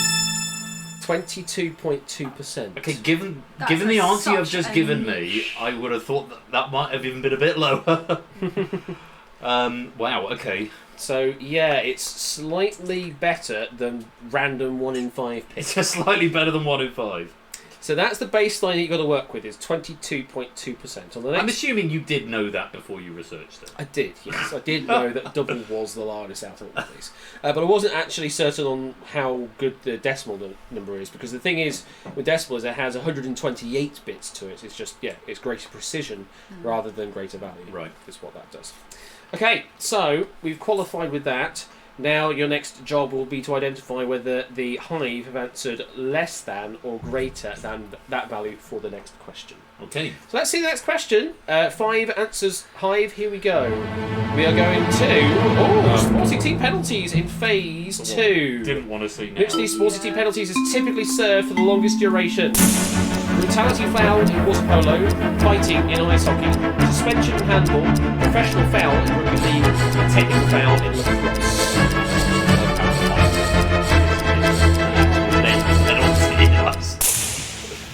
And that is time. Okay, so there's 25 answers in the Hive here. Just a bit of curiosity, which do you think is the right answer? Which penalty serves the longest duration? I would assume, my guess would be fighting, or maybe brutality foul? I don't know. What do you think? No, Well, I can show you that the correct answer was professional that's foul what I was looking at, is in rugby league. Yeah, rugby, because it's... Oh, you can't tell us any more until the question is resolved. Can't tell you about the values until the question Say is that's not a rule. That's not in the rule book. No, but I'm going to follow it. That's a rule that is... We're going to follow the unwritten rule in this sport, as it were. So yeah, professional foul in rugby league. That is the correct answer we're looking for. Now, do you think the Hive know that or not? 22.2% of the target. Less than or greater than that, do you think? I think most will... I think most would have known, would have gone Oh, for that's that. not what I was going to say. I think most will have not known that, and I think most would therefore have gone for either brutality foul or fighting because they sound more serious. Yeah, but with all due respect, dear, not everybody is you. No, and I'm not saying everyone is me, No, but I know, but I think those most are the ones people... So that everyone is float- tipster. Those are the ones that you floated at, and I floated at the professional rugby. I don't think people would know that. So it's not about what people would know, it's about the fact that you look at it and you go, okay, how big... My logic when I was looking at it is, how big a thing is it? So my idea being is that the more well-known sport, the more likely the penalties is meant to have a longer duration if you get it. That was my thinking. I'm not convinced, So- but I'll let you make this call. I'll let you make the call. Higher or Less lower than or greater than 22.2%.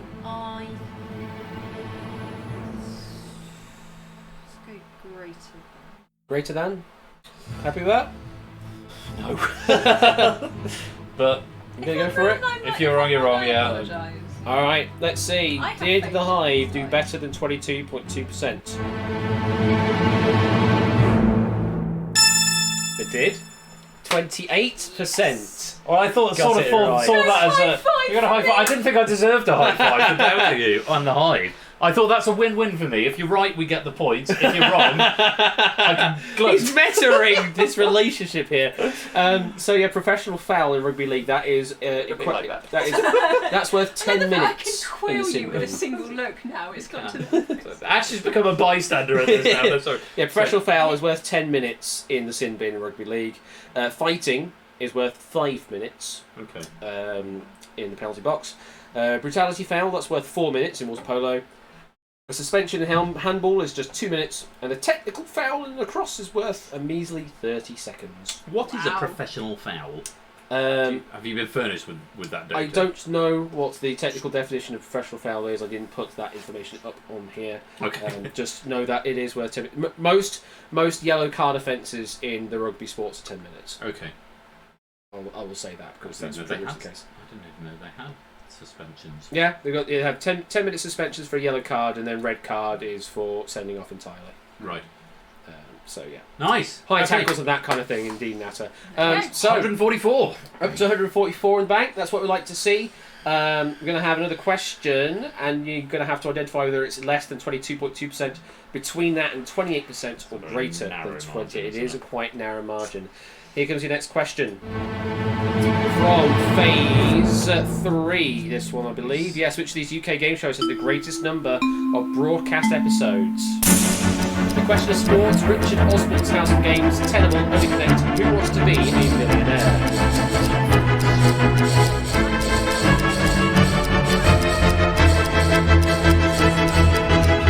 Is this global broadcast or is this just in UK? UK episodes that have been recorded. These are UK recorded, UK broadcast. Okay. Do you recognise any of these, Ben?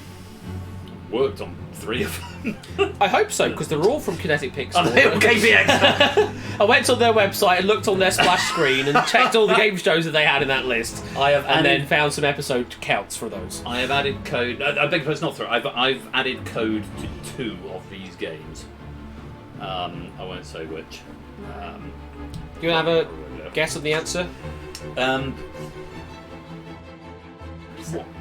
I think I'm just trying to do the math. So Millionaire is Well, like, 20 basically- series, but yeah, 20 episodes a series, maybe. Question of Sports would go for donkey's years, and it just seemed to be on all the time. House of Games were on season. Oh Lord! I mean, it's not 7? particularly critical, but No, it's not. Question of Sport is probably the right answer. It is. Yes. Yeah.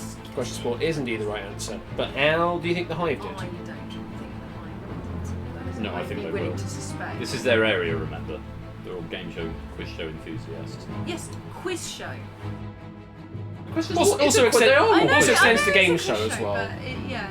They're all quiz shows. They all have quiz shows. I think people will know a Question of Sport has been on forever. Okay, I think C. I don't know. I think too many people might have looked at that Millionaire. It was expressly UK. Yes. Yes, it was expressly UK, but But remember, that you're only wasn't- looking at 28% here. As Yeah, you need to I beat. think more than a quarter would have got questions. Alright, I'll go with you, but... C. See? Yeah. Makes us uncertain. Time but- to put faith the other way. Time to put faith the other way. Alright. C, greater than 28%. Course, 40.7% in the Hive, getting that Alright. one right. So let me first of all try and work out the order. Uh-huh. Question of Sport. Yep. Tenables at the bottom. Correct. I'm gonna say Millionaire Only Connect House of Games. Millionaire From top to bottom. House of Games Only Connect. House of Games is more than Only Connect. Yes, so Question of Sport has 1,330 episodes as of June 2022. Who Wants to Be a Millionaire has a total of 666 episodes. Wow. That's across the Chris Tarrant and Jeremy Clarkson run so far. Obviously, there are some that have been recorded and yet to be broadcast. Richard Osman's House of Games as of January of 2023 was 500 episodes. Only Connect before this season started, series, UK, 436 episodes, including 43 specials, and then Tenable, indeed, rightly at the bottom. 25. You wish. 283 episodes, with including 4 All-Stars episodes and 5 specials there. I need to watch more quiz shows. Yeah, because obviously Only Connect, I was just pulled by the fact that we're on season 19. House of Games, I think, is only on season 7, but House of Games has more episodes, but it's significantly more per season. Very much so. But recording blocks are massive. You went the right way, you got another 81, so you're up to Nice. 225, and there's 17 points on offer there for correct answers in the Hive. Just 2 questions left in the game now. What are we going to get? Are we going to get the Bens, or are we going to get the Royals? Royals is up next. Which of these Royal Societies was found the earliest? 5 options, good luck. Royal Historical Society, Royal Society of Canada, Royal Society of Art, Royal Society of Protection of Birds, Royal Society of Literature. Which was founded the earliest? I think it's RSPB. No, not until. No, it was they like haven't 70s. been, I think they haven't been going for very long. I'd actually be inclined to think it's the Art. historical. Oh, the historical. I thought so. If I was punting, I'd probably have said arts. Arts? Historical or literature, I think it's Arts Well done. was the correct answer. Now, such where a does it place. go on this this range here? Less than 22, between that and 28, between that and 40.7, or greater than 40.7. So this isn't about what the correct answer is. This is about this is about what do people think. Yeah. Yes. I think more people would have thought, like you, that it's going to be historical or probably literature. But I think a good chunk might have gone for arts as well.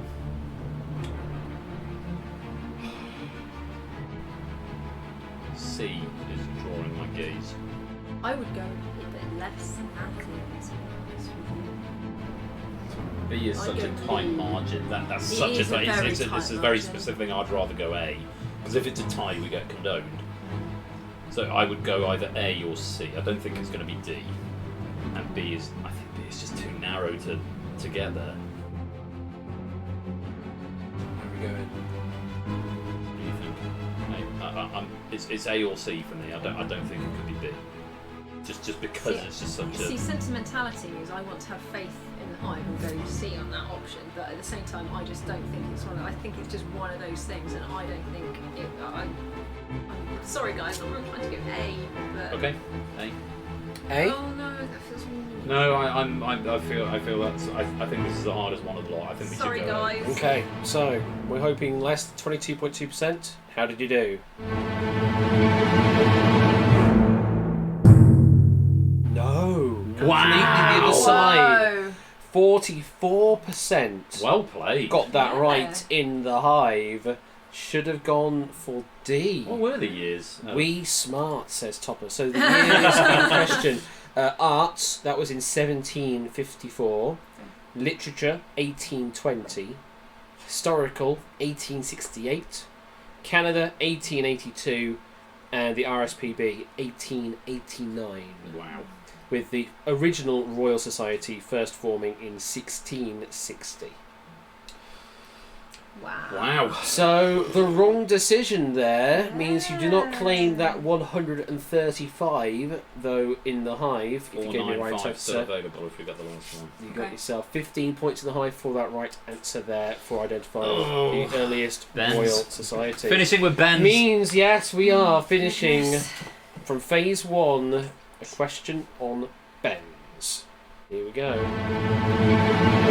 Which of these famous Bens was born the earliest? And your options are Ben Shapiro, Benjamin Disraeli, Benjamin Franklin, Ben Hogan, Hope Benjamin II. It was not A or D, isn't it? Shush, they're still locking answers in. Oh, latency. 26 answers in I was Hive. expecting like Ben Kingsley and like Remember, this is Ben a phase King. 1 question. Yeah, so this is supposed to be the It's easiest. supposed to be one of the easiest questions. Which should work in our favour. Surely that means it's either the Pope or Franklin, isn't it? I mean, surely it's the Pope. Pope. Surely it's the Pope. So Ben Hogan, I don't know who he is, which means he was born in our lifetime. You say that, but also like Shapiro, I know who he is. Shapiro's like 1960 something. Yeah, it's either Franklin, but then how many? You know, just because there's only two. Well, Disraeli and Franklin, I mean, one was a British Prime Minister, or tangential, and one was an American president. Shall I just reveal to Surely you the it's right the answer Pope. is? Surely. Yeah. It is the Pope, yes. I think we've got to go I think we've got to go E. That one is. I think we agree with you there. Surely it's Surely the Pope. As if this three would all come round to being all about Colo. So what are we doing? I'm saying E. E. E? E. Both seem pretty confident, greater than 44%. 44% know the Royal Art Society was founded first, and surely. Are we ready then? Surely E. they know it's the Pope. Here we go Surely, then. surely it's the Pope. Oh! C! 34.6 got that Disappointed. right. I had faith in you. 34.6%. I had We're not faith in you smart. lot. We're not. That changed quickly. Guys. So, just to your act reel off the together. information here. Ben Shapiro, or was it Ben Hogan? Is the oldest, So, the youngest? Ben Shapiro, political commentator, was the youngest, 15th of January 1984. Then Ben Hogan, who was a professional golfer, 13th of August 1912. Then it was Benjamin Disraeli, UK Prime Minister, 21st December 1804. Then Benjamin Franklin, founding father, 7th of January 1706.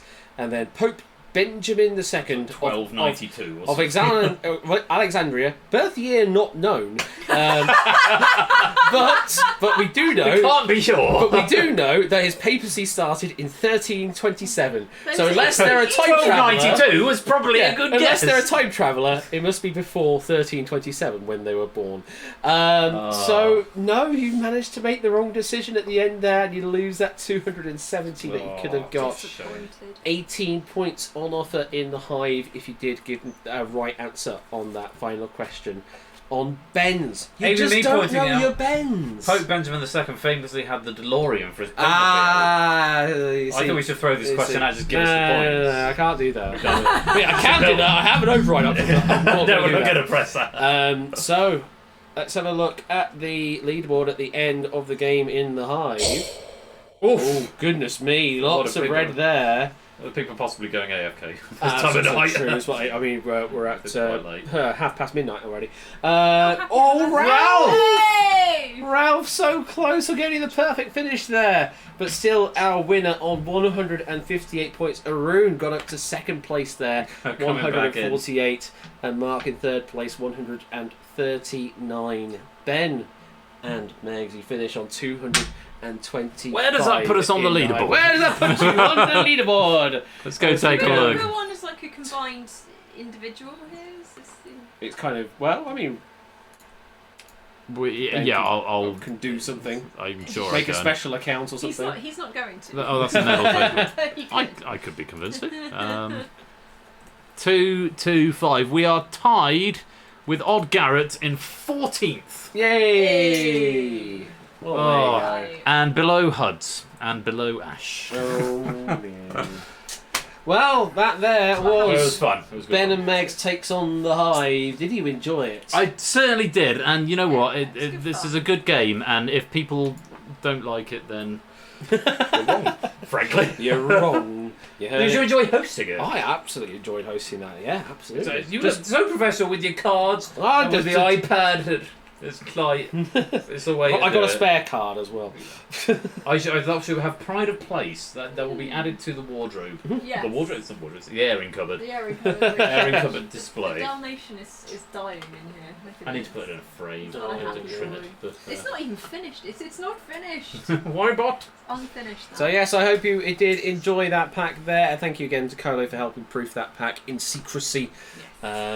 Really good fun. Really good fun. And good to see Ben have some fun with some of his games. The stream is not over, by the way, folks. Yeah, please don't go. unless Ben wants to call it off early. But no, I've got something to test. We do have I've written questions. We do have one final game for you, so do stick around for that. Yeah, I'm going to jump back into Persephone's chair at this point because there is a final game. I've written new questions for it, and I've refreshed Risky Business. There's a lot of things to test in this game. Because it wouldn't be a Saturday night in like the last 3 weeks without something new. So please do stick around. One final game to finish. It's a new question pack. It's not too tricky, I don't think. Both Ash and Megs are going to play it. Yes, dear, yes. They said that. Well, certainly Megs has said she's going to play it. I'm hoping Ash is going to join in as well. It's either on a desktop device or on a mobile phone. That would be great. If you. It's templates topper is the key word here, but I'll talk to you later about that. Thank you very much to Ash for hosting and writing, to Colo for proofing everything, and thank you to Megs for coming to join me. It's been really good. I've really enjoyed playing the Hive. As I say, it's my favourite game, and now I've got to do it. Maybe it'll come back in season 12. Who knows? That'd be good. It's a good game. It's a good game. It's fun. Yeah. But we have got one more game to finish off this birthday extravaganza.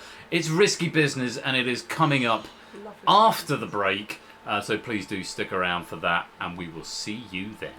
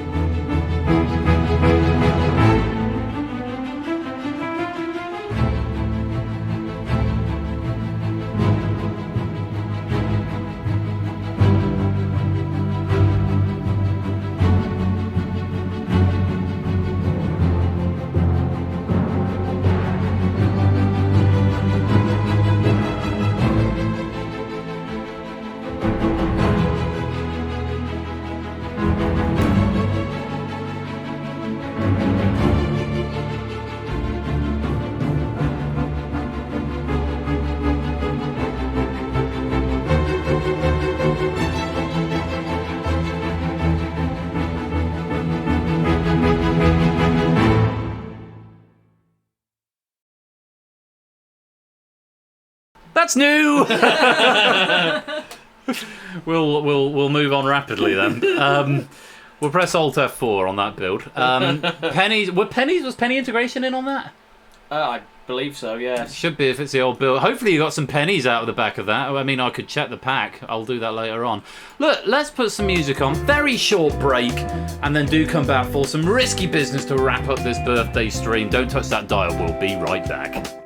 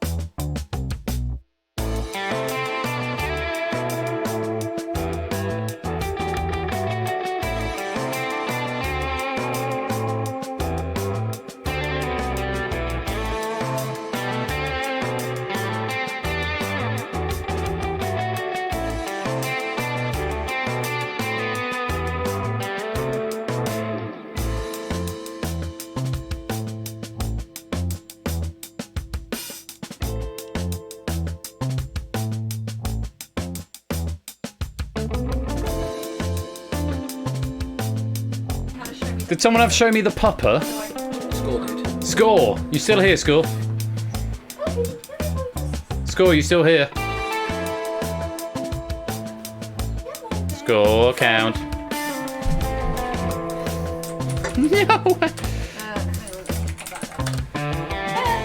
No, it was Score who went for show me the pupper. He's not there. He's online. Let me message him.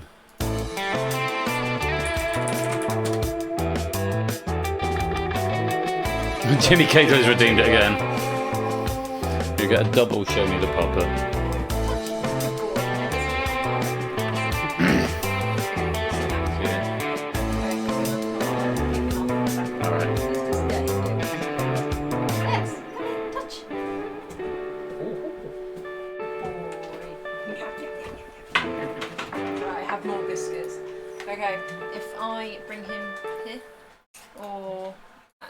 She's probably going to have to come and attack you, I'm afraid. Come on, what's this? Come on, what's this? What's this? Look. Do it. Come on, boy. Nope.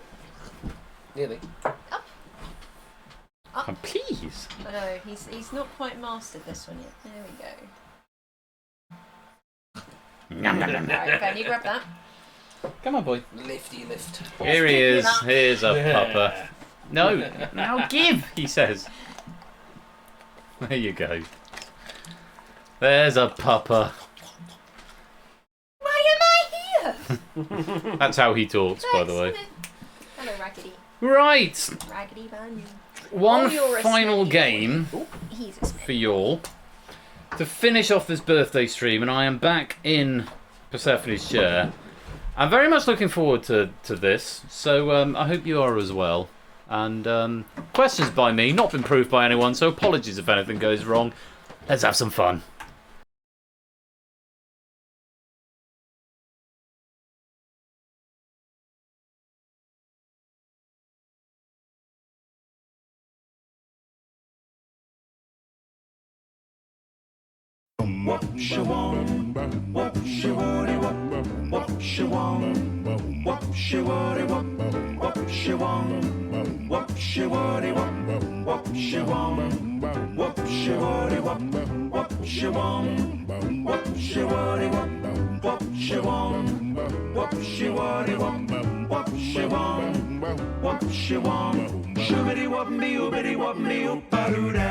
It's the final part of this Game Night Birthday Special, and it's risky business. If you want to play and you're playing on a mobile device, scan the QR code. If not, if you're on a desktop device, go to persephonesshare.h.io/game night. Where's the camera code MNRP. Where's the camera on this thing again? New things. Do I have to press the run game button? Yes. Okay. You need to press the run game button and then join with this room code. You, darling, will need to tell me what your one-time password is so that I can verify you. You'll need to verify by whispering a one-time password to Persephone's Twitch bot. But this is a new thing, which I will talk to you more about in due course. But for now, hopefully, it'll just work. Are you Mrs._Royal_Flush? I haven't joined yet. No, your Twitch name. Yes. Cool. When you have, tell me your password. Go portrait, you can go landscape, desktop, mobile, all should work. After feedback, as ever.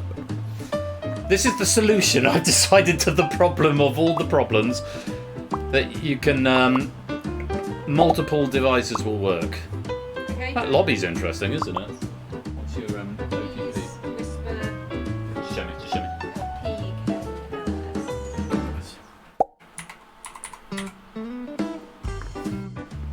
Hopefully this will work.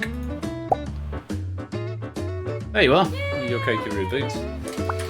So, in tandem with developing the new logic for risky business, I've been developing a client app. What? Do you need to whisper? Oh, I could do. Ashley can do yours as well. Save you going to Twitch. You're on the internet. It says I've joined the lobby. Oh, now it says it's validated, but Oh, there you are. There you're in. Try refreshing. There should be an auto reconnect built into it. He says with confidence. So there's a few safeguarding things in here. There's an auto reconnect if you unfocus. If you rejoin with a different browser version, you should, with the same Twitch account, it should just close the old one and rejoin you with the current one. Do you want me to? Okay. All feedback is welcome.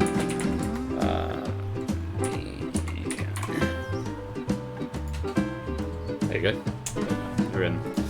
I have not tested this on all devices. I have tested it on my phone. And I have tested it on my PC. And on Colo's phone, which was also an iOS device, and on nothing else. So I'm curious as to how this works for you.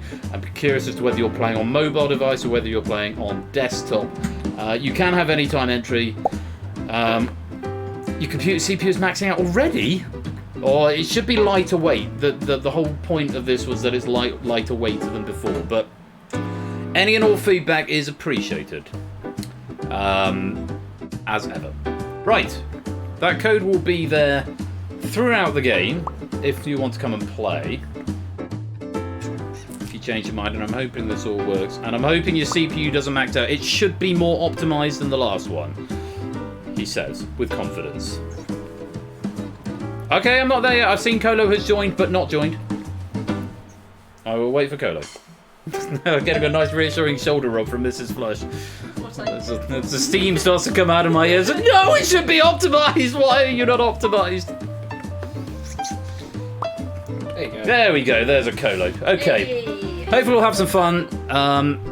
Says do not get on with the quiz. Okay. Well, he's in now, so I'm assuming I can. Fingers crossed, everything works. It's the internet, nothing is optimized. Well, the internet shouldn't affect CPU speeds, but it's fine. Okay, good, Tadara. Right, let's play. And hopefully the logic doesn't break. The rules are exactly the same, it's just a bit shinier than before, though the bloom isn't quite as intense as it was on the Abyss. Round one. It's favourable odds. Select one of the correct answers from the 5 presented within 15 seconds. You will have a timer on your device. If you move away from your device, I cannot guarantee that timer will continue. If your device locks, I cannot guarantee that you will receive the package, the payload from the host. So make sure your device is unlocked. It will auto reconnect when you unlock, but if you miss the send out, I can't do anything about that, so just be aware. Risk points increases while the correct answers decrease. Give me a right answer. Abstain, there's no penalty, but if you get it wrong, you reduce your risk to 0. For question number 4, you've got to choose to risk if you want to play it based on the options alone. I think you've all played before. Good luck! Round 1. Options up. Ray Charles. Johnny Cash. Elton John, Tina Turner, Leonard Bernstein. Name a musician who has been the subject of a cinematically released biopic.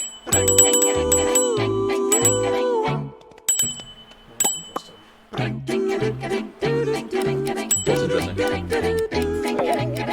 interesting? If you're playing in the same room, but that was always the way you knew if you were right or wrong immediately. That's true. So, well, I mean, this gives you all of the answers, though. True. That's different. That's an easy fix. Ash has pointed out that you get all the answers as soon as you submit, which is a potential spoiler, which is valid. My logic on that was that you knew right away whether you're right or wrong on the old logic, as you do here, because you go green or red. As most of you have done, Leonard Bernstein, the wrong answer. That's a Netflix film starring Bradley Cooper coming out later this year, but as of yet hasn't been released. Ray Charles was, of course, Ray. Starring Jamie Foxx. Johnny Cash, Walk the Line, starring Joaquin Phoenix. Elton John, Rocket Man, starring Taron Egerton. And Tina Turner was Angela Bassett. There was a film in 1992, also had Lawrence Fishburne in, that I forget the name of. But well done, most of you getting 2 points. On we go to the next question. Options are Morocco, Mauritania, Libya, Sudan, Egypt. In a country that borders Algeria, there are 3 correct answers up here. 3 points if you can find one. You don't have to play.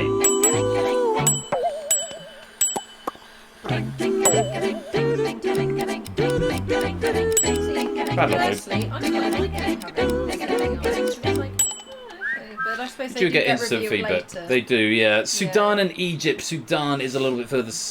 Egypt is top right of Africa, so northeast, I suppose, is probably what you'd say. Egypt is also in that I direction. was actually going to go for Morocco, and then I was like, no, don't go for that one. You're always wrong. Morocco, Mauritania, and Libya were the correct answers there. Well, then you've got some points. Bad luck if you've wiped out. On we go. The next question. 2 correct answers here. 5 points if you can find what options are. Pete Sampras. I love this question. Andre Agassi. Andy Murray. Ivan Lendl. Rafael Nadal. Name a tennis player who has won all 4 Grand Slams. Also, 3D letters.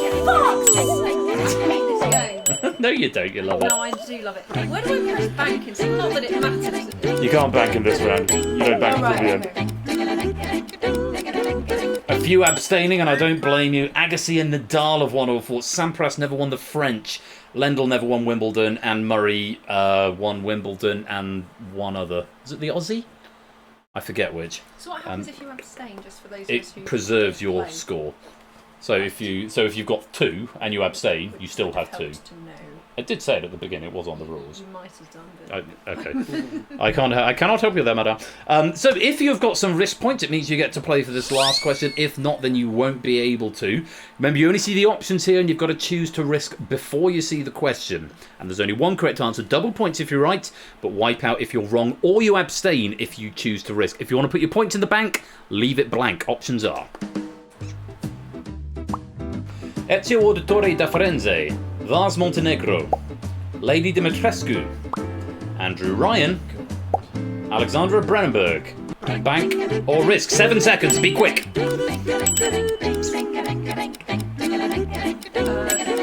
Help. Either my phone's died, or I don't know, it just says get ready for the question. Yes, you went restore game, didn't you? You should be online, but because you've restored it, you might have to refresh it and rejoin in a minute. But you didn't have. Oh no! If it just says get ready for questions, sorry, no, that's not you. You haven't got any risk. If you haven't got any risk, you don't get the option to play the question. So don't be alarmed if you didn't get the option to risk. It just means you didn't have any risk to play. Just 4 players going for it. Natter, Paulister, Silent Marine, and Bash. Oh, hello, Paulister. Welcome. You were a feature earlier on. Yes. So, best of luck with this. 1 correct answer, double points if you're right. Question is, name a video game protagonist. Not that one, Natter. That's the one, Paulister. Well done, Silent Marine. Go on, that's what you go for. Good man. Well played. I was like, I knew that one. I was thinking, you're declaring that as a protagonist. I think I might know as well, actually. I didn't know who that was as well. Ezio Auditore da Firenze, who is the protagonist. Welcome, Paulista. Welcome, Dragon. Protagonist in Assassin's Creed, of course. Vars Montenegro. All the others are antagonists. Vars Montenegro, Far Cry 3, Lady Dimitrescu from Resident Evil Village, Andrew Ryan from Bioshock, and Alexandra Brennenberg from Amnesia Dark Descent. All antagonists, only 1 protagonist up there. Well done to the 3 doubling up. Let's reorder the board. Put the points into the bank. Oh, excuse me. Paulista on 20, lots of players on 10. There's no point ordering by potential because no one has any risk at the moment. Let's go on, another 4 questions. 4 correct answers up here, 2 points if you can find a right one, and the options are parsley, rosemary, oregano, I think I know it is. basil, Oh, no, maybe not. cardamom. It's not going where I thought it was. Name a herb.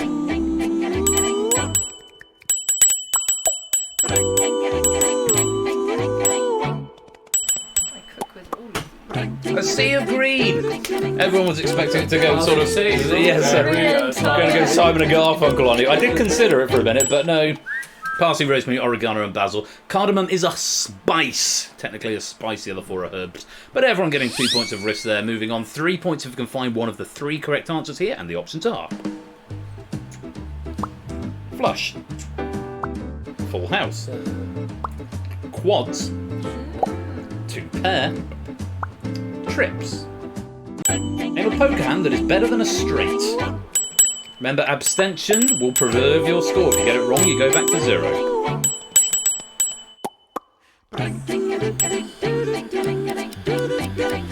Is Eisen's going to make it sea of green, or is he going to abstain? No pressure. Oh! No, you've gone red because it was wrong. You probably shouldn't go red there. That's probably a bug. But you have still got your 2 points of risk. Two pair in order it would go. Two pair, then trips, which is 3 of a kind, then a straight, then flush, full house, and quads in that order. Since you've still got those 2 points of risk despite going red, it's just ordered you by risk order there, which is why you've gone to the bottom. Well played. Let's put the no points to go into the bank. Most players on 5, Jason's on 2. Here is the next question. 2 correct answers, 5 points if you can find one. Ralph Vaughan Williams, Claude Debussy, Joseph Haydn, Dmitri Shostakovich, Gustav Mahler. Name a composer who completed exactly 9 symphonies. Well done, Natter. And Inca, of course. Oh, Paul is still with the wipeout at the top. I'm anticipating a lot of abstention here. Dragon has said nope. Something refreshed over there. Yeah, Vaughan Williams and Mahler both composed 9. Debussy didn't compose any. Shostakovich was 15, I think, and Haydn was about 106.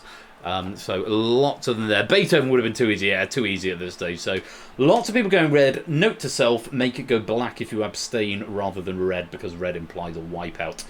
Will be confusing, for example, with Paul Lister, who has wiped out. So black for abstention, mental note to self. But we've got 3 players on 10, Inca, Sam and Natter. Everyone else is on 5, apart from Jason's on 2, and Paul Lister, who's wiped out, who won't get to risk on this question. But if you want to risk, you need to press the big risk button for potentially double points. Only 1 correct answer, and the options are... And only 7 seconds to make a decision. Rodrigo, Graziano, Banquo, Bernardo, Mercutio. Bank or risk? Come on, surely. Look how big the risk button is. No. Most points going in the bank. Just Proogs. You got a one-man show here for potentially 10 points. Here's the question just for you. Name a character listed on the dramatis persona of Shakespeare's Othello.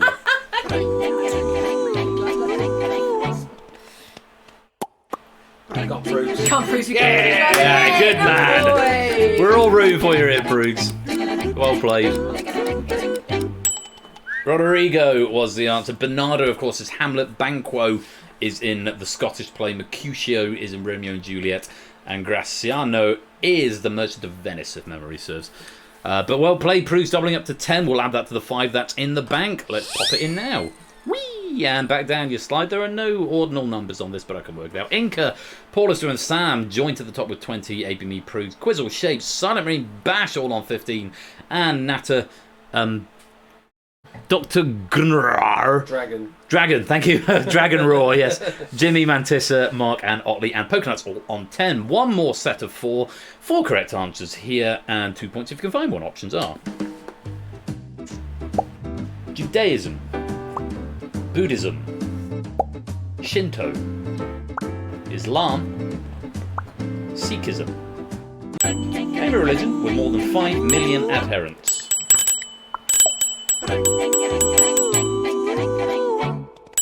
That's very cash. Oh, I see a green. Lovely. Bit of a freebie there, yeah. Shinto is the wrong answer there. 4.2 million. Everything else more than 5. And the Risky Business theme in Risky Business is a message from our sponsor, Prey. Happy birthday, my dude. Hope you had a blast and hope the stream has gone well. It's gone pogging brilliantly, Prey. Thank you very much. And thank you for the 4-month subscription there. Most grateful to you. Yeah, Judaism, the next lowest, I think, is just over 5, about 5.2 or something. Islam, Sikhism, and Buddhism are well up into the high millions, if not the billions. So everyone going green there. I told you it was an easy pack. Nice, friendly one to win the night. Let's see what the next question brings. 3 correct options and 3 points if you can find one. In before a swerve. Meow. There's the swerve. Entai, Slowking, Mareep, Groudon. Name a Pokemon first introduced in Gen 2. 3 of those are right. I barely got my head around Generation 1. Few abstentions here. kind of does process of elimination for you. Yeah, Meowth Gen 1, Groudon Gen 3, Entei, Slowking, and Mareep. All Gen 2. My process of eliminated out Meowth, but wasn't Meowth sure on Groudon, so... Yeah, Groudon was the one there. So whether the risky ones, a few people have gone for it, or maybe they just know Pokemon. One more question. 5 points available, 2 correct answers, and the options are... Meowth! That's wrong. Yes, nice, Mr. Virgo. Marks and Spencer. Barclays. Vodafone Group. IBM. Subway. Name a FTSE 100 company. It's the equivalent of the Nasdaq in the States.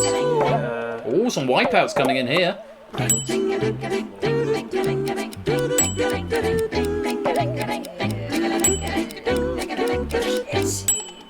Mrs. Flush makes it. Nice. And we've got 5 players with 10. Prue, Shakes, Mark, Giazens and Pyro. Colo, Mrs. Flush and Topper all on 7. A lot of players on 5. A few wipeouts there. Barclays and Vodafone are both on the FTSE. IBM are not. Subway are on the Fortune 500. Marks and Spencers were nowhere to be seen. Yeah, bad luck if you wiped out on that, and I really must make you go black if you abstain. I was torn between Vodafone and Barclays, so I'm actually really pleased. So 7 seconds to make a decision on whether you want to risk here. Look, 3D. They're 3D letters. They've been extruded. They're not just flat text anymore. They have extra dimensions. Extra dimensions. And if you do want to risk, 4 options, and you've got 7 seconds to make up your mind. Only 1 correct answer and double points if you're right. And the options are... C, yes, will be. Wheelbarrow. Scotty Dog. Sack of Money. Rocking Horse. Oh, no, I think I know where this might be going. Cat. Bank or risk? Go for it. You're not. Mrs. Flush is putting her 7 into the bank, taking her to 12. We have got 6 people giving this a go. Jimmy, Bash, Sam, Topper, Pyro and Mark. Mark and Pyro both on 10 points of risk. Topper's on 7, Sam, Bash and Jimmy on 5. Hope to double up here. Only 1 correct answer. 15 seconds. Good luck. Here's a question. Name an original Monopoly token. Oh. Sam and Jimmy. Sam's wrong. Jimmy, gotta be quick. Oh, Scotty Dog. Yeah, Scotty Dog didn't come in until a little bit later. The Rocking Horse. It's no longer on the board. I did know all of these. Wheelbarrow came in a bit later and was then discontinued. Scotty Dog is still there now, as is Cat, but didn't come in until later, like by Sack of Money. Rocking Horse, it wasn't there very long, but I was tossed up between Rocking Horse and Cannon. Were both original tokens that aren't on there now. But bad luck if you've wiped out there. That's the end of round 1. Let's put any points in the bank and check out the scores. No points to go in the bank at the end of that. Inca Prugs in Shapes at the lead with 25. Paulus and Sam both got 20. G. Eisens with 17. ABME, Dragonaut, Lee, Poconuts, Quizzle, and Silentbean and Bash all with 15. Kodo and Mrs. Flush have 12. Natta, Jimmy, Mantissa, Mark, Mr. Vertigo and Tadara on 10. Fetz, Pyro and Topper on 5. I've bumped the payout ratio on this to something like 5 times whatever your score is. So whatever your final score is, times it by 5 and you'll get that many pennies. On we go, round 2. You'll like this. Collect as many of the 9 presented options as you like within 60 seconds. At least 4 and up to 7 of the answers will be correct. For each correct answer identified, you earn 5 risk points. However, if you identify even 1 incorrect answer, you score nothing for the board. 3 boards in the round, and we're banked after every board.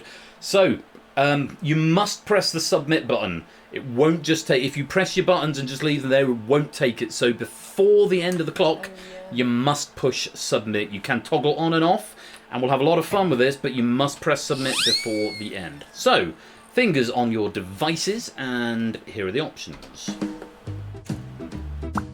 Winchester, Hampshire, Lewis, East Sussex, Truro, Cornwall, Tamworth, Staffordshire, Preston, Lancashire, Norwich, Norfolk, Reading, Berkshire, Worthing, West Sussex, Salisbury, Wiltshire. Identify the UK county towns.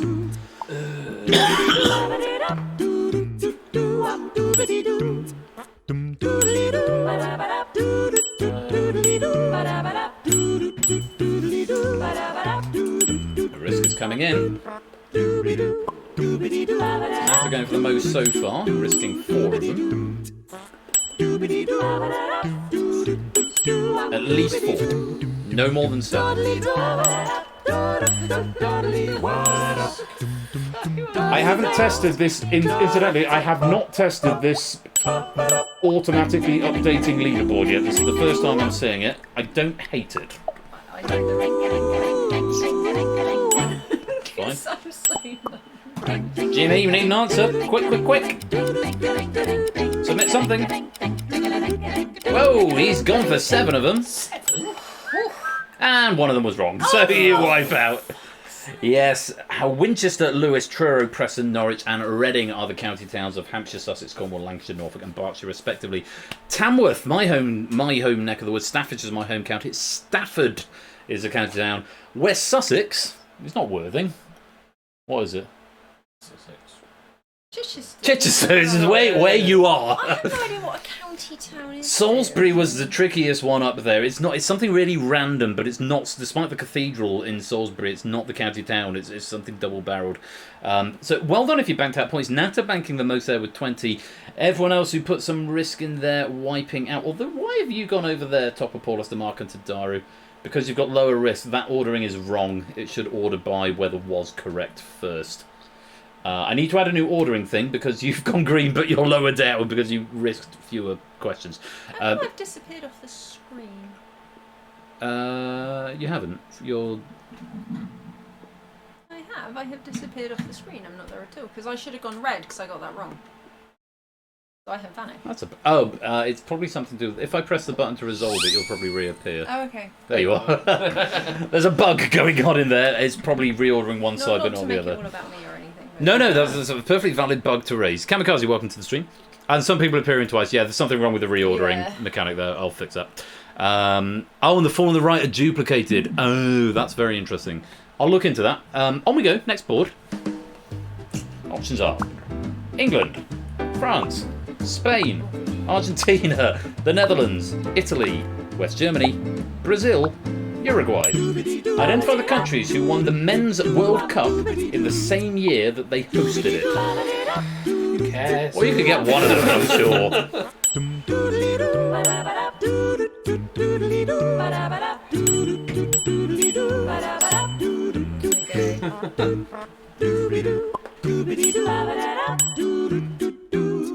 I bet you've gone for those two, haven't you? Have you not?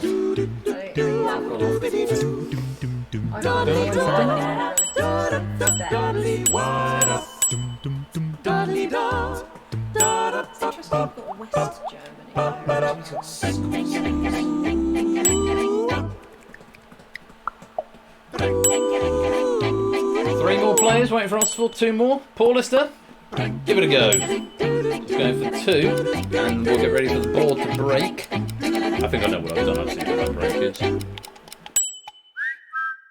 And there we have them. England, France, Argentina, Italy, West Germany and Uruguay. Spain have only won once.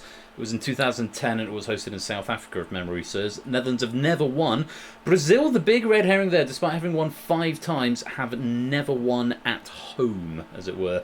England in 1966, France 1988, Uruguay 1930, Italy 1934, West Germany 1976, I think, or 78 possibly, and Argentina sometime around there as well. The music for this is amazing. I have been all week when I've been working at home, and if as and when Ben's found a spare minute to work on it, like every now and then you hear the chorus around our house. So mainly evenings after work. It's just been like just floating through the house. Just floating through. It's been lovely though because it's a great theme. But yeah. Apologies that board is still broken. I'm not quite sure why, but let's reorder the board one more in this round as Inca and Shapes are tied at the top of 55. Quizzle with 50. Ollie and Sam with 45. One more board in this round. Let's take a look. What did I write for this one? Oh yes, Lyndon B. Johnson, James Buchanan, William Howard Taft, Donald J. Trump, Herbert Hoover, Richard Nixon, Jimmy Carter, Grover Cleveland, Gerald Ford. Identify the Republican US presidents. Oh, I might actually know this. You should know at least one. Yeah, exactly. I hope. If you're playing on a mobile device, try portrait and landscape, just see what happens. Yeah, I'm only doing 2. 2, casual 2. Doing a casual 2. Would they be the same 2 Probably, yeah. One of them will I'm going receive to for the other three. one. Shake's going for 3. I don't want to say any more than that. Bets has gone for 4. Oh yeah, sorry.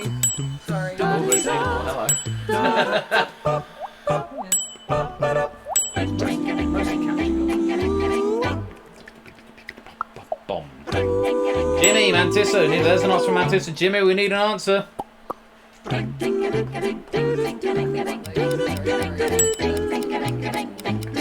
He's gone for 3. Everyone's got an answer in. Most players getting some points there. Why is it not? I know why it's not reordering the left side, not reordering the clone straps is all that's happening there. Donald J. Trump, Herbert Hoover, Richard Nixon, William Howard Taft and Gerald Ford with the 5 answers. Well done, Inca, finding all 5 of them. Lyndon B. Johnson, James Buchanan, Jimmy Carter and Grover Cleveland were all Democrats. That is the end of board 3 and the end of round 2. Let's clear the board and check out the scores. Well, my goodness, my gracious, my goodness. My gracious. Inca's in the lead with 80, Shapes in second with 70, Quizzle is in third with 65, we've got Ollie and Sam with 60, Jimmy's got 55, AB me on 45, Bash has got 40, Dragon, Fetz, Mark and Paulus on 35, Colonel on 32, bucking the multiples of 5 trend there, Natter, Sana Marine and Topper on 30, G. Eisen's on 27, Mantissa, Mr. Vertigo, Pokenut, Prudes and Tadara on 25, Mrs. Flush on 22, Pyro's on 5, and Kamikaze has yet to score, but he has just joined the game, so I guess that's fine. On we go to the final round, where it could make all the difference.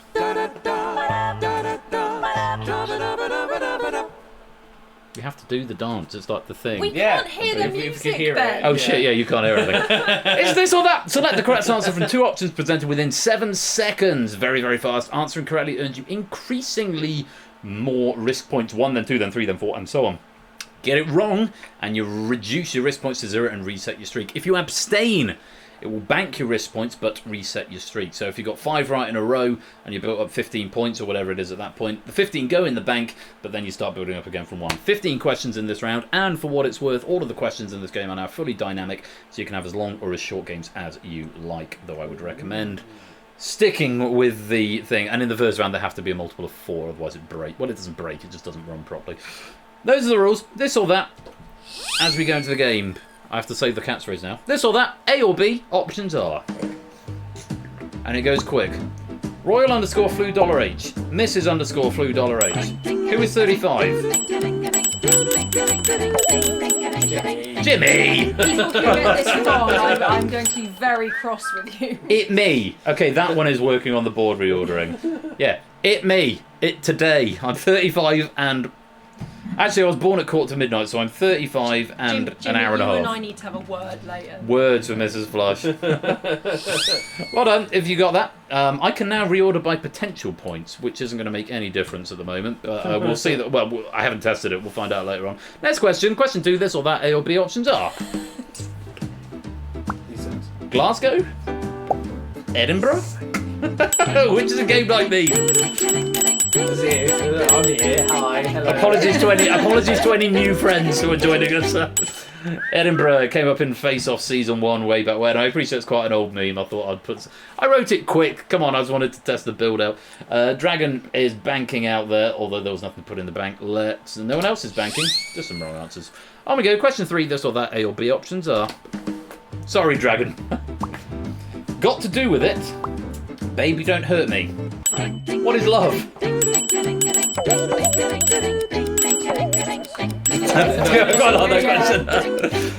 That was in my test pack for the longest time. What is love? Baby, don't hurt me by Hadaway. The other one is What's love got to do? Got to do. Second Tina Turner reference, wasn't it? Yeah, that's What's love, not What is love. Bad luck if you're wiping out on that one. Lots of players on 6 points of risk at the moment. If I order by risk now...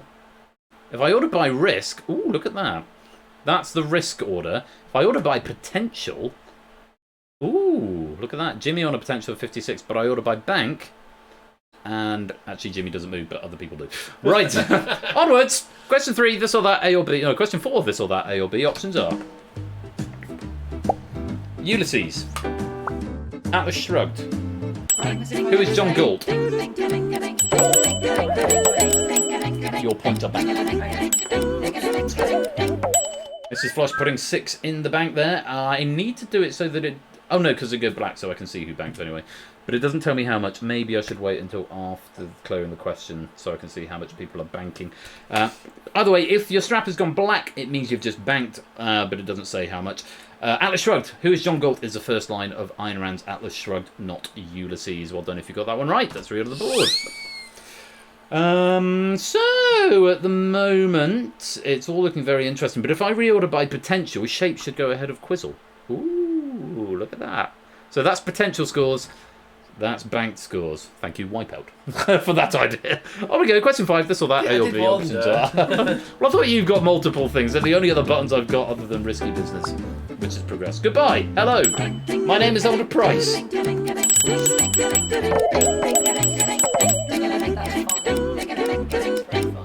Hello. Hello, Elder Price, and I would like to share with you the most amazing book. It's the Book of Mormon, my dudes. Well, I don't know if you got that one right. 5 players, 6 players still on the maximum risk. It's a book about America a long, long time ago. Onwards, question 6, this or that A or B options are. No, Elder Cunningham. That's not how we do it. Matthew. Okay, real questions coming in. John. Which gospel is synoptic?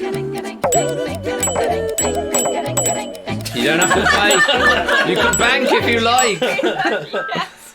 Matthew, Luke, and Mark are the synoptic gospels because they are basically the same thing. John is a bit different because he had to do his own thing. Mark, Sam, and Inca still with the maximum risk streak. There's always a John. A-level theology, isn't it?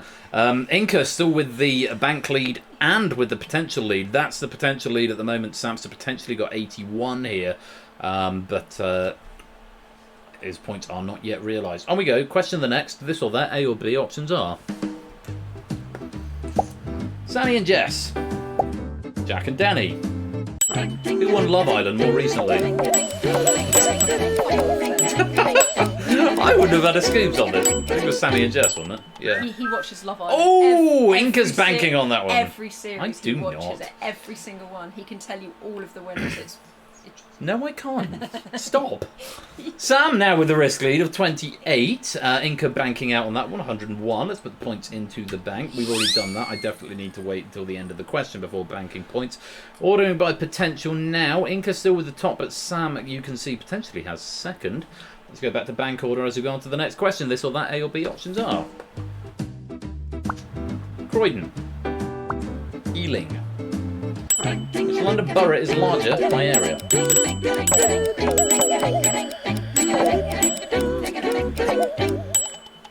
Oh, Sam!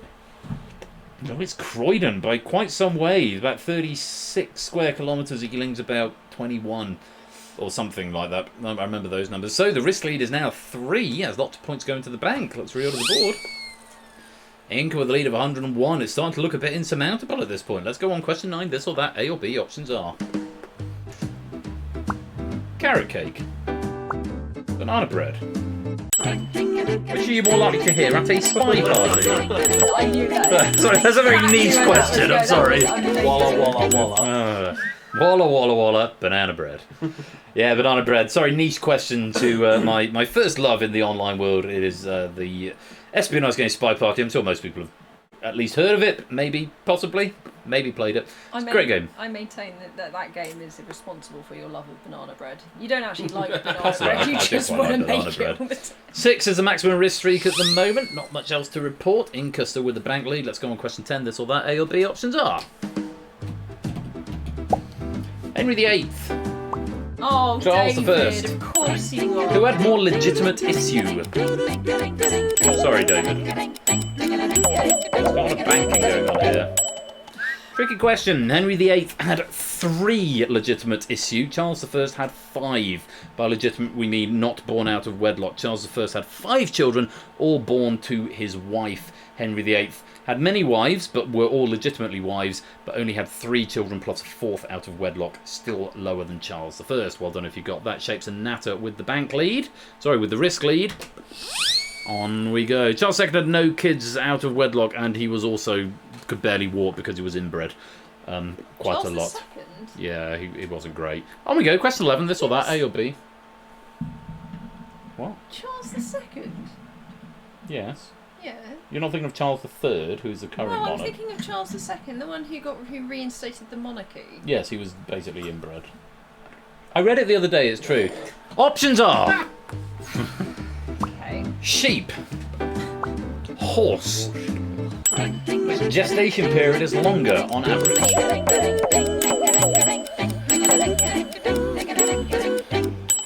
It's not a firm rule, but broadly speaking, the bigger the animal, the longer the gestation period. Horse, at about 260 odd days. Sheep is about 130 something. Well done, Natter, with the risk lead of 15. On we go. Inca still with the lead, not looking like he's being caught anytime, but a race on for silver. As we go to question 12, this or that, A or B options are... Men Against Fire.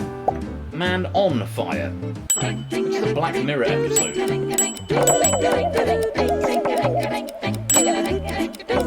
Not that one. No, more that one. Men Against Fire, Season 3. Not a great episode. Man on Fire was a 2004 film starring Denzel Washington, for which I think he got some Oscars, possibly. Inca, Quizzle and Sam now with a risk lead of 10. Let's put the points in the bank, which has already been done because I've not programmed it properly. And we go on to the last 3 questions of the night. Question 13, this or that, A or B options are... Coppola. Brando. Which major film family is Nicolas Cage directly related?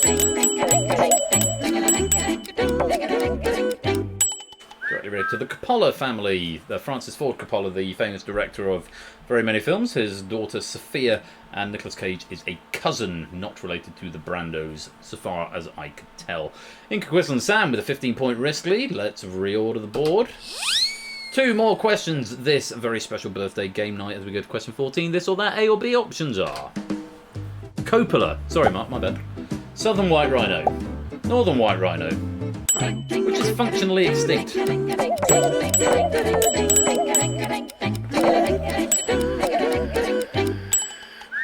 The northern white rhino. The southern white rhino is about 15,000 instances. That's a programming word.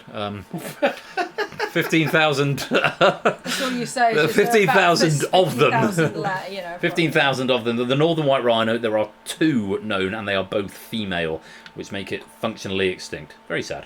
But well done if you got that one right. Shapes with the risk lead of 6. Let's reorder the board. I don't know how much difference it's going to make, but we can see if we order by potential. Ooh, Shapes. Possibly eking in for a bronze medal, and a message from our sponsor, Silent Marine. Instances? Does that mean we're all in a simulation? Quite possibly. Shapes with the possibility to sneak a bronze here with his potential score at the moment. Sam currently holding it right now, so it's going to depend what happens with Shapes and with Otley here. As we go to the last question of the night, this or that, A or B, options are... 80_Bash. Royal_Flu $H. Who's older? Hope you get this one right. That's a lot of wrong answers now. More wrong answers than I thought. Even if it is my birthday, I'm another year older, you will always be older than me. Ash is 36 in October? November? November.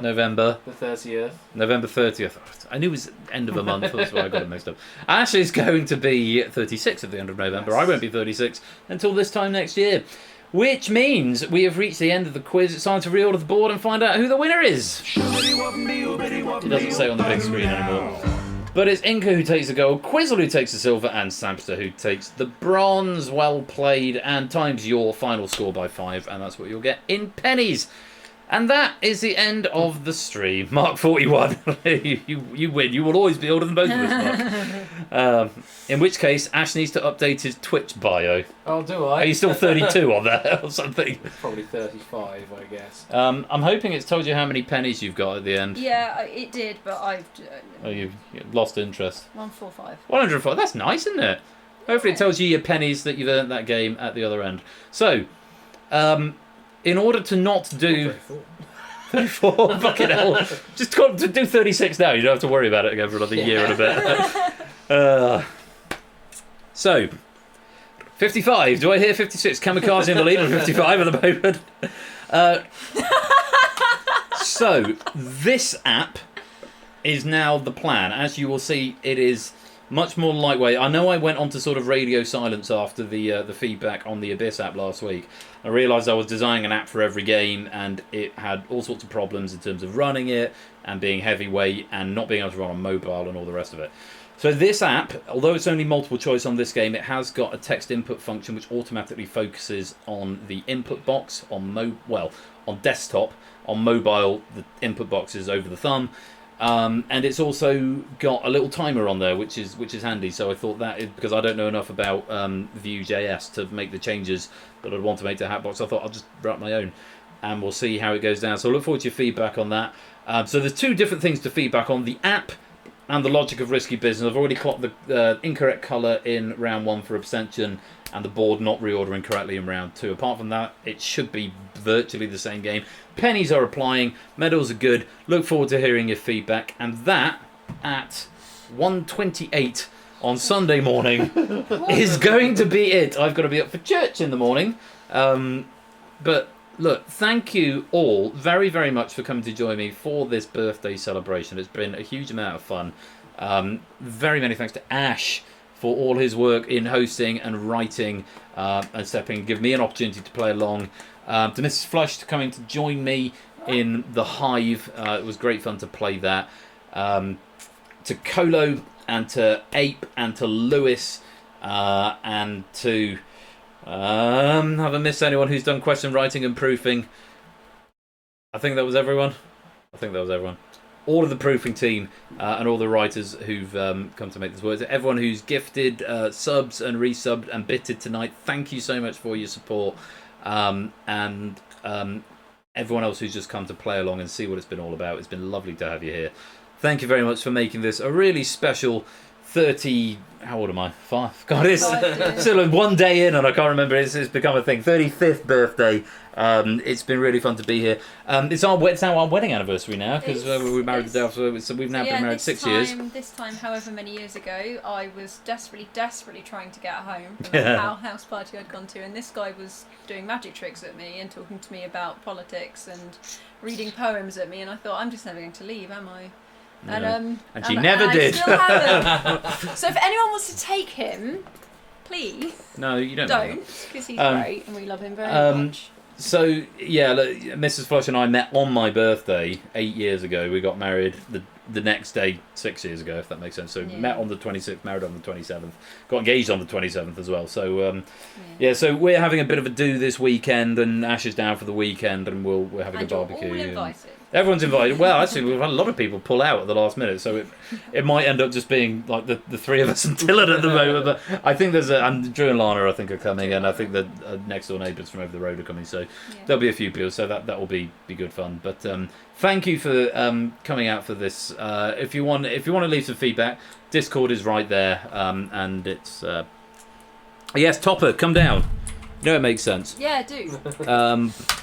Discord is right there, do come and join us. But yeah, the salient takeaway from doing this Risky Business game at the end is that this app is what I want to make the regular thing, because you can use it on phone, you can use it on desktop. I can make a standalone client if you don't want to play it in a browser available as well, and hopefully it will be the consistent thing for all of the games. It's going to take a little while to sort of get them there, because I want to reprogram all the logic for a lot of the older ones as well. But yeah, that's the plan. So, look forward to your feedback. Thank you all very much for playing. Thank you for coming to celebrate my birthday. Thank you to Ash. Thank you to Meg. Thank you to all the writers, the proofers, and all of you for playing. We're going to leave it there, otherwise I'm going to say the whole... That's twice I've said everything now, and so we need to wrap up because it is bedtime. What's happening? Bash, what are you doing on this week? You got a dev stream on Wednesday? Yeah, dev stream or something. Let us shout out AT_Bash. He's going to be dev streaming on Wednesday and possibly playing more quiz games on Friday. Yes. Topper has got his season finale on Thursday next week. Quarren Stream, we're going to go raid Quarren Stream. Quarren Stream is live, as is Chase VGM. Ooh, who do we go to? It's got to be Quarren Stream, surely. Yeah. Quarren Stream. Let's get the link. Oh, not that one. That's the wrong one. Let's get Quarren Stream, because we're going to go raid, and we're going to say, there we go. That's who we're going to raid. I am back next week. 2 more episodes of this season. What have I got on? What's on? Crossfire, The Abyss, and Bidding War, the 2 games with the custom client apps, which may or may not change between now and next week. Depends how much time I find in between work. But that is coming up next week. Crossfire, the Abyss is by me. Crossfire, I think, is BC. Bidding War is Lingo. And then there's one more episode with the Seeds of Valor. There might be some buzz off next week as well, but that'll be at 8 PM, the normal time over here. We are going to go and raid Quarren Stream game. Hopefully that works. And we're going to say hashtag happy birthday. Oh yeah, surely it's the Pope. Surely it's the Pope. That's going to be the raid message. Surely it's the Pope.